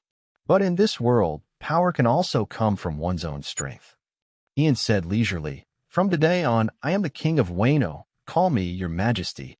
"Yes, your majesty, Ian." Everyone seemed to have lost their memory and became very submissive. "Great. Next, you have only one job, which is to stabilize the situation in the country." "Yes." At the end of the meeting, all officials respectfully resigned. Isn't this quite simple?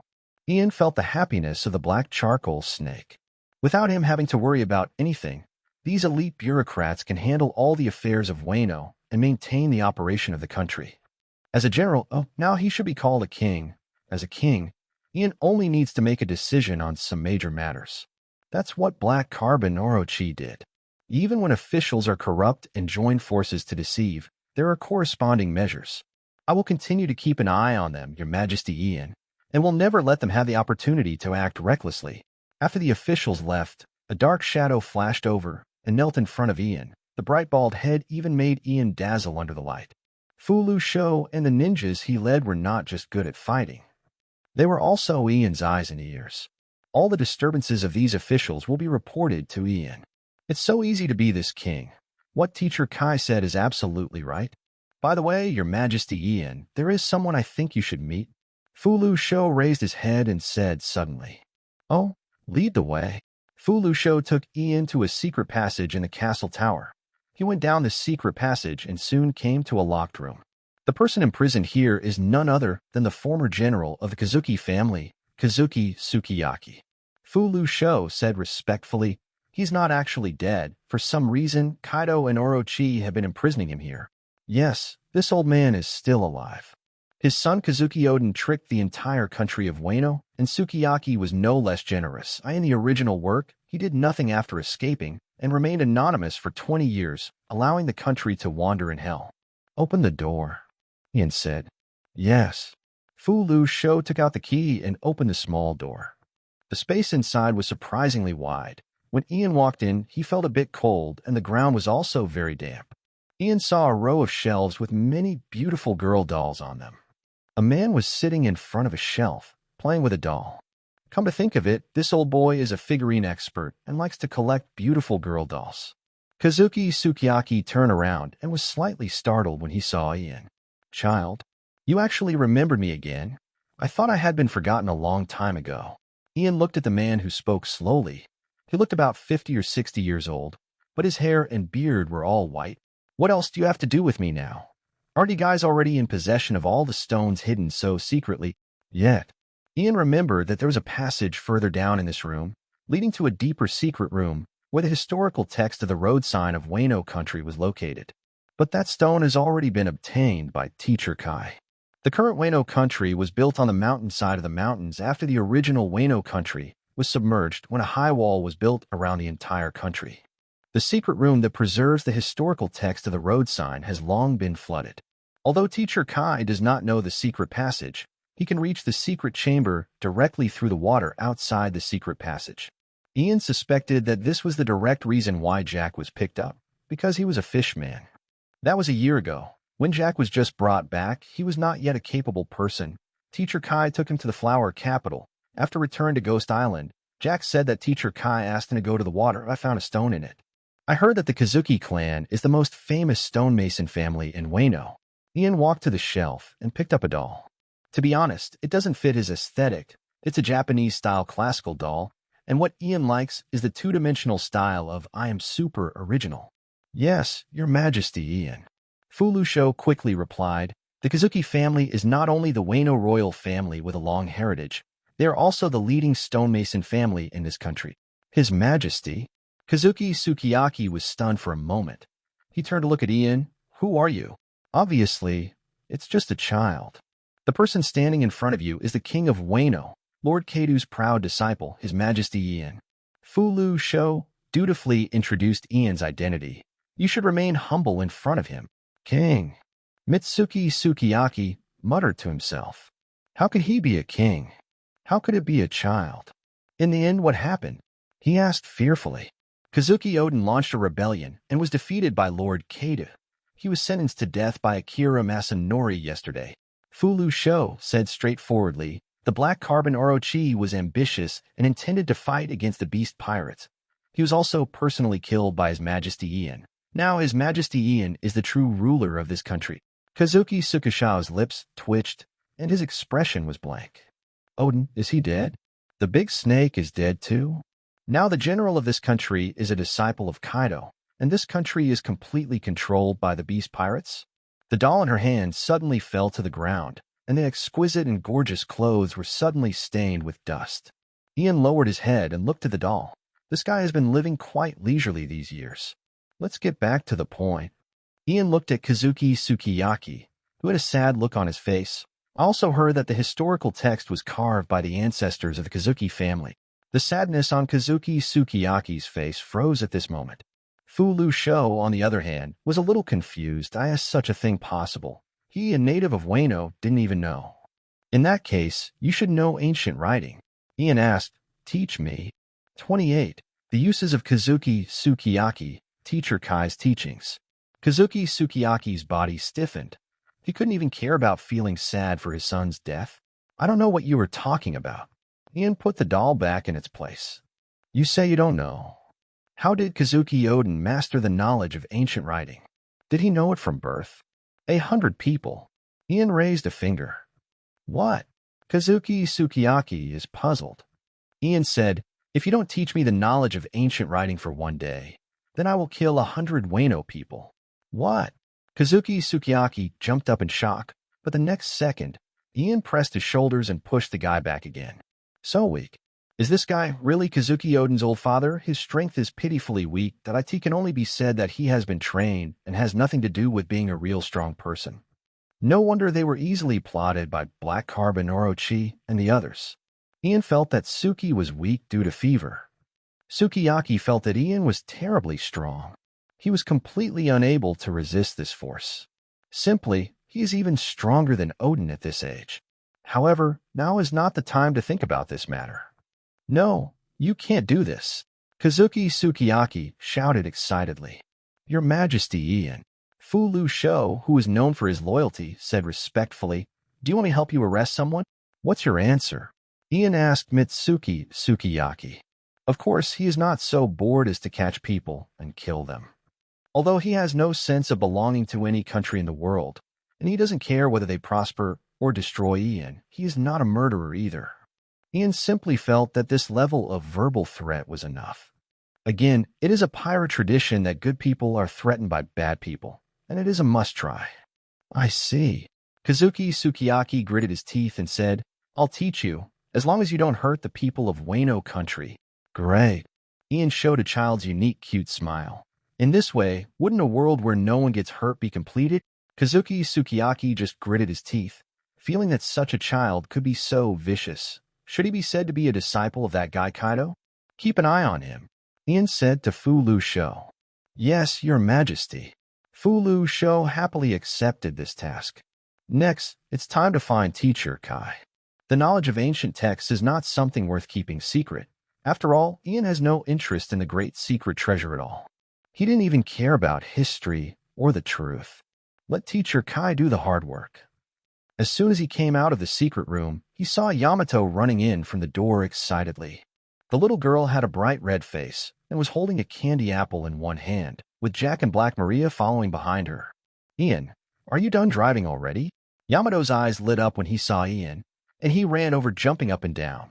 He said expectantly and handed the candy apple in his left hand to Ian. It's for you. Well, let's go find Teacher Kai now. I have something else to do.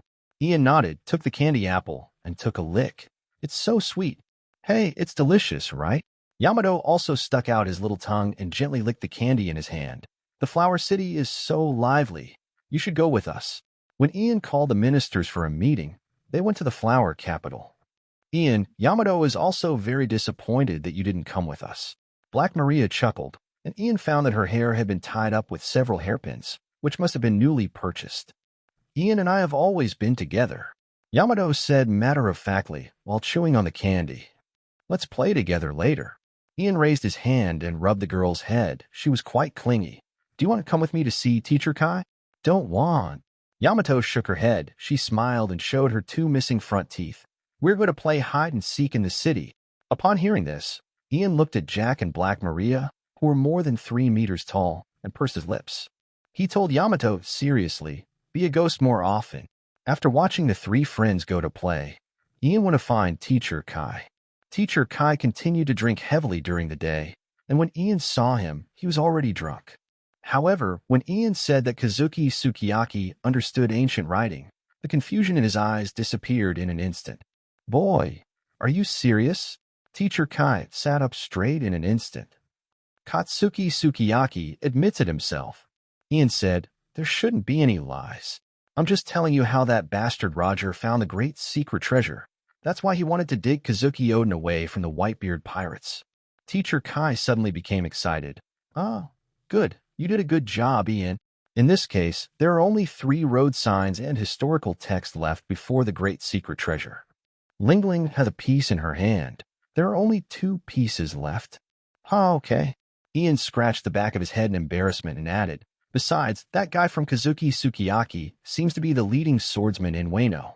Not only is he the best, he even made the 2nd-generation Ghost Blade, which is one of the 21 skills of the Great Knife regardless of his brain. He is indeed a top-notch swordsmith. Although Ian doesn't use weapons himself, it's okay to give Yamato a mace of the level of a large sharp sword. Really? Teacher Kai understood what Ian meant and nodded gently. Then take that guy to Onigashima and let him make weapons. Coincidentally, Teacher Kai set up a weapons industry in Weno country. By the way, Teacher Kai, Ian still felt that he should report the business about this country dash. It doesn't matter. But Teacher Kai was not interested. It doesn't matter what this country is like, as long as the weapons factory can operate normally, you can do whatever you like. It's really a statement that fits the character setting. By the way, before you go back, there is one more thing you need to do. Teacher Kai took out the wine gourd again. Before going back, Ian blinked, a little confused. Teacher Kai, do I have to go back with you? What about the affairs of this country? Teacher Kai took a sip of wine and said impatiently, didn't I just say it? It doesn't matter what this country is like. You just need to let it exist as a weapons factory and let your subordinates do other things. Are you still afraid that someone will dare to disobey you? He looked down at Ian. Little boy, you have to understand one thing. Compared to some shitty king, you should be a strong man, a real strong man. Of course I know about this kind of thing. And this is how I, the king, feel so uninvolved. I asked this what you asked me to prepare for? I was beaten on Ghost Island before I became king, and I was beaten on Ghost Island after I became king. Then isn't it a waste for me to be the king? If it doesn't work, Wouldn't it be better to use the smart snail to communicate? Teacher Kai probably added another sentence because he was afraid of discouraging the child's enthusiasm. Because Weno country is close to the outside world, there are no Dindin Mushi. However, there is a relative of Dindin Mushi here, called intelligent field snail. Its function is basically the same as that of Dindin Mushi, but the radio waves are weaker, and a leading snail must be used as a transfer every certain distance. Ian sighed. That's fine. The monarch is offline, just as a tribute to the benevolent monarchs in Africa. Anyway, Weno country is not that big, and it takes less than 2 hours to fly from Onigashima to Flower Capital. Then, Mr. Kai, what is the thing you want me to do? Ian asked. Several daimyos have raised troops and are heading towards Flower Capital. You can ask Jean for details. Mr. Kai burped. Anyway, you go and deal with them. Ian pointed at himself. Am I alone? If I remember correctly, the daimyos who raised troops in the original work were quite powerful, and one of them was a relative of Zoro, a descendant of Ryoma. What nonsense are you talking about?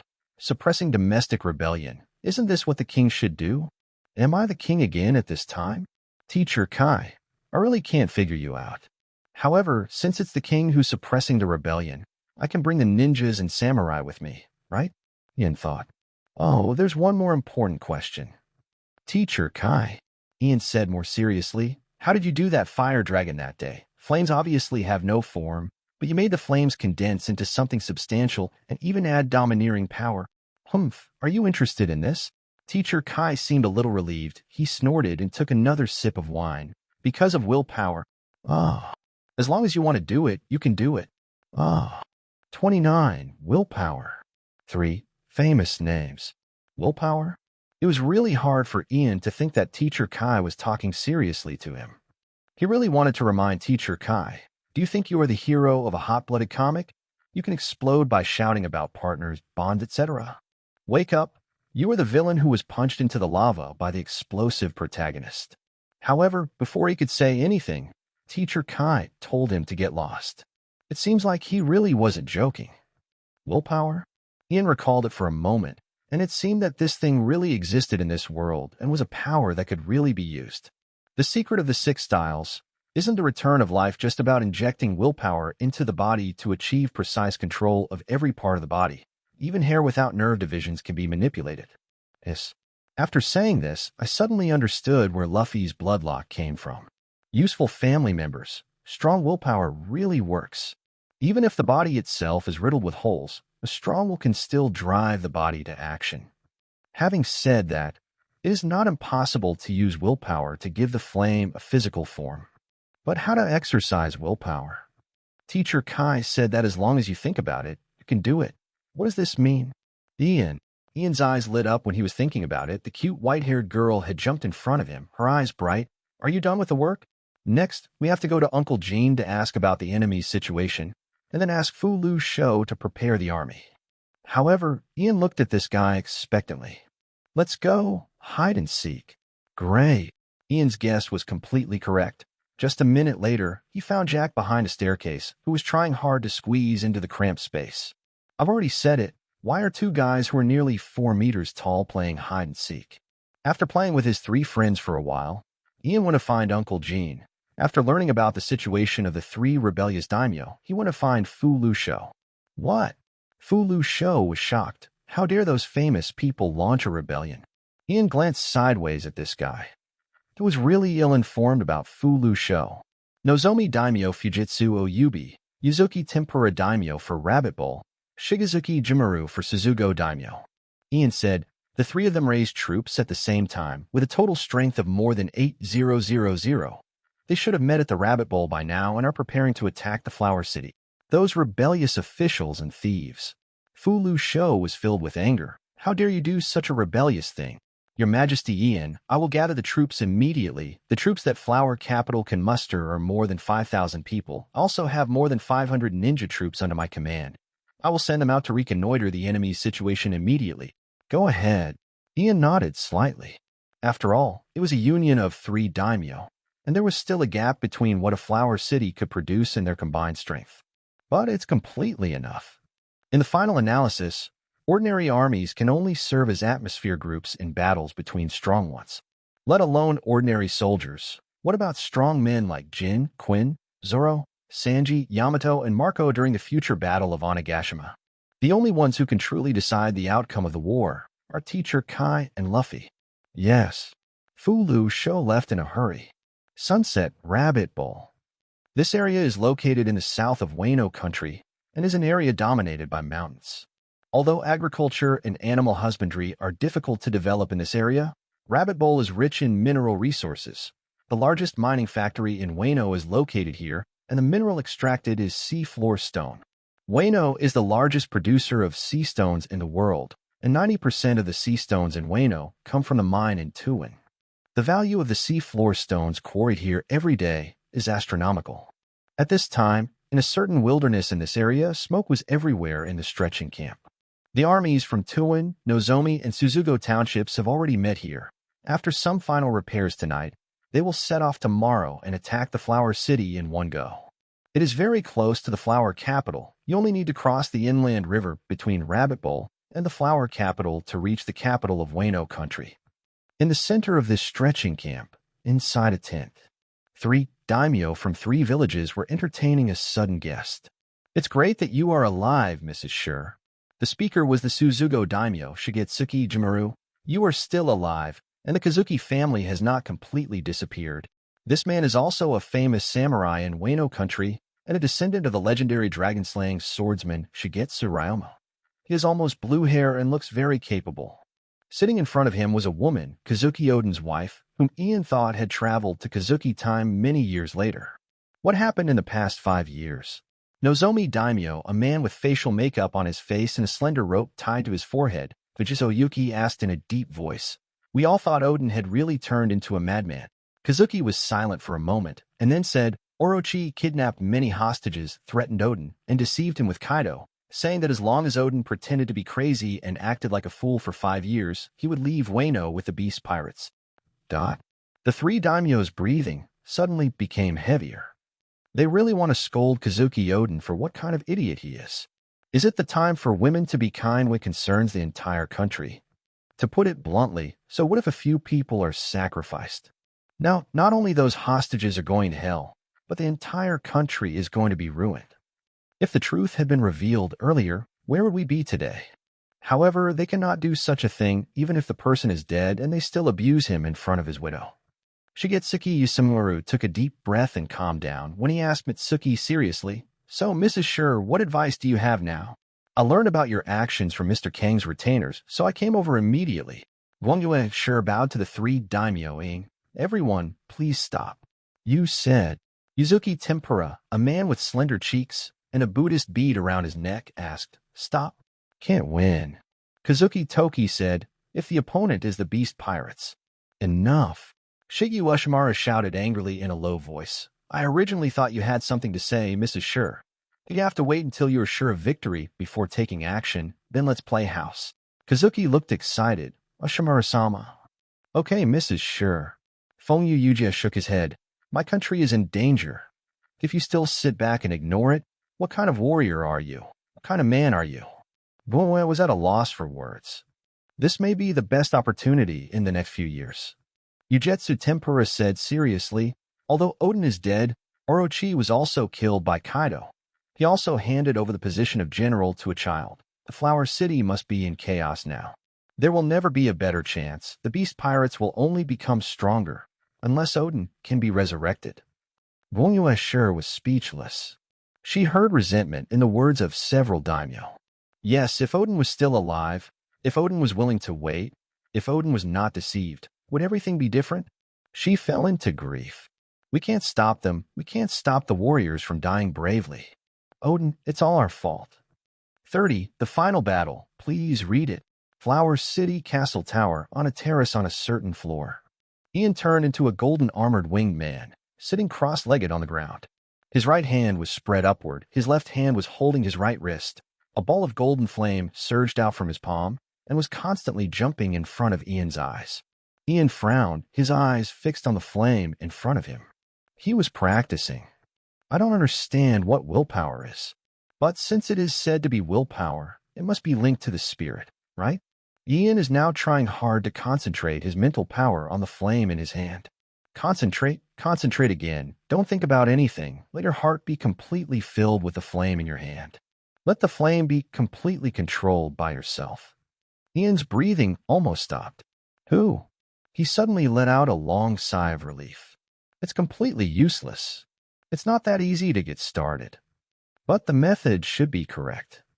After all, isn't willpower the power of thought? Concentration should be correct.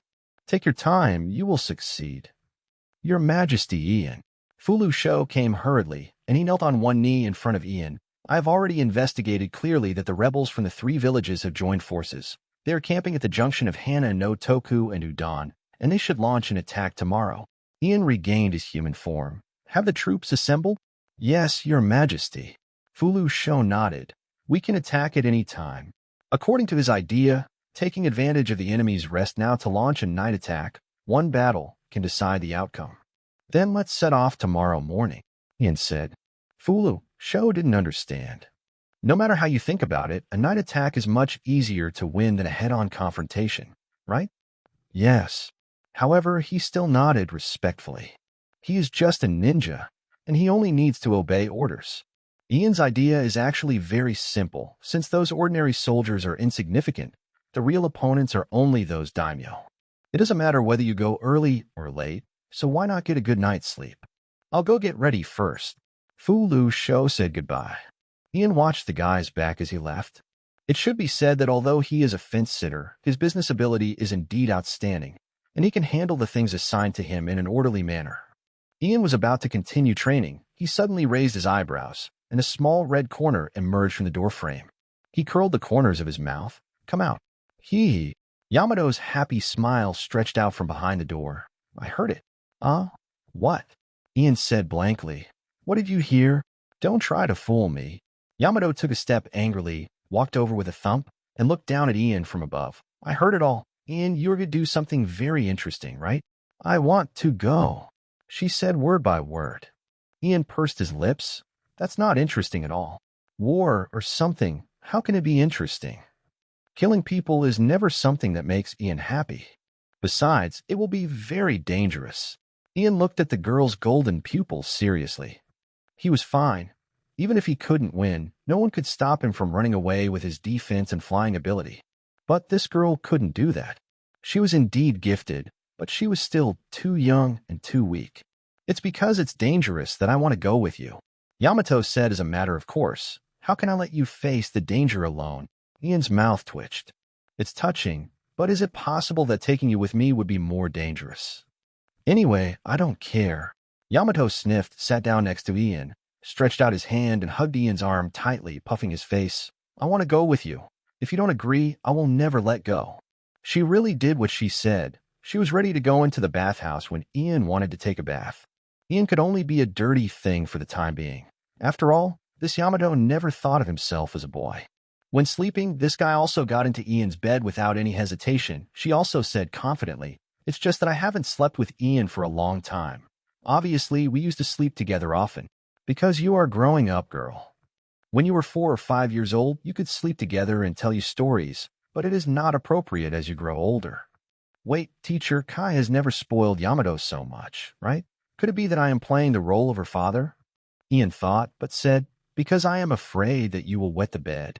This girl has a very high quality of sleep. Once she falls asleep, it is difficult to wake up, so she often wet the bed when she was a child.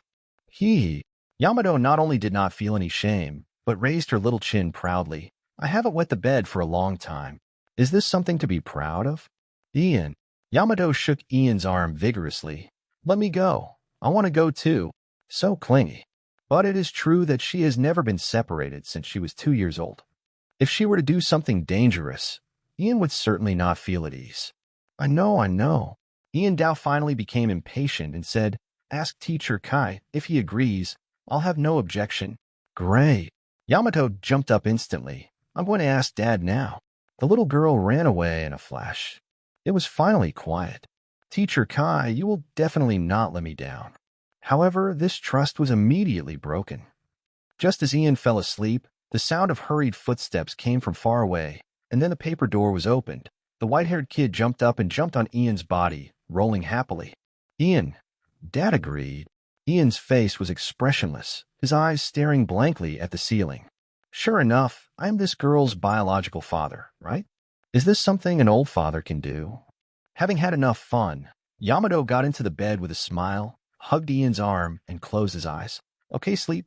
As soon as he finished speaking, the sound of thin breathing could be heard. It's so heartless. Ian closed his eyes helplessly. Forget it. Just be careful on the battlefield. He also fell into a deep sleep. The next day, even in the middle of the morning, soldiers and ninjas gathered outside the castle tower. Ian stood upstairs, looking at the distance, the wilderness outside the Flower City, and he lowered his head. Set off. The army sets off. Time goes back to a while ago. Rabbit Bowl. The coalition forces of the three daimyo had started cooking early, and now they have also assembled. Set off. The three daimyo were riding tall horses at the front of the army, drawing their swords and pointing them in the direction of the flower capital in the distance. On a rocky mountain not far away, Weno watched them go away quietly. This is the final battle of Weno country. The outcome of this battle is already determined. She didn't want to look, just turned and left. This is truly the final battle for the people of this country. But it's not the end, not at all. 31. Destruction falls from the sky. Flower City. This is not only the name of the capital, but also the name of the area where the capital is located in the mouths of the people of Weno. Compared with other areas, Flower City has developed much better. It is a large plain in itself, suitable for agricultural development. For Weno, which was once an agricultural country, this is the largest granary. There are also many towns distributed outside the capital. Even in the past few years of Kurozumi Orochi's perverse actions, these towns have not suffered any damage. Because the factories of the Beast's pirates are basically not built in this area, the agriculture in this area still maintains its past appearance. Outside the town, there are large tracts of farmland, a vibrant green.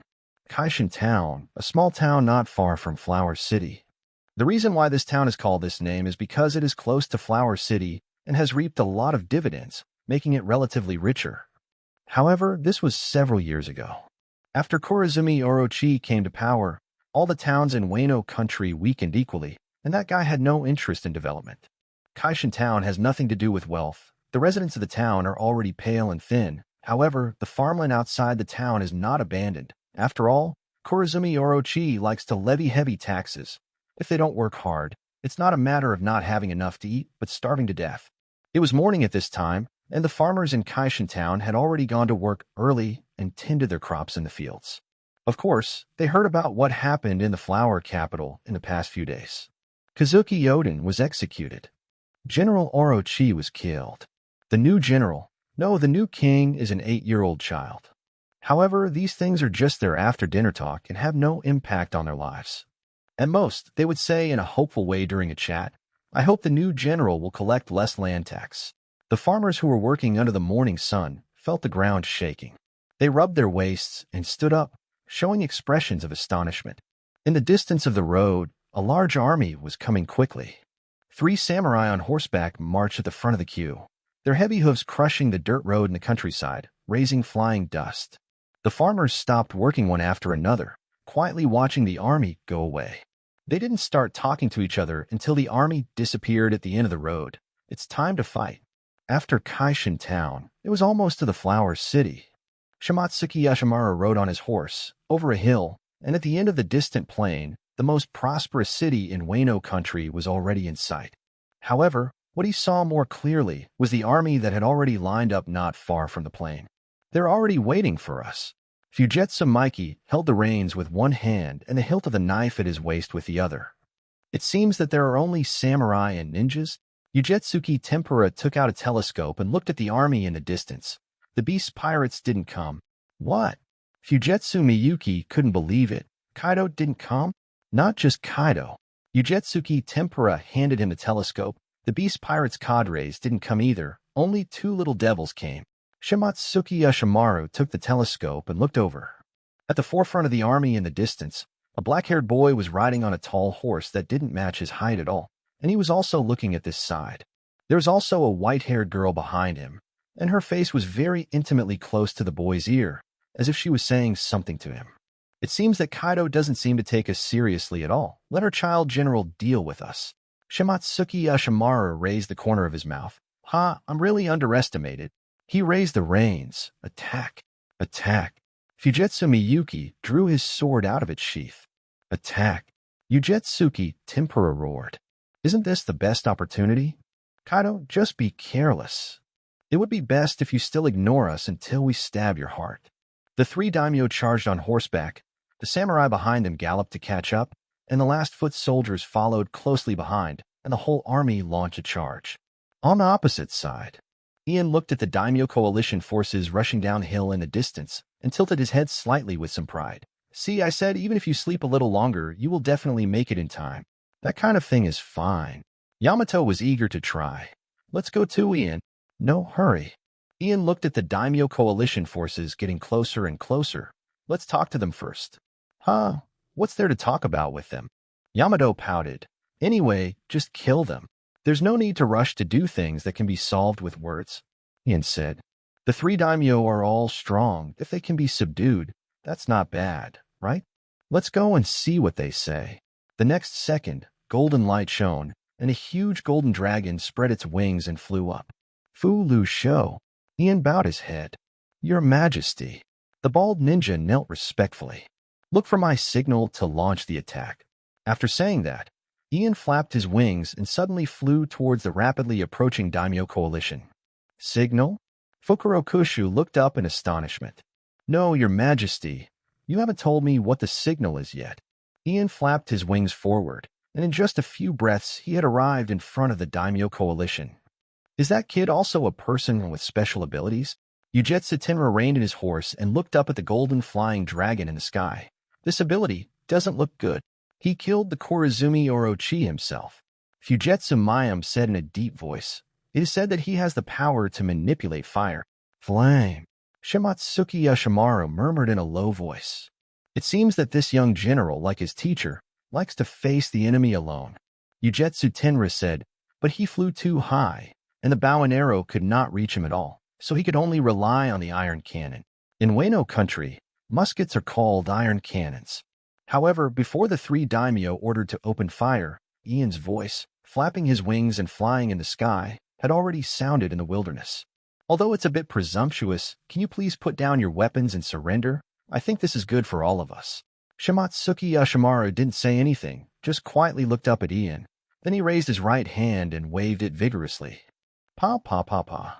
Dense gunshots rang out, and bullets instantly soared into the sky under the push of gunpowder, crackling and hitting Ian's stomach. Is that so? Ian nodded gently. Sure enough, in the original work, Teacher Kai didn't make these guys surrender, and it was too difficult to make them surrender. Is this your answer? Then dash. It doesn't work at all. Fujitsu Mikey sensed something was wrong.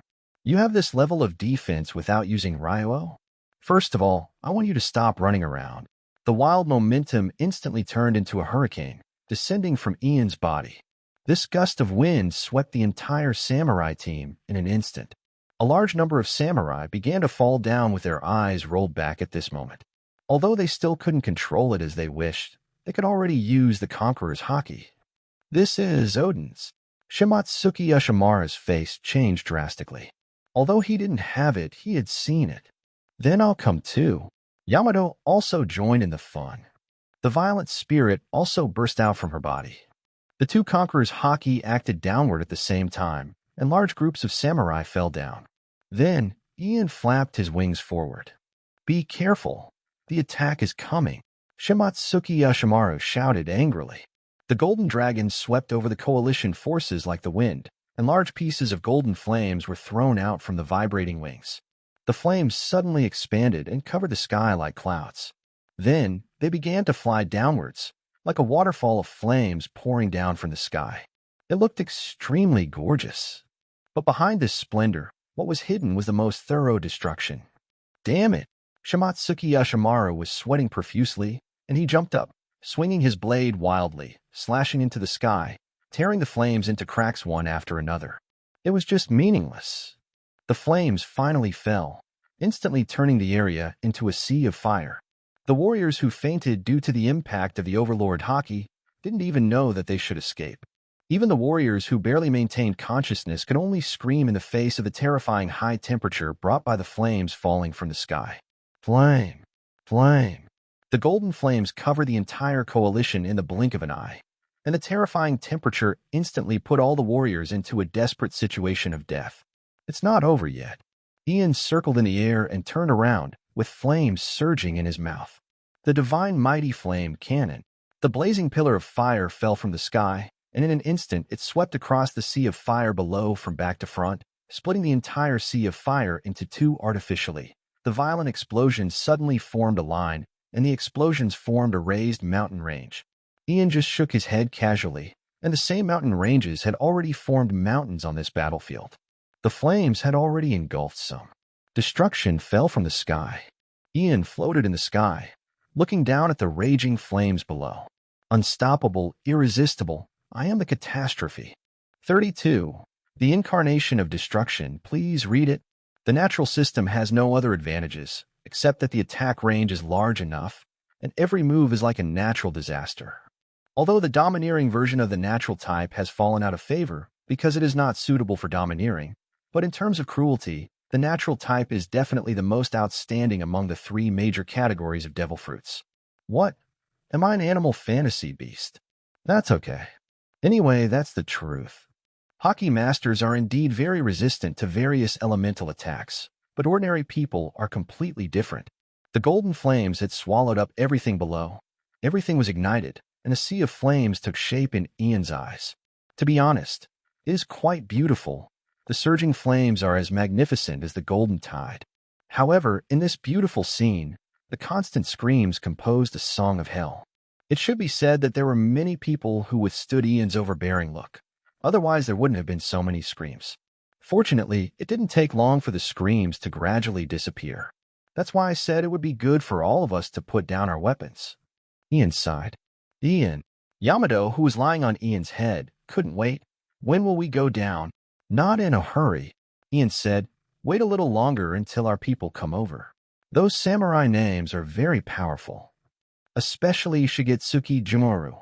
Uncle Jin's evaluation of him is that he is no less a master than Hyagoro. Faced with such a strong person, it is better to be cautious. Not to mention carrying the oil bottle of Yamato. At the same time, outside the flower capital, Fulu Sho saw the blazing sea of fire in the distance. Signal. He immediately reacted. It's a signal from His Majesty Ian, as expected of His Majesty Ian. In just a moment, the rebels were almost completely destroyed. Fulu Sho immediately roared, "Attack! Attack!" Samurai and ninjas immediately followed him and charged. All the soldiers' faces were filled with enthusiasm. His Majesty Ian humiliated the enemy. His Majesty Ian is invincible in the world. Now it's enough to just beat the drowned dog. The army's charging speed was suddenly 3 points faster. Ian sighed. The flames below had gradually extinguished, revealing a bare, dark area and countless charred corpses. There are only less than 200 people left who can still stand. Among these people, some have mastered domineering and survived, but more of them were lucky enough to avoid being burned by the flames. Among these people, Shuo Nyoan was trembling all over. In the blink of an eye, all he could see was devastation. A moment. In just an instant, the warriors summoned from the 3 villages were almost completely wiped out. The young men who followed him to save this country have now turned into cold corpses. Well, maybe it's not cold after all. Shuo Nyoan raised his head and looked up at the golden flying dragon in the sky. Beast, you deserve to die. Just give me your mouth to die. Veins were popping in his forehead, and his whole body was furious. The man suddenly jumped up, but he was still far from Ian's height. Therefore, the long sword at the waist was instantly unsheathed. The dark blade was entangled with invisible waves, and he slashed suddenly, and the azure slash shot up into the sky in an instant. Ian's right paw was wrapped in flames, and the huge claw swung down. The broken teeth of the winged dragon. The flames wrapped around the sharp claws lengthened, and now seemed to turn into flaming blades, leaving several shining trails in the air. They slashed at the flying slash, directly tearing it apart. In dragon form, Ian's power is much stronger than in orc form. But Ian dispersed the flames from his paws and put them in front of his eyes. There was a crack on the sharp fingertips. Sure enough, Does this guy also master the flowing weapon color? If his knife were to hit him directly, there would be no doubt that his defense would be broken. Fortunately, at this time, the army led by Fu Lushou had already charged. At a glance, Fu Lushou saw Tua and Yoan falling from the sky, and the surviving warriors gathered together. Charge! Fu Lushou drew his sword and roared, "For His Majesty Ian, the torrent is coming." Attack! Feng Yujie clenched the blade in his hand, and Luing quietly covered it. At this point, can we still choose to retreat? Fighting. Only fight. 3 daimyo and nearly 200 samurai faced an enemy army with a total number of nearly 6,000. However, in the first moment of the confrontation, it was Ian's army that was turned upside down. Drink!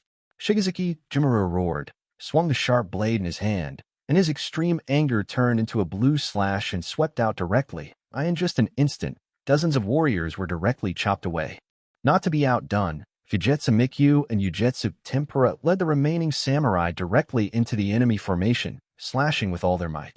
Among the remaining warriors, there are several elite warriors who have mastered domineering, and their strength is also good. Their charge brought huge casualties in just an instant. But fortunately, Ian's subordinates are not all idlers. Don't be too presumptuous. Fu Lushou took the lead, his earlobes elongated strangely, like 2 bullets that directly penetrated the chests of the 2 warriors who were caught off guard. The ninjas under his command showed their abilities, and shurikens and kunai storms headed toward the samurai. Coupled with the fierce warriors who swarmed in without fear of death, the number of warriors under the 3 famous men was reduced by nearly half in an instant. After all, there were some domineering people among the warriors on Ian's side, coupled with the absolute numerical advantage. Sukiyaki Jimuru and others were already at a disadvantage almost in the blink of an eye. Ian just watched quietly. He knew that it was impossible to annihilate all opponents based on numerical superiority alone. The other samurai were okay, but the strength of the 3 daimyo was obviously beyond the standard. If they weren't concerned about the remaining subordinates, the 3 of them could have been unparalleled in the surroundings, especially Shigetsu Ushamaru, as no one could get close to him. You have to deal with them yourself. Ian, how long will we keep flying in the sky? Yamato also urged anxiously. It's time to take action. Then let's get started. Ian began to lose altitude. Shigetsuki Yasumaru, who was deeply surrounded, noticed this keenly. That brat is down, he shouted loudly. Oyuki Tempura, let's catch him. He's very strong. Let's go together. As long as we can catch him, there will be a chance. Good. The 2 daimyo responded loudly, without hesitation. So, in the next moment, the 3 of them began to rush toward Ian on the side of the battlefield like a powerful force. Fu Lushou's expression suddenly changed. These 3 guys actually went towards His Majesty Ian. Just when he was about to lead someone to stop him, he heard His Majesty's voice. Fu Lushou, protect her. Ian looked at the 3 people coming towards him, and it was not at all what he expected. After shouting these words to Fu Lushou, he whispered, "Don't mess around, protect yourself." Above his head, Yamato had transformed into a majestic werewolf, holding a mace and nodding with interest. So Ian carefully grabbed her and threw her directly in the direction of Fu Lushou. Oh. Yamato shot through the sky like a cannonball. Yamato appears. Yamato-sama. Fu Lushou immediately stopped, sweating on his forehead, and shouted anxiously, "Everyone gather together, protect Yamato-sama. Even if everyone dies here, we must protect this adult. Not only is she the only daughter of Lord Kaido and the heir to the Beast Pirates, but she is also most likely the future queen of Weno." Yamato had already fallen, and she opened her mouth toward the samurai. Hyoya no samurai. The breath of ice fell, and several warriors were instantly frozen into ice sculptures. But unfortunately, several of Ian's warriors were also frozen. Ian looked at the ninjas who suddenly gathered towards Yamato's position in the distance and nodded slightly. With Fu Lushou and the others' protection, Yamato should be fine. So next are these guys. Ian lowered his head. Below, the 3 of Sukiyaki Jimuru had already broken out of the encirclement, charging towards him like the wind.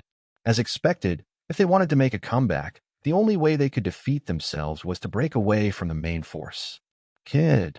Anger turned into the strongest power of the 3 daimyo. Although he is a kid, the kid who killed so many people in one breath is no longer an ordinary kid. He must punch hard. The three of them jumped into the air at the same time and rushed towards Ian, who was staying at low altitude. Ian could clearly see the patterns on their blades, and the dark blades were about to slash Ian's body in the next second. The fire burned blazingly from Ian's body, and the golden flying dragon melted into the gold, turning into red impurities, adding a hint of scarlet in the flames. What? The three great names didn't even realize what happened. They only knew that their blades were swung in the air, and they clearly hit this guy's head, but they went straight through. Even, they themselves directly castrated and rushed into Ian's body. Wow. The extremely terrifying high temperature came from all directions instantly, and even the flowing cherry blossoms of the three of them could not completely block it. The weaker ones, Fujitsu Yue and Ugetsu Tempura, even screamed in pain. Pain. It hurt so much. Fortunately, the pain only lasted a moment, and they penetrated Ian's body almost in the next second. Both Fujitsu Mikyu and Ugetsu Tempura had burns on their faces that were difficult to hide. Even the stronger Shigetsuki Namaru was a little scared.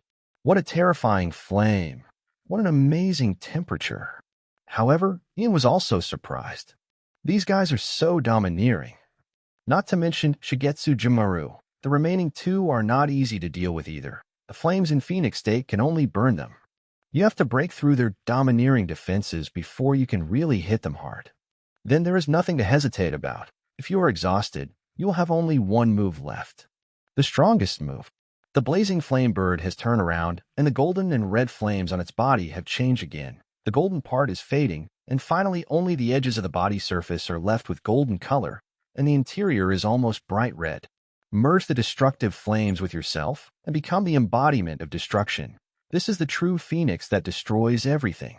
The next thing to do is very simple. Ian flapped his wings and crashed into the three people who had not yet landed. 33. God is still not affected. Please read it. Thunderous Bagua. Yamato's iron rod wrapped with ice crystals directly hit a samurai's face, making his entire face concave and also freezing the guy's head into ice. Then the ice crystals wrapped around the iron rod spread into white mist, and Yamato's body turned along with the trend, and the white mist instantly drew a white track in the air. Ma Huan Blade. Several samurai around were frozen into ice sculptures in an instant. It's not over yet. The little girl had the happiest smile on her face. She lowered her body, and her slender legs suddenly exerted force. Shinzu. Yamato turned into a white shadow, shuttling back and forth among the besieged samurai. White Snake Drive. One by one, the samurai were knocked into the sky. Their limbs twisted, and the places where they were hit were completely frozen. The white shadow soared into the sky and fell in the horrified eyes of a samurai. Ice slash. Dang. In the explosion, the unfortunate samurai was smashed into broken ice. Lord Yamato, wait for me. Furukuju followed behind Yamato non-stop. Never let this adult encounter any danger.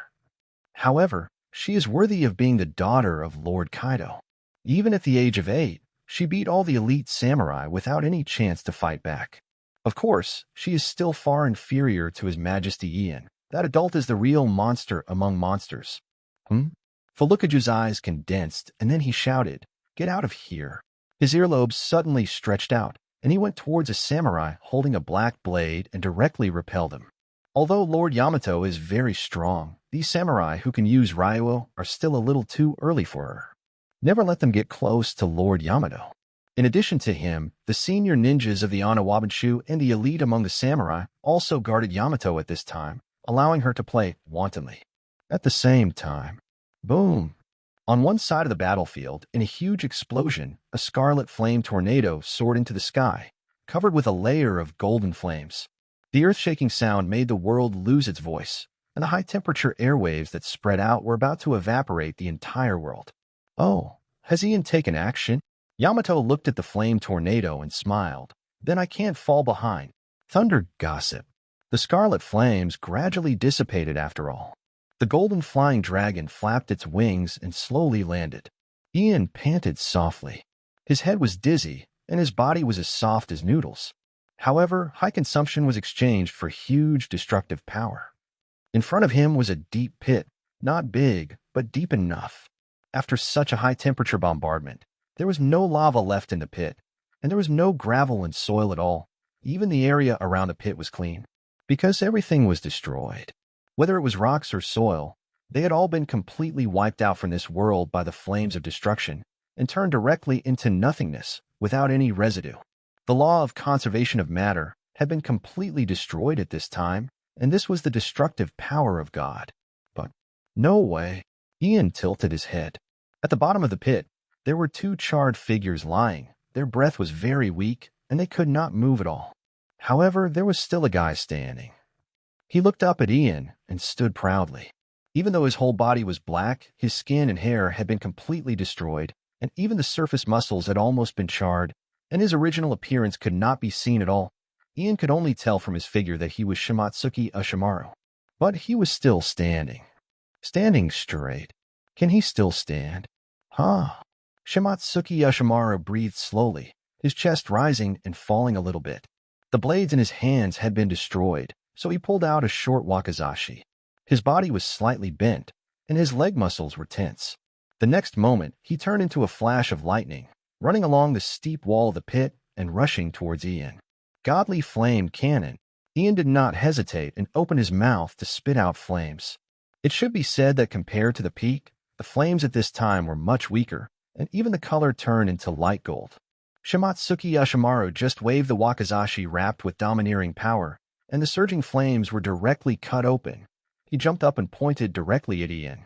Ian's huge claws were wrapped in flames, and the claws were bent and suddenly slapped towards the middle, like a mouth closing. Pterosaur's broken fang.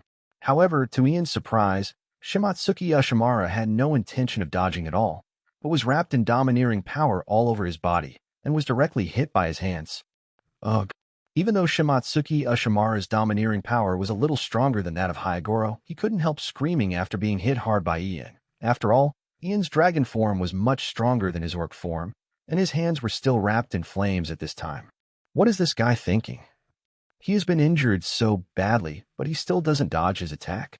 Can he also rely on willpower to explode? He was clearly ready to turn into a ball to resist the attack. Ian suddenly felt a sharp pain in his palm.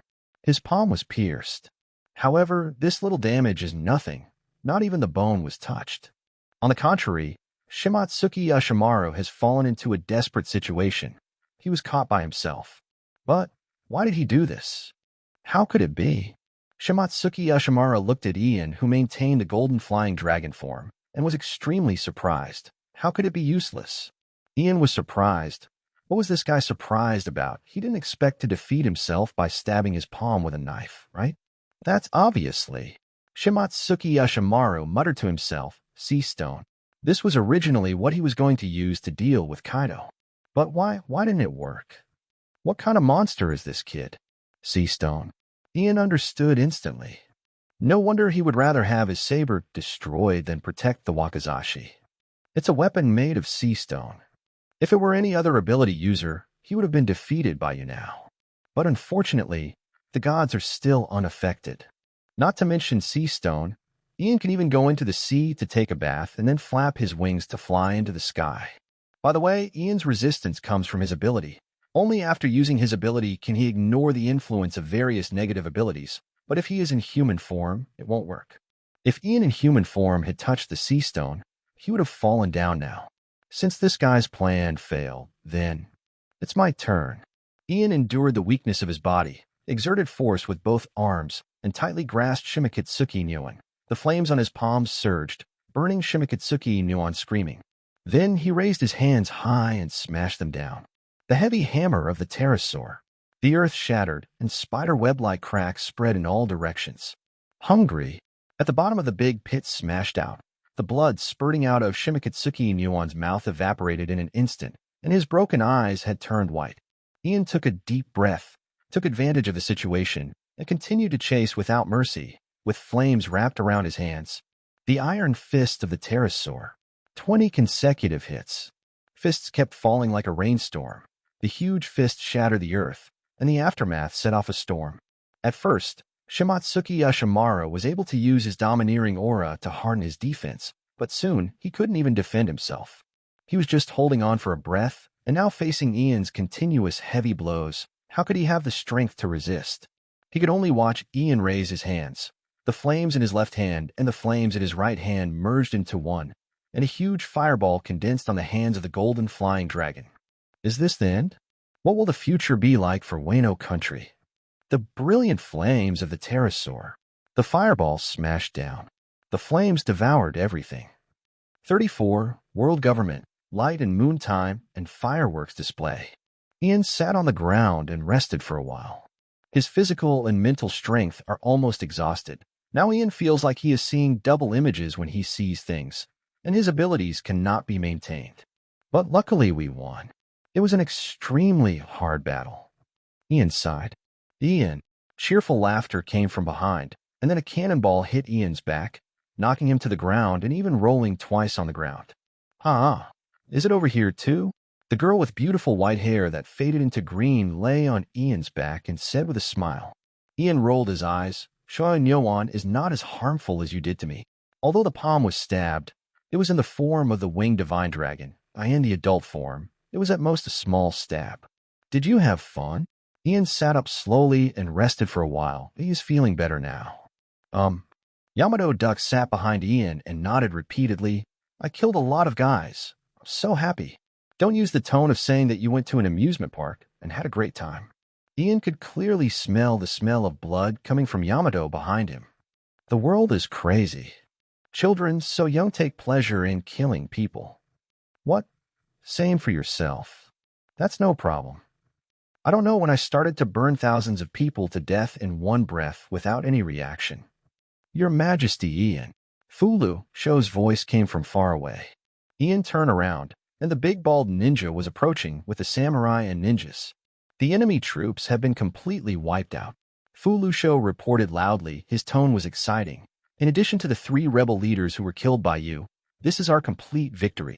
Ian nodded lightly. If more than 5,000 people could not be defeated by less than 200 warriors, then they might as well be buried by the black carbon Orochi. Let's go back. Ian stretched. The battle was not long, but it was indeed very tiring. Later.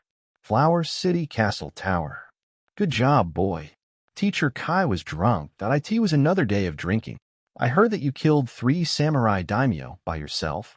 Ian sat cross-legged on the floor below. His eyelids were drooped, and he still looked a little languid. His physical strength had almost recovered, but his mental strength was not yet there. He raised his right hand, twirling his thumb and index finger slightly. I was just a little bit close to being killed. Teacher Kai, don't let me deal with such an opponent in the future. Can you bear to watch your disciple die at the hands of the enemy? If he were not immune to Heilushi's suppression, he would have been killed by Shuin Yon. Teacher Kai acted as if he didn't hear Ian's complaints at all, and just laughed. As a winner, you are indeed qualified to speak arrogantly. So why did I speak so arrogantly? Ian tugged at the corner of his mouth, and it was indeed just a little bit close. His palms were bleeding from the pricks, and his head is still dizzy now. Both father and daughter do not listen to anyone at all.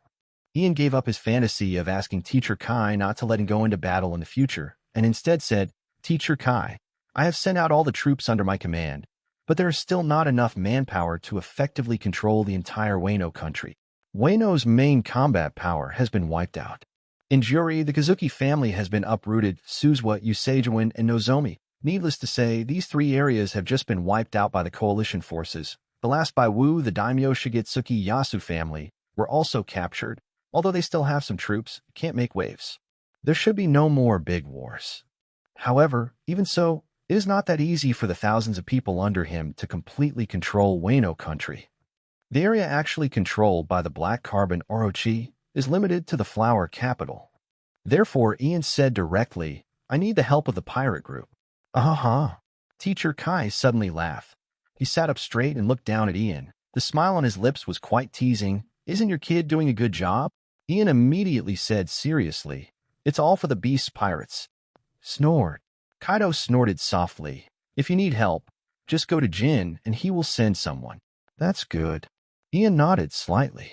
With the pillars of the beast's pirates leading the team, even if a riot occurs when taking over various areas, it can be easily suppressed. Teacher Kai suddenly spoke again. Before returning to Onigashima, there is one more thing to do. More. Ian's eyelids twitched. Isn't it the last thing to do before going back to deal with those big names? Ian asked tentatively. What's the matter? Aren't you asking me to deal with someone again? There are no more enemies in Weno country. Teacher Kai took a sip of wine and said rather casually, "People from the world government are coming to discuss business. You go and deal with them." World government? Ian raised his eyebrows. Me? He was not surprised that the beast pirates had business relationships with the world government. You can know this from reading comics in the previous life. Anaria and the other 3 barbarians were also bought from the government. It can only be said that it is the Navy that wants to fight against pirates, and it has nothing to do with the world government. But, Teacher Kai, the many courses you gave me did not include foreign trade. In the past, Orochi was responsible for this matter. Teacher Kai said, "Since you killed him, then you will take over this job." Ian's eyes immediately widened. "No, Teacher Kai. Are we still being reasonable? Didn't you ask me to kill the big snake? Are you waiting for me here? Then, what should I do?" Ian scratched his head. "You just need to remember one thing. You are my disciple. So, just go ahead and do it." What does it mean to just let it go? After leaving Teacher Kai, Ian was still thinking about this issue. Do you mean to let yourself open your mouth freely? Just after going out, Yamato, who had been squatting in the corner counting ants, turned around in surprise. "Ian, have you finished talking to Dad?" Although this girl is already very close to Teacher Kai, she is not very interested in talking about serious matters. Ian nodded. "Have you decided where to go?" "We agreed to go play with her after finishing the business. Maria said there will be a fireworks display in the Flower City tonight. Let's go watch it together." Yamato's eyes filled with anticipation. "I have never seen fireworks before." Fireworks display? Ian didn't know that Fu Lu Shou had reported it to him. After all, this fireworks display is to celebrate the new king's accession to the throne and the victory of the war. Okay. Ian agreed immediately. Speaking of which, he hadn't seen fireworks in a long time. I don't know how the fireworks in this other world will be different. Night falls quickly. In the southern part of Weno country, Qinging. Although this country is closed to the outside world, it does not have channels for external communication. Otherwise, the beast pirates would not be able to conduct transactions with the world government. Qinging is the channel for external communication. This port is connected to a huge cave under Weno country, and the waterway of the cave leads directly to the outside of the high wall surrounding Weno country.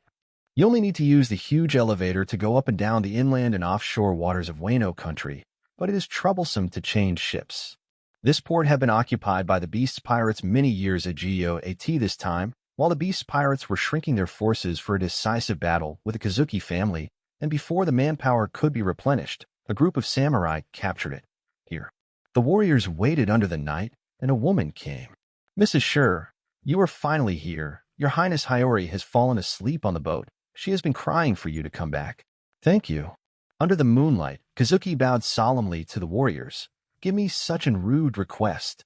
The warriors shook their heads. "This is Lord Kang's order. We are warriors loyal to him." A samurai asked, "Mrs. Toki, how are Ushimara-sama and the others doing?" Guangwei was silent for a moment, then shook his head. "I don't know, but the results should come soon." The warriors nodded. "Then I wish you a safe journey." Guang Yue's face was a little bitter, and she could hear a little contempt on the faces of these warriors. She could understand that, after all, she was leaving the country. "What are you going to do?" Guang Yue asked solemnly.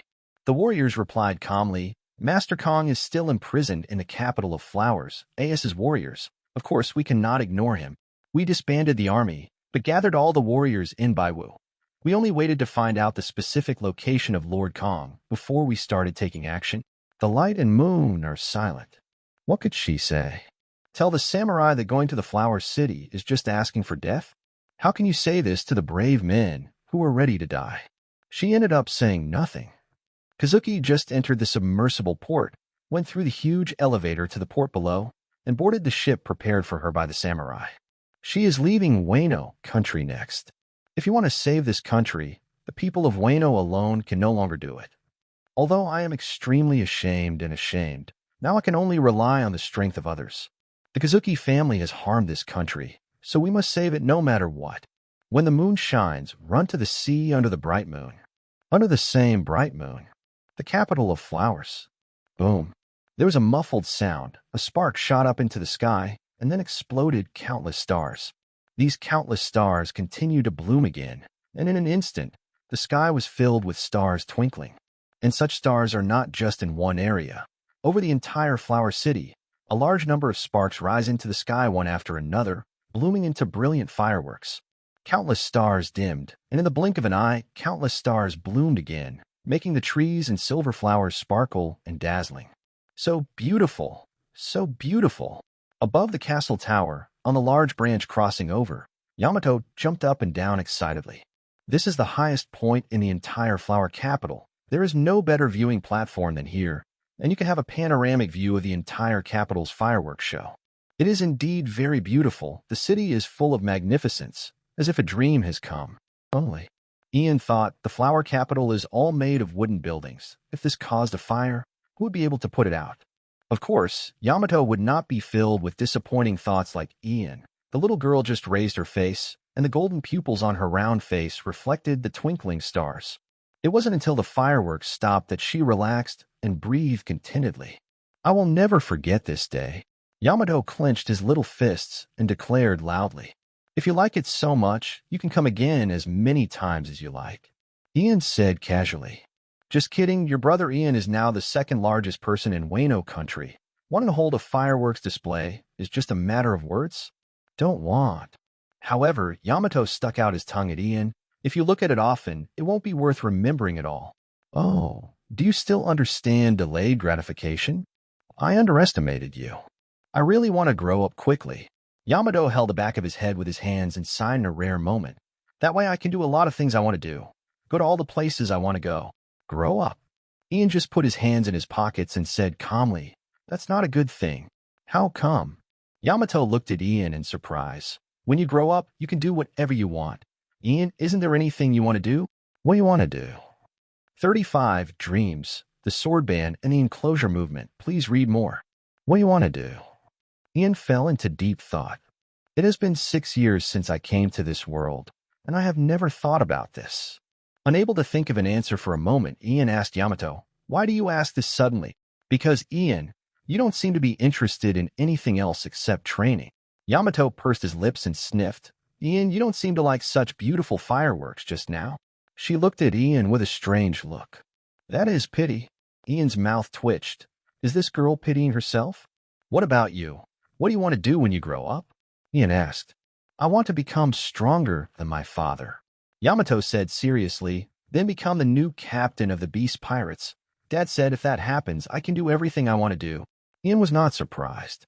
Of course, he could feel that Teacher Kai really regarded Yamato as his successor. Of course, the time of succession is hard to say.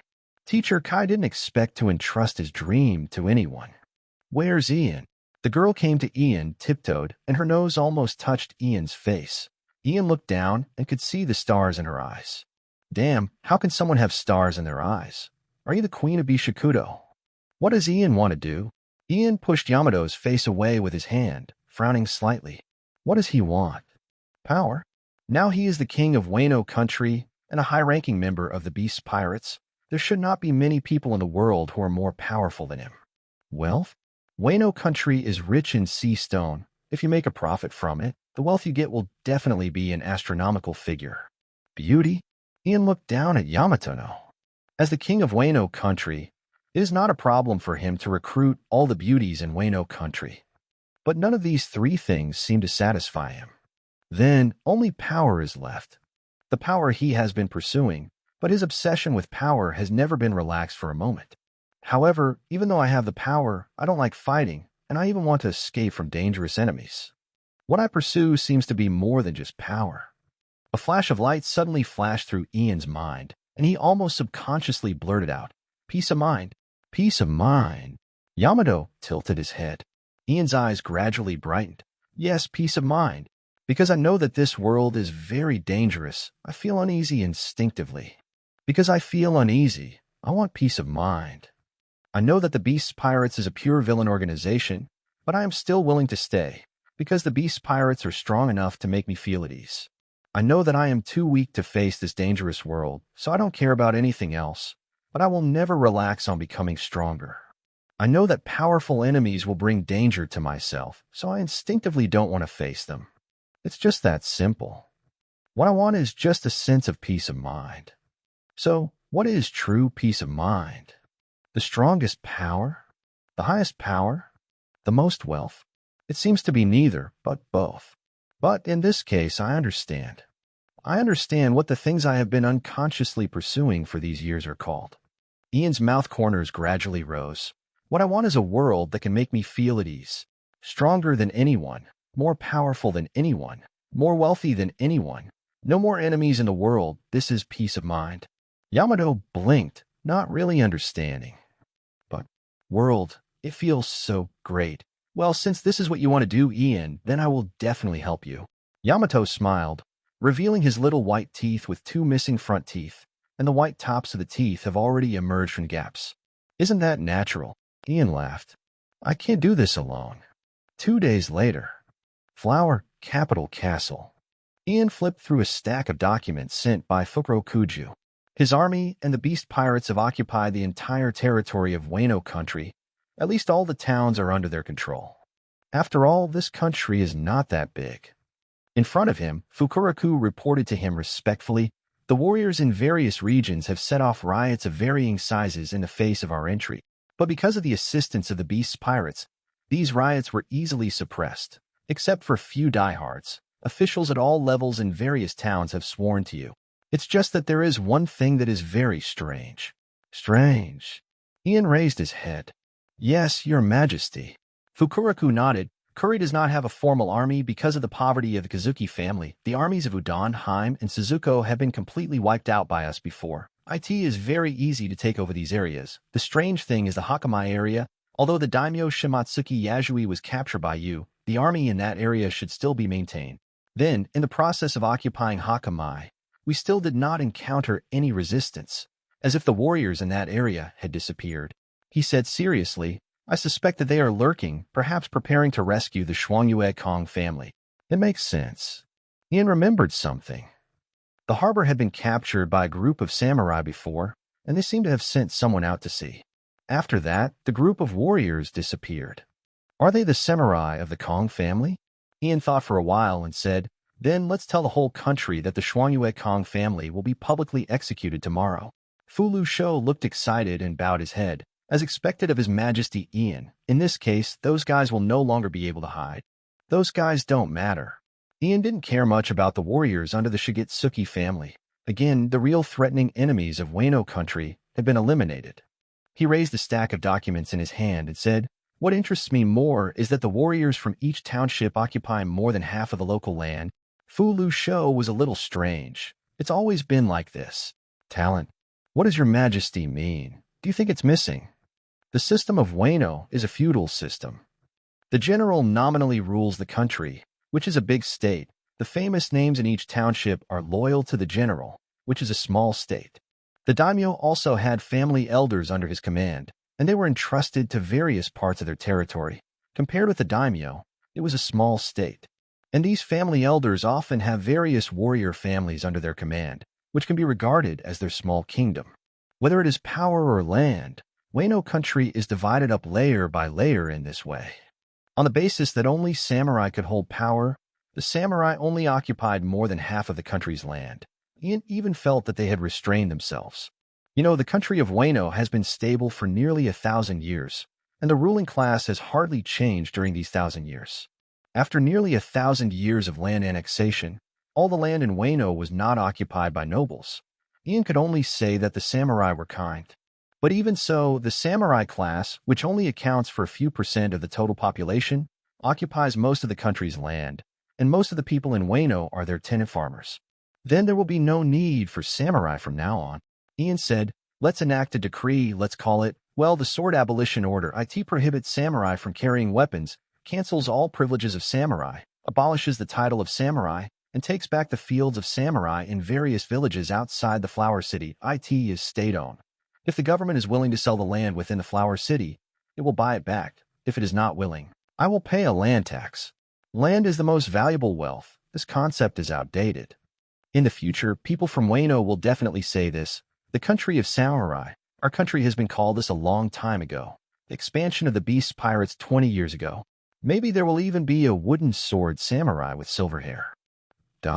Fu Lu Shou's expression suddenly changed. Although the samurai class of Weno suffered huge losses in the previous battle, the remaining samurai are still a powerful force. Moreover, they are the basis of government rule. Without the warriors at the grassroots level, how can the government implement the decree? Policies cannot be implemented by just a few words from the people above. How can it be done without the people below actually running the errands? In addition, the government affairs of each township are directly connected with the central government, leaving it to the civil servants to handle it themselves. As for the landless warriors in each township, they are given two choices, either to join the army or to become grassroots political officials, and the government will provide them with salaries. Your Majesty, you must be too generous. You just revoked the privileges of these guys, and you still want to use them? Fulu, Sho swallowed. But he also knew that there was nothing he could do about it. Otherwise, where can we find a group of grassroots officials? Do you expect farmers who have been farming all their lives? Moreover, what kind of trouble can these samurai who have lost their swords make in the face of His Majesty Ian and the beast pirates? It's just the bureaucrats who suffer. His Majesty Ian just moved his mouth and didn't consider the rationality and feasibility of the policy at all. IT can be said to be extremely willful, but they are responsible for the implementation. I don't know how much they will have left it here. Yes. Fulu, Sho nodded respectfully. He knew that from now on, Weno country would lose its fangs completely. The land of warriors that it once was will no longer exist. Finally, Ian thought for a while. Don't you think there are too many farmers who rent land for farming? Fulu, Sho looked up in surprise. First release some of the farmers' leases, Ian said, and let them leave the land. But Your Majesty, Fulu Sho couldn't help but exhort him at this time. If farmers lose their land, I don't know how many people will die.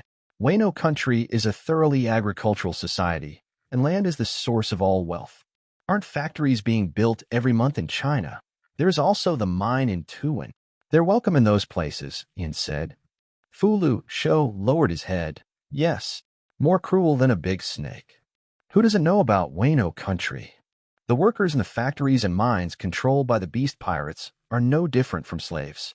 Should we say that this is the disciple taught by Lord Kaido?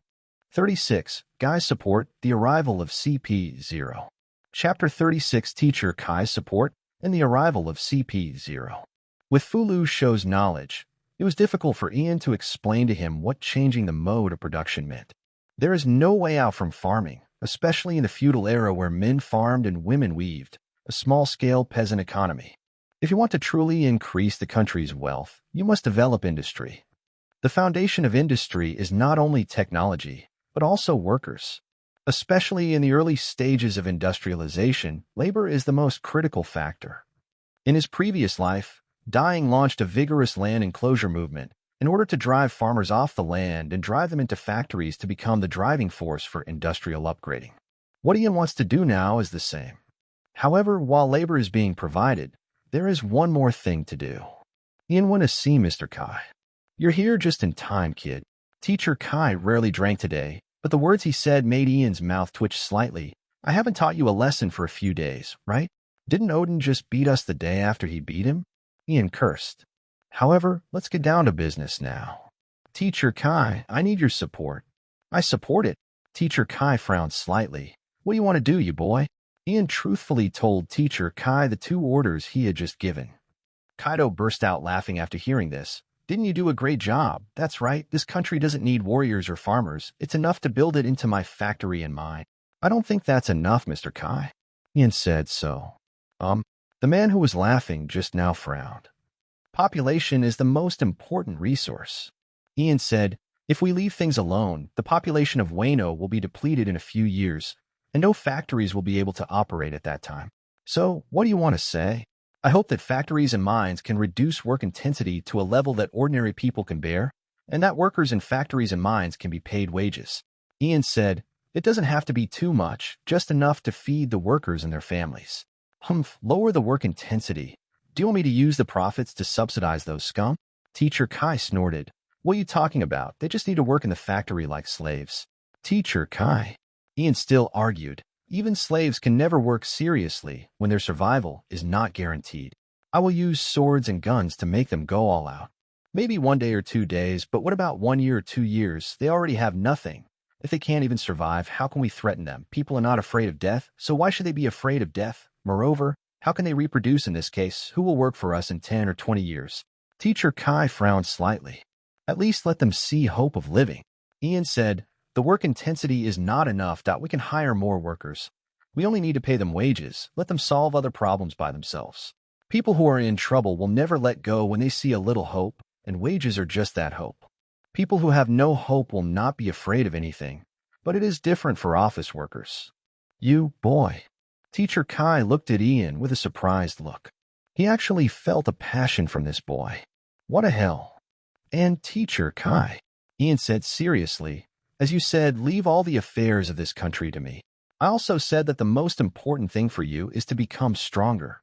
Teacher Kai snorted coldly. I will never give up even when I get stronger. Ian said, it's just that I think doing this will make the beast pirate stronger. This kid actually got tough in front of me?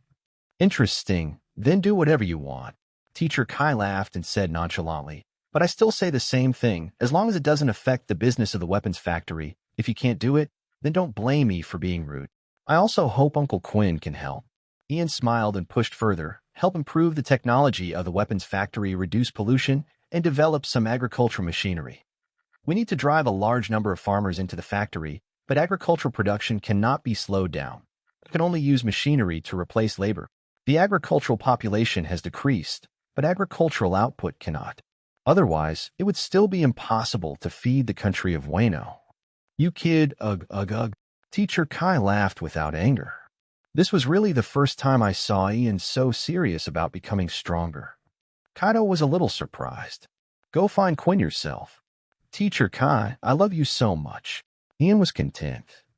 But before that, Teacher Kai stood up with an evil look in his eyes. Let me see your recent progress. It's only been a few days. How can we make any progress? However, Teacher Kai is so interesting that he can't fall down. I'm going to find Yamato. Well, good brothers, we share weal and woe. After being tidied up again, Ian, who was so tired that he couldn't even use his energy and had a bruised face, went to find Quinn. After clarifying the purpose of the visit. Uncle Quinn was so angry that the fat on his face was trembling. You bastard are really going to make trouble for me. How can I find the time to study these inexplicable things for you? This is what Teacher Kai meant. Ian emphasized his authority and then said softly, Uncle Quinn, don't you think that creation and construction are more fulfilling than destruction? What stupid things are you talking about? Uncle Quinn blew his beard and glared unceremoniously. You better go talk to that big head of Vegapunk. I'm not interested. Oh. Ian pretended to be surprised. Uncle Quinn, you mean that only Vegapunk could do this kind of thing, can't you? But we can't find Vegapunk, so we can only ask Teacher Kai to find it. Have you heard about Vince Smoke Gaji? Uncle Quinn, didn't you say you did research together? Can you contact him? Vegapunk Gaji? Uncle Quinn's whole body was trembling now. He stood up and said angrily, You really dare to say that? Okay, just wait for me. I will let you know what the world is. Top scientists. The corner of Ian's mouth curled up. As we all know, all the top scientists in the world are resentful of Vegapunk, jealous and sympathetic, and will do anything to surpass him.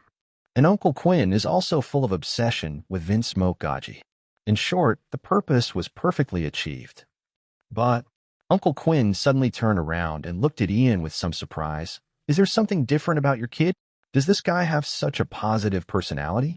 The next day, noon, Ian stood on the terrace on the top floor of the castle tower, looking down at the square below.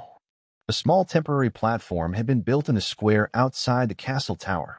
On the platform, a tied man was kneeling on it. That was the Shuangyuekong family. Today is his public execution.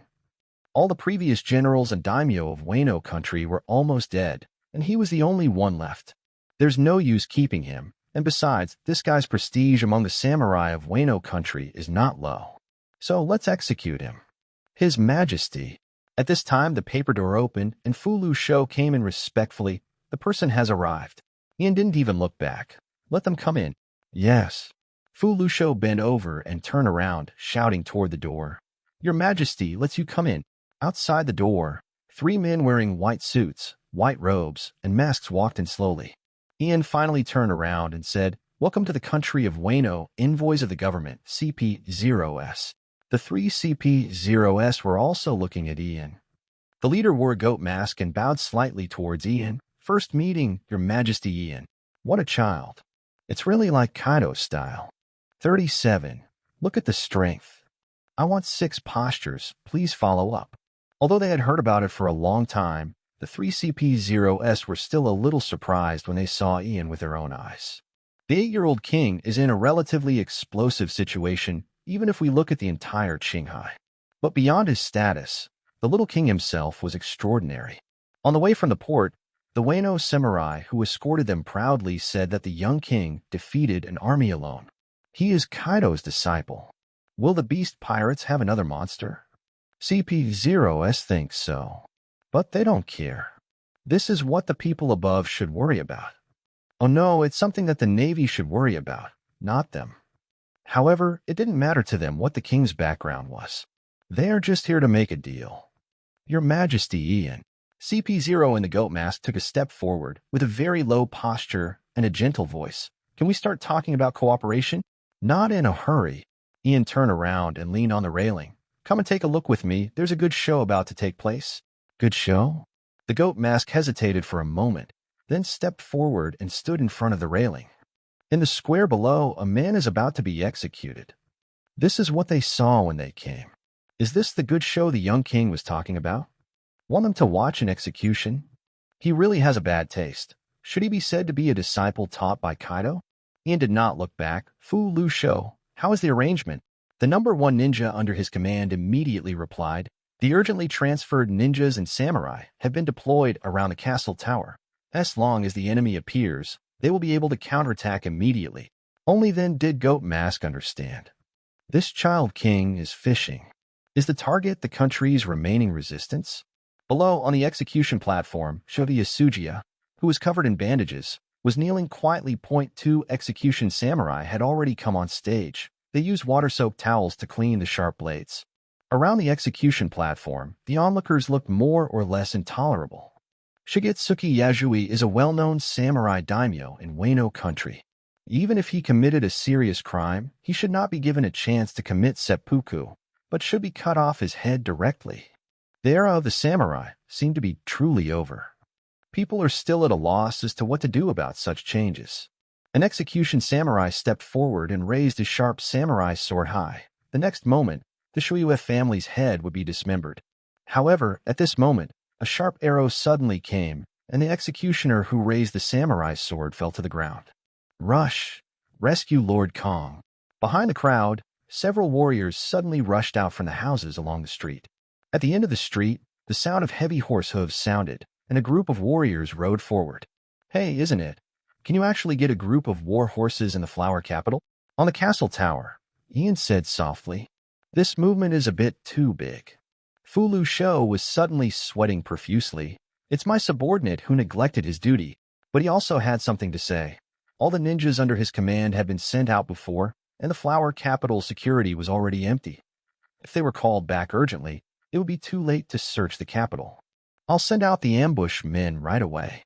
Fu Lu Shou is ready to make up for his mistakes. Ian turned back and looked at the goat mask. Can you let me see the strength of CP0? What? Goat Mask said in a surprised tone. Your Majesty Ian, we are not your subordinates.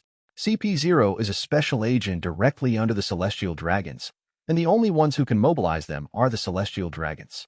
Ian raised a sharp brow. Then you go back. If you can't even meet such a request, how can we talk about cooperation? TSK. Ian clearly heard such a startling sound coming from behind the goat mask. A moment, please. Compromised. Terminating the transaction is definitely not an option. If the talks fall apart for such a stupid reason, then you will definitely be skinned and cramped by someone above you when you go back. Goat Mask turned back. Let's go. The remaining 2 CP0s did not refute, just nodded slightly. The next second, 3 people jumped from the castle tower at the same time. Oh. Joa Yasujiya raised his head and saw the warriors rushing through the crowd towards the execution platform.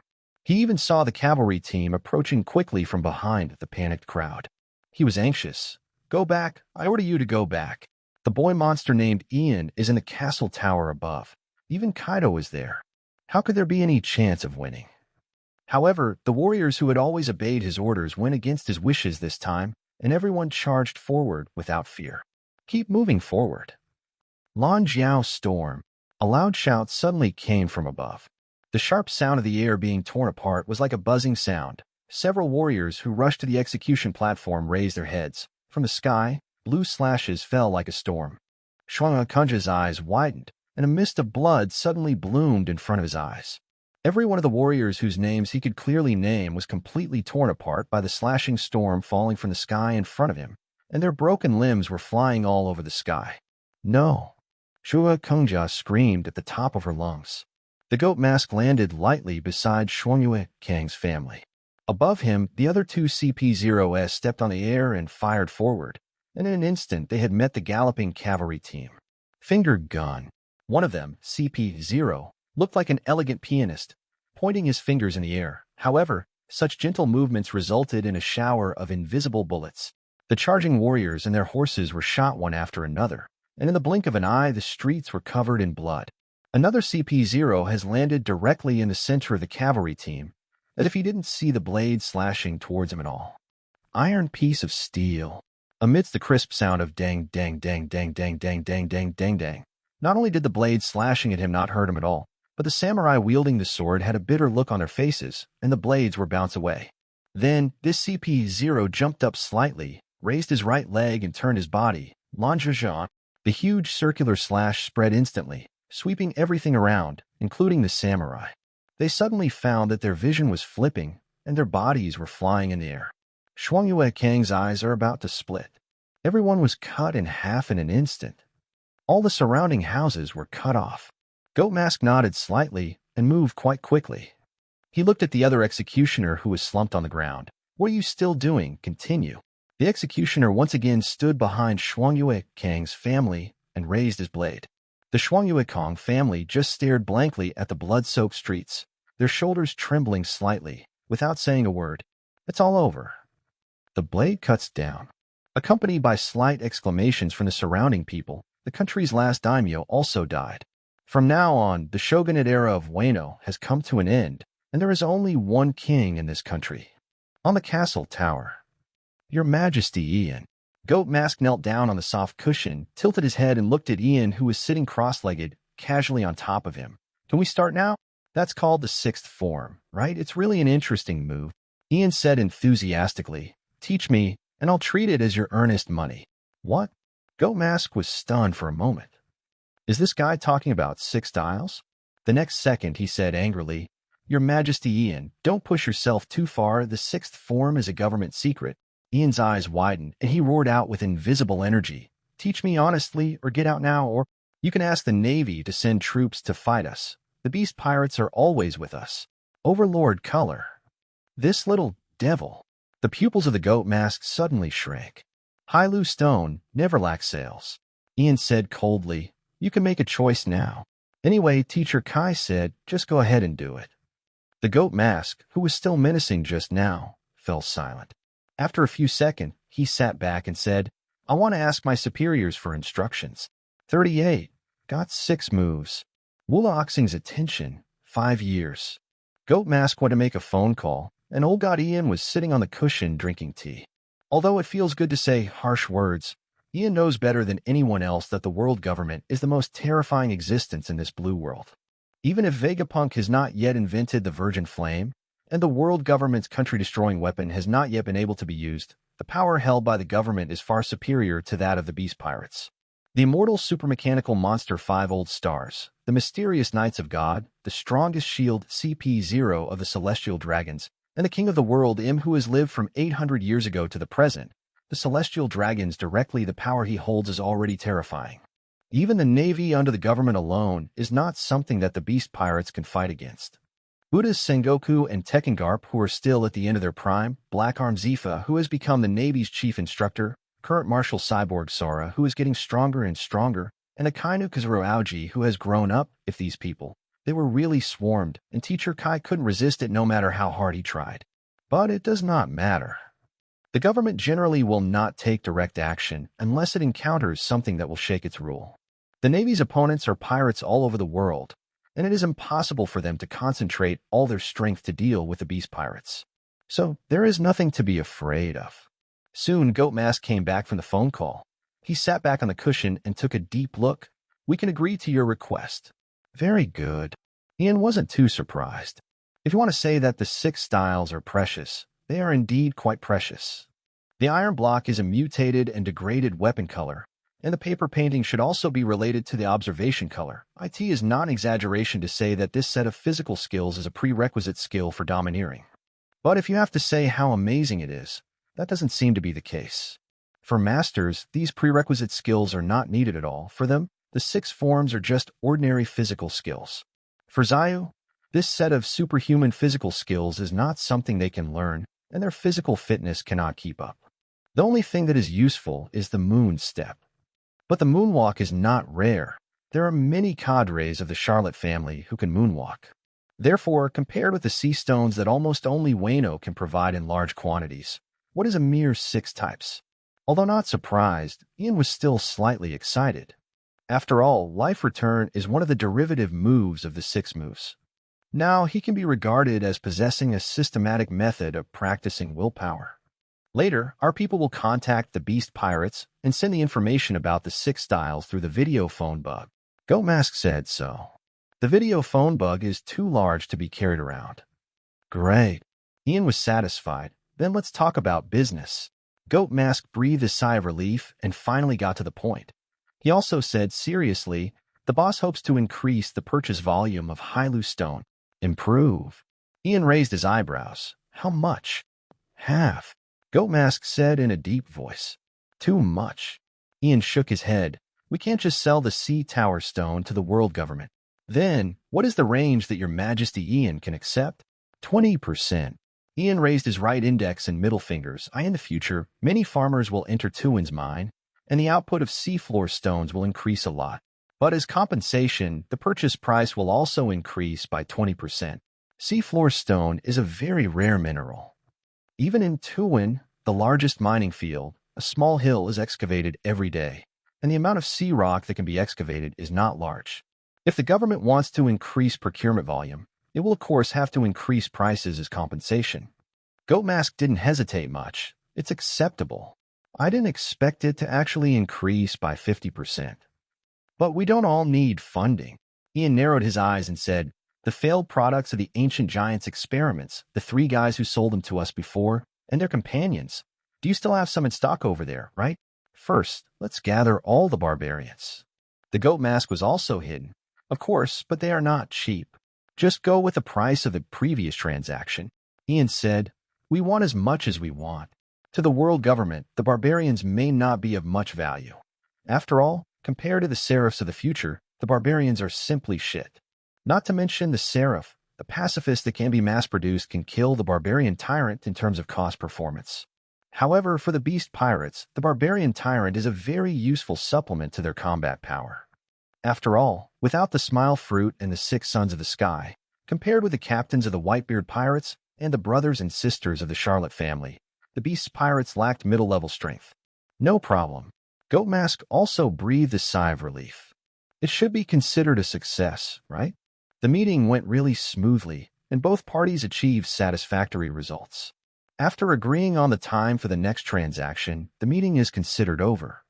Originally, it was said that the CP0S will be allowed to have a meal and show their friendship as landlords, but the CP0S had no intention of staying for a long time. They left immediately after confirming that the information on the 6 styles had been sent over. Even though they are agents belonging to the Celestial Dragons, they don't want to get too involved with pirates. While Ian was excitedly flipping through the information on the 6 styles that he had just printed out, he did not know that far away on the other side of the world, above the Red Earth continent, the center of the world, Marijoa, the people in charge of the highest power in the world, had noticed he. Is your name Ian? Wearing a little black hat, a man with white curly hair and a thick and fluffy white beard, Sartan, one of the 5 old stars, stood by the window and said lightly, he became the Weno country at the age of 8. The ruler of the country is said to have defeated an army by himself. That guy Kaido picked up a monster. Kaido also has an equally extraordinary daughter. A tall and lanky man with a long beard and long hair, Maz said. Will the Beast's pirates grow into the second Rocks pirates? It's too far away to say Rocks right now. The only 5 old star wearing a kimono, a man with a bald head and glasses, Nezushiro wiped his sword. But at least for now, this is not a bad thing, because it means that the Whitebeard pirates can be checked and balanced. After all, Whitebeard Beard and Kaido still have a grudge because of Kazuki Odin. Then just wait and see what happens. With a big bald head and a thick beard ready for the 5 old stars, Mercury watchily made the final decision. As long as there is no second Roger, let them do whatever they want. The new world is a paradise reserved for them. Ghost Island. After negotiating the business with CP0, the Beast Pirates returned to Onigashima. However, only the cadres returned. Most members of the Beast Pirates were still scattered throughout Weno country to prevent possible riots. The Sword Abolition Order and the Land Enclosure Movement were being carried out simultaneously. It was not surprising to Ian that a riot occurred, and he had to be prepared to suppress it. In the square outside the main building of Ghost Island, Ian, who has turned on the Monarch offline system, is flashing around here. Is this shaving? On the sidelines, Black Maria was surprised. It feels very useful that Ian's speed has become so fast. Jack nodded dully, his eyes shining as he looked at it. But I feel that the iron block is more powerful. With a mammoth's defense combined with the iron block, you couldn't even imagine how durable it would be. If you think you're good at it, study hard. Ian stopped in front of them. These moves are quite practical. Although the 6 postures are looked down upon by experts and can be learned by miscellaneous fish, they are just right for friends. Maybe you can help them master hockey faster. Look, Ian. Yamato's laughing voice came from behind. Ian looked back. I saw Yamato, who had transformed into a werewolf, dodging back and forth. I learned it too. Ian was not surprised that IT was just a haircut. After reading the information and practicing for a while, you should be able to learn it. Although Yamato's physical fitness is still not up to par, it will be enough after using his abilities. Good. Jack saw that Yamato had mastered shaving, and his eyes became determined. We have to work hard too. Oh. Black Maria yelled a little to encourage herself. At the same time, a certain sea area in the New World. A small boat heaved in the wind and waves. Mother, I'm afraid. The little girl lies in her mother's arms. Don't be afraid, Hyori, don't be afraid. Her mother hugged her and comforted her softly. You are the daughter of the invincible Kazuki Odin. You must not be afraid at any time. Mother. The little girl raised her head and said, Where are we going? Her mother was silent for a moment and said, Go and atone for your sins. The little girl seemed to understand. Anyway, the kids started to grow up. 5 years passed like this. 39. Boys and girls, please read it. Womit walked up to the deck a little restlessly, looking at the coast not far away from the side of the ship. He kept rubbing his hands and began to regret whether he had taken too many risks. He is a famous shipping magnate in the New World, known as the Deep Current. Originally, his business was doing well, but 2 years ago, a piece of news was suddenly published in the World Economic News, saying that sea tower stones would emit waves of the sea. If the sea tower stones were inlaid on the bottom of the ship, then the Sea King could be deceived to class, thus smoothly crossing the windless zone. The windless zone that isolates the 4 seas from the Grand Route will no longer be an obstacle. The 4 seas and the Great Route will be connected like never before. Many competitors made a desperate bid to acquire Hylu Stone and began to build fleets to travel directly to and from the New World in the North Sea and the West Sea. In the past, it was very troublesome to travel to the 4 seas from the Grand Line. Of course, Umit was no exception. He spent huge sums of money to quickly build a fleet that could cross the windless zone and soon earned a lot of profits through this trade. However, Umit was not satisfied yet. He also wanted to build a larger fleet and earn more profits. There's just a problem. Seafloor stone is very rare. There are not many seafloor stones to buy on the SEA, and in order to build that small fleet, Womit tried his best, but he could not collect more seafloor stones. So Umit made a risky decision. He's going to the place where the seafloor stone comes from to buy the seafloor stone. So now he appears here, in this country of Weno. Anyone who is a little more well-informed in the New World knows that Weno is the world's largest producer of sea stones. In other words, it is the only country in the world that has the ability to continuously transport sea stones. However, this country has been occupied by the Beast Pirates. If you want to buy the Sea Tower stone from there, you can only go through the Beast Pirates. Having made up his mind, Umit contacted the Beast Pirates. It should be said that it was much simpler than imagined. The Beast Pirates readily agreed to his request, so Umit came to Weno country. Although he came with high ambitions, when he disembarked at the harbor and all the guards were asked to stay there, Umit felt a little regretful. The Beast Pirates don't have a good reputation in this new world. However, it was too late. The pirates stationed at the port were eyeing him. Womit could only bite the bullet and board the land of Weno country through the huge elevator, and then took a boat into the inland sea at Basa Port.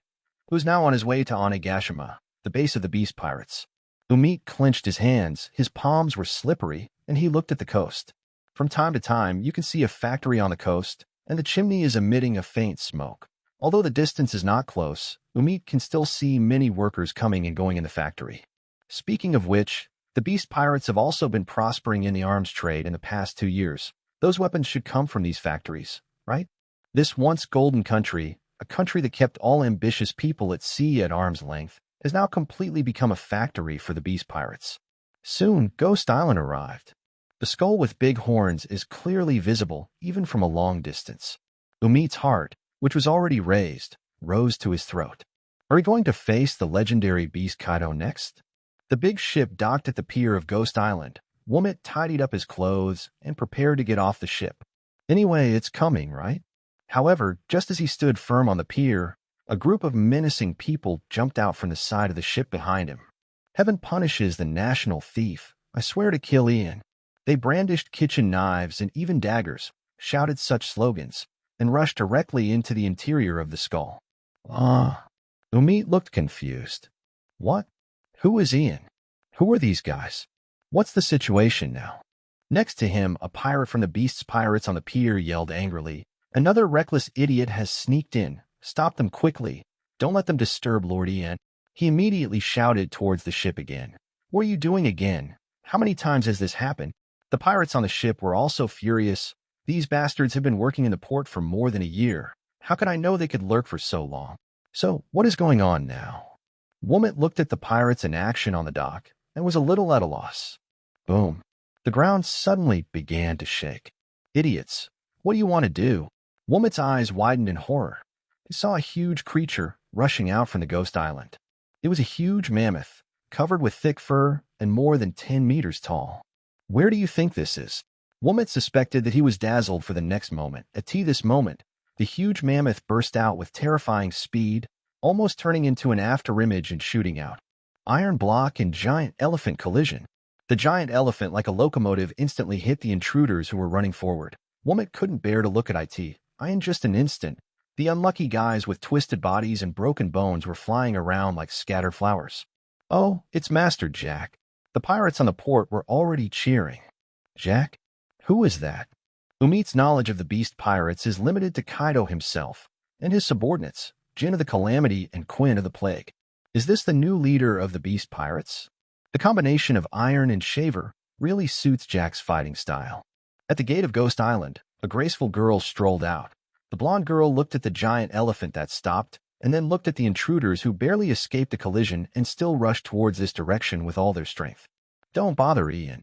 Her body suddenly deformed, and her long legs under the kimono suddenly turned into the shape of a giant spider.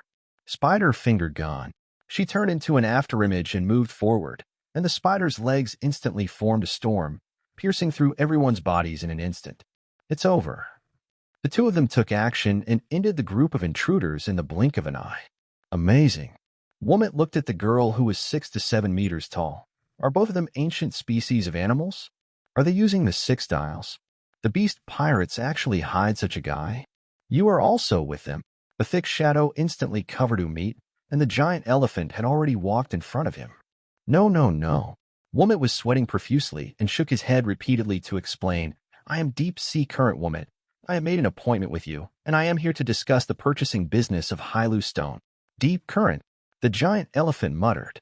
Then he returned to his human form, a boy over 6 meters tall, looking down at Umit. I seem to have heard Brother Ian say this, come with me. So, who is this guy named Ian? Umit followed this tall and overly tall boy into the interior of the Ghost Island. When passing by the girl, she asked, Who is he? I'm here to discuss business with Brother Ian. The boy answered casually. Really, that might have to wait a little bit. The girl chuckled. Come on, maybe it's about to start. The young man strode forward. Here we go. What's going to start? Womit didn't dare to ask, and just followed the two of them towards the Ghost Island. The pirates he met along the way all respected the boys and girls and called them Jack-sama and Maria-sama. Umit guessed that they should all be cadres of the beast pirates. Womit could not hold back his doubts. He asked in a low voice, Who were those guys just now? It's just a lost dog. Young Jack just said calmly. A lost dog? All the way to the center of the island town, in front of a high-rise building. Downstairs is a square, surrounded by many pirates. What are you looking at? However, none of the pirates dared to stop the young girls who were coming and made way for them to enter. Womit then followed and entered the innermost part of the crowd. He finally saw the center of the square. The boy and girl stood opposite each other. The girl with beautiful long white hair that faded into green was carrying a mace full of spikes, and she had a pair of red horns on her forehead. She is not very old. She looks like she is 13 or 14 years old, but she has gradually left the category of cute and can already be called beautiful. Wearing loose clothes like a Miko's uniform with white upper and red lower parts, however, even this loose clothes can't hide her slim figure. With her elegant and graceful facial features, she carries a full sense of heroism. Hey, Ian, this time I won't lose so easily. Ian. Womit quickly looked at the boy opposite the girl. Is he Ian? So young. It was a tall, lanky boy who looked to be about the same age as the white-haired girl. He has black hair and black eyes, and his appearance is quite outstanding, especially the dark eyes under a pair of sword-shaped eyebrows, which are like black holes that suck people's attention away. The young man wore a combination of white shirt, suit pants, black leather shoes, and even a tie. Although the clothes were simple, but combined with his slender and muscular figure, it only made people feel aggressively handsome. Talented man and beautiful woman. This was the first impression that flashed through Umit's mind after seeing the boy and girl. Then come on. Young Ian waved to the white-haired girl. Let me see your progress during this time. You guys are so lucky. The boy next to him suddenly spoke. What? Womit was a little confused. I just happened to encounter the battle between Brother Ian and Sister Day. Young Jack's eyes were slightly fanatical. Just be lucky. What you see are the people who will stand on top of the world in the future. On top of the world. Umit blinked. So powerful. Thunder gossip. On the field, the battle has begun. 40. Ian versus Yamato. Calls from overseas. Compared to the oncoming mace, Ian's attention was actually more focused on Yamato's face. In the past 5 years, this girl has really grown up a lot. The once round-faced, gap-toothed, white-haired girl is now a slim girl. The flesh on her face is faded, her chin has gradually become pointed, and the childishness between her eyebrows has also dissipated. No one can deny that this is true. She is a very good-looking girl. A daughter in my family has just grown up. However, the girl's iron rod showed no mercy.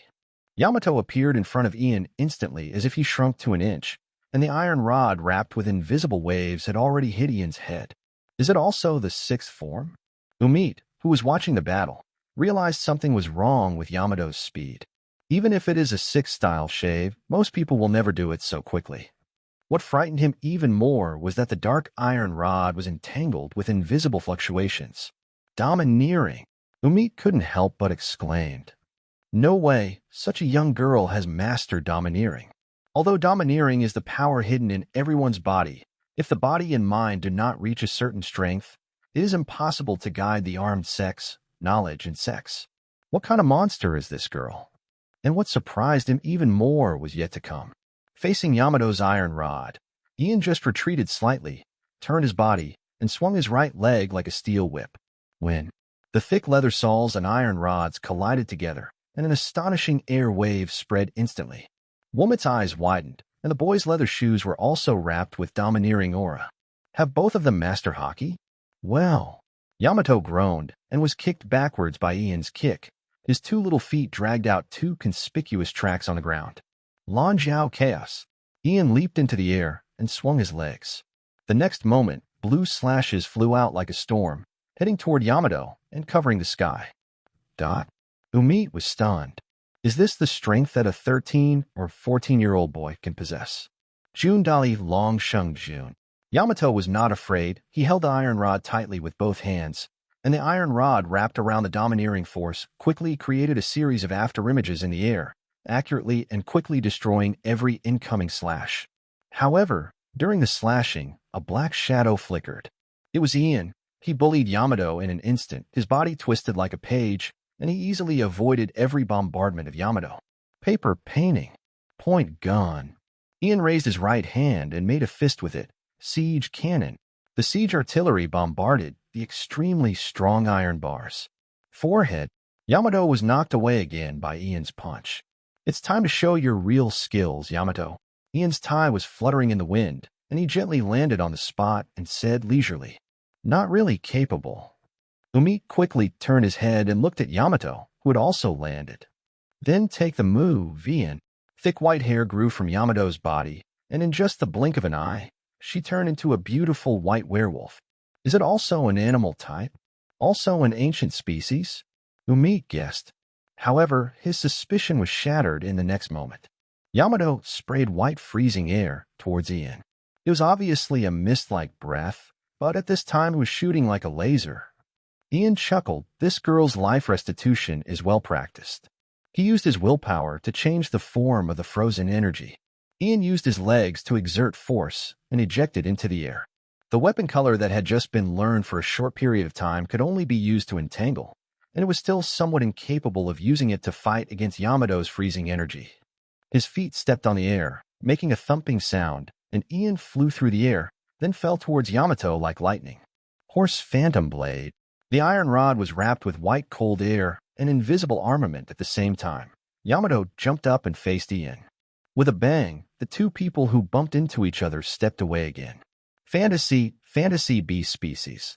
Umit's pupils were trembling. There is no mistake that in addition to changing forms, you can also use exclusive special abilities. This is indeed a fantasy beast species. Is this little girl actually a person with animal-type fantasy beast abilities? Ian landed and looked at his right hand. The right hand that had just collided with Yamato's iron rod was now covered with a layer of ice. As expected, the domineering power gained at the beginning of practice is far from enough. This girl Yamato's freezing ability has also improved a lot in the past 5 years. Ian. Yamato's iron rod pointed directly at Ian. It's time for you to use your abilities, right? That seems to be the case. Ian didn't object. You can't defeat Yamato with normalcy alone. So, Umi looked at Ian. No way. Could it be that? Brilliant golden light began to bloom.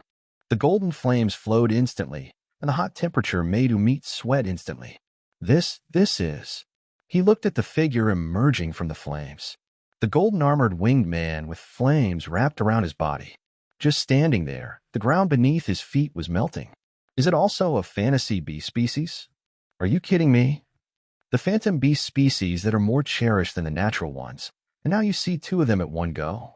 Ian spread his hands and said, "Come on, you can attack as you like." That's so disrespectful. Ian. Yamato was furious and rushed in front of Ian with a razor. Slash. The iron rod wrapped with domineering and cold air was like wind and thunder, and suddenly hit Ian's chest. The powerful force made Ian fly directly up, flipping over in the air, and then landing lightly. Wu attendant Binjia. He didn't even have time to stand still. The extremely cold breath had already swallowed him whole. However, this extremely cold air could not freeze him. In other words, Yamato's breath was dissipating because the flames on the surface of Ian's body began to burn. I can't freeze it at all. Yamato was bulging with energy, like a puffer fish. Some of them rushed forward in anger, waving the iron rod and bombarding Ian indiscriminately. But it makes no sense. The cold air couldn't stop Ian's flames, and the iron rod couldn't penetrate Ian's defense. No match at all. Black Maria sighed. It would be better to say that there is no way to hurt Ian at all. Sister Yamato is already terrifyingly strong. But, Jack said almost fanatically, the opponent is brother Ian. Yes, that girl is already terrifyingly strong. At the age of 13 or 14, with strong physical fitness, proficiency in the 6 postures, the armed colors she has mastered, and the ability of the phantom beast species, there are not many people of the same age in the world who are stronger than her. But her opponent, the young man named Ian, was one of them. Moreover, there is still a huge gap in strength between the 2 of them. Dash. After the indiscriminate bombardment, not only did Ian not suffer any damage, but Yamato was so tired that he gasped for air while holding the mace. Then it's my turn, Yamato. Ian chuckled. Come on horseback. Yamato smiled excitedly and tightened his grip on the mace. Although she will lose, she is not afraid. Ian stretched out his right hand, and the flames condensed in his palm, lengthened, and then turned into a long mace. The domineering energy that has no color yet is wrapped around this flaming mace. Ian ejected. Yamato also charges. The two have an extraordinary tacit understanding. Thunder gossip. X2. Above the square, on top of the main building. These two brats are really exaggerating. I know brats should have such strength at this age. Quinn looked down, especially this boy Ian. Now even I dare not say that I can defeat him easily. Easily defeated? Behind him, Jean said coldly. You can go ahead and try. Ian might give you a surprise. Huh? Jin, you bastard. Quinn immediately looked back angrily. Do you want to say that that brat Ian can defeat me? Kaido, who completely ignored the quarrel between the two and was sitting leisurely on the back seat drinking wine, suddenly heard the sound of bulu, bulu, bulu. Phone bug. He frowned and took out a phone bug from his arms. There are only a few people who know his number, even if they search the entire ocean. Who is it? Click. The call was connected. Kaido, that's great. Your phone number has not changed after all these years. Kaido raised his eyebrows, then smiled heartily. Ah, it's your kid. He's not dead yet? Not yet, but he will die soon. The person on the other end of the phone said, Actually, Kaido, this time I am asking you for help. Just because of our friendship back then, I wanted to entrust my children to you. Oh. 41. The country of peace today. Talking about business. Please read it. Are you okay? Ian walked up to Yamato. The girl was sitting on the ground, rubbing her forehead, where a big bump had bulged, and there was a conspicuous burn mark, which was already red. Ian's abilities are so rogue. Yamato didn't cry out in pain, he just complained angrily about other things. No matter what, I can't hurt you. Her abilities were indeed completely restrained by Ian. Although it cannot be said that he is immune to ice like he is immune to fire, it is not easy to freeze Ian, who can produce ultra-high temperature flames anytime and anywhere. At least Yamato couldn't do it. If elemental attacks don't work, then you can only rely on physical offensives. It's a pity that Ian's defense is not something Yamato can break through at this time. I told you that you are still far from it. If you want to hurt me, you must at least master more powerful hockey. Ian patted the girl's head, not worried that the girl would be depressed because of this. Just wait and see, Ian. Yamato pushed Ian's hand away, jumped up, and declared loudly and confidently, I will soon master the domineering power you mentioned. It's not that easy. Both of them had just awakened their armament color at this time, and the quality and quantity of their domineering energy were still very low. It can be wound, but it is still far from hardening, let alone flowing. It is foreseeable that for a long period of time, Yamato should not be able to cause harm to himself. Then come on, Ian chuckled. Of course. Yamato wiped his nose. Her goal is to surpass teacher Kai, and her desire to become stronger is not inferior to that of Ian. Brother Ian. Seeing that the fighting between the two had stopped, Jack came over with Womit. This guy is here to make trouble. It seems to be the deep ocean current you mentioned before. Deep current? Ian looked at the man.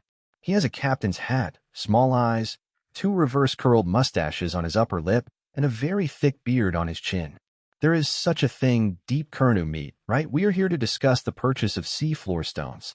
In the original work, one of the underground giants of the New World who attended the Charlotte family tea party, a man known as the Shipping King.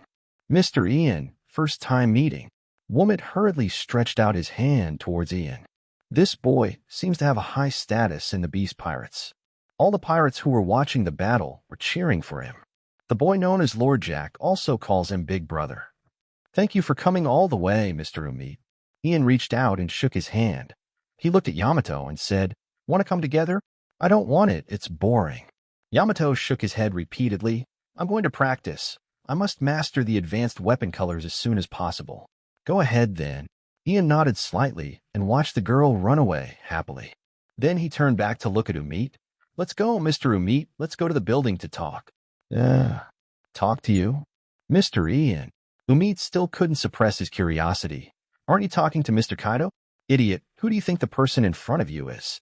Jack heard this guy's doubts about his most respected eldest brother and immediately said angrily, Brother Ian is a disciple of Boss Kaido, and is the king of Weno. He is in charge of the entire Weno, and the Sea of Beast. He is also in charge of the thieves' business.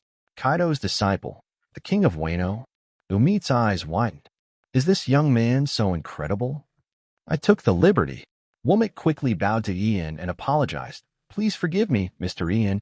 It's nothing, you just don't know anything. Ian didn't care. Let's go. Good. Womit no longer hesitated and followed Ian into the main building. On the way, he quietly looked at Ian's back. Not even 15 yet.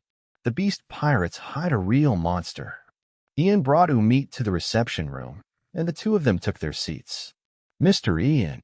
Womit suppressed his curiosity about the boy and couldn't wait to ask. I won't say any more nonsense. I am willing to buy Hylu stone from you at a price that is 20% higher than the market price. The price is actually negotiable. Womit's psychological price is even 50% higher than the market price.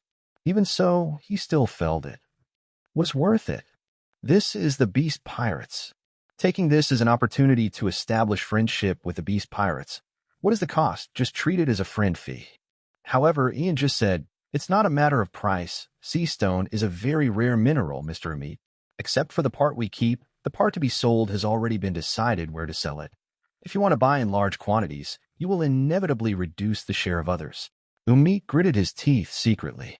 Yes, especially after it was discovered that ships inlaid with seafloor stones could easily enter and leave the windless zone, the value of seafloor stones skyrocketed. Who wants their share to shrink? And who was able to purchase the Sea Tower stone from the Beast Pirates before? Who is not a well-known force? Wasted trip? Umit suddenly looked up and looked at Ian. Mr. Ian, if you have anything to say, just say it. If you really want to reject him, there is no need to let him come. Even now, he is politely inviting him to come over for negotiation. Ian's mouth corners raised. Talking to smart people is simple. Are you interested in cooperating with the Beast's pirates, Mr. Umit? Ian said. Any time. Umit's eyes lit up, and he spoke without hesitation. He didn't even ask what the cooperation was about. Great.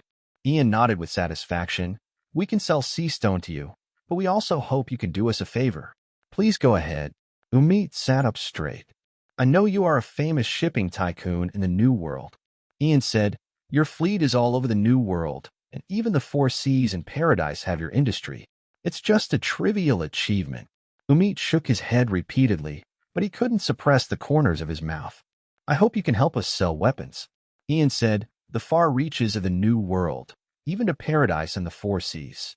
The reason for looking for Umit is simple.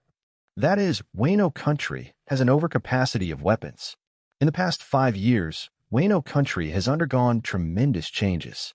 Because of Ian's sword abolition order, the samurai class has been completely eliminated, and there are no more people in this country who are called samurai. In addition to the beast pirates and Ian's soldiers, the only people who are qualified to wear swords are the sheriffs of various towns. The enclosure movement has also been continuously advancing during these 5 years, and a large number of farmers have been forced to leave the land.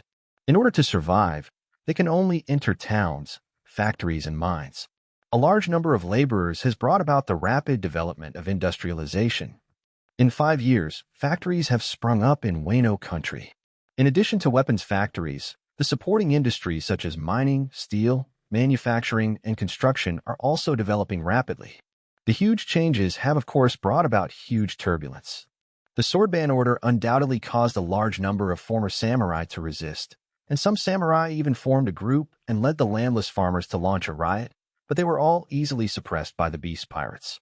To this day, only some stubborn guys have been shouting the slogan of heaven punishes the traitors to kill Ian. The farmers who were forced to leave the land have settled down at this time. After all, the kind-hearted Majesty Ian reduced their work intensity, shortened their working hours, and paid them according to their performance.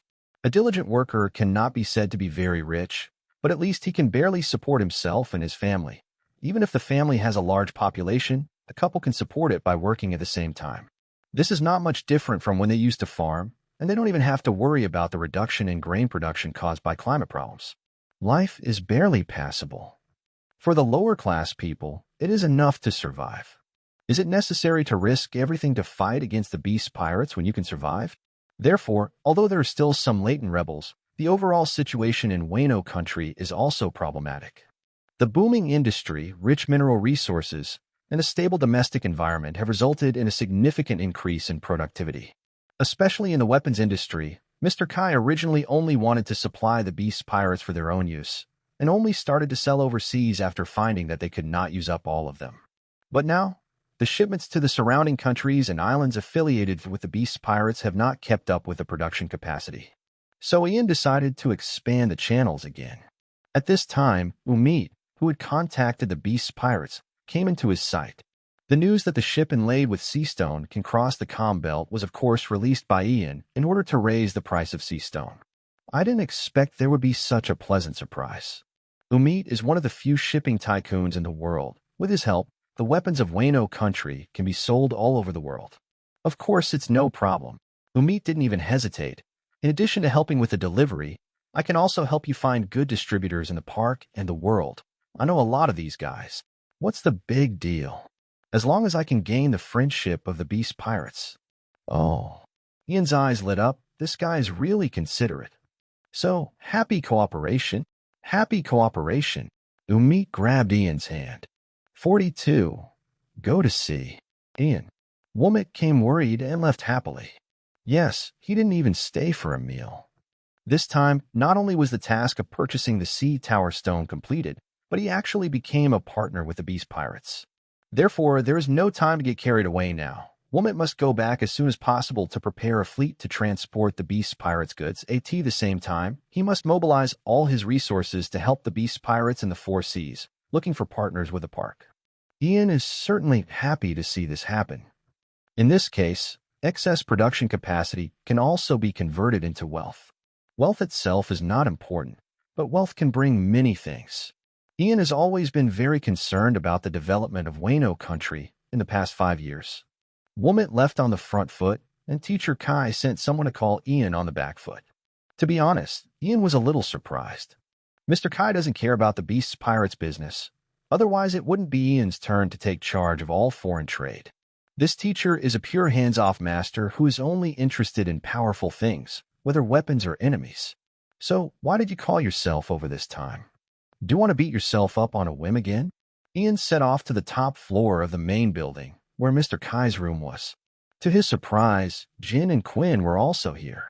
Maha boy. Seeing him coming, Quinn couldn't wait to laugh and said, "Another deal?"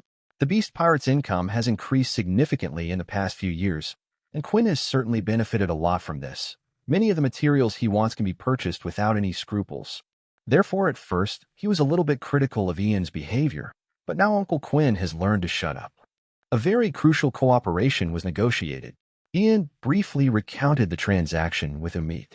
Being able to sell our weapons to all over the world has another benefit besides making money.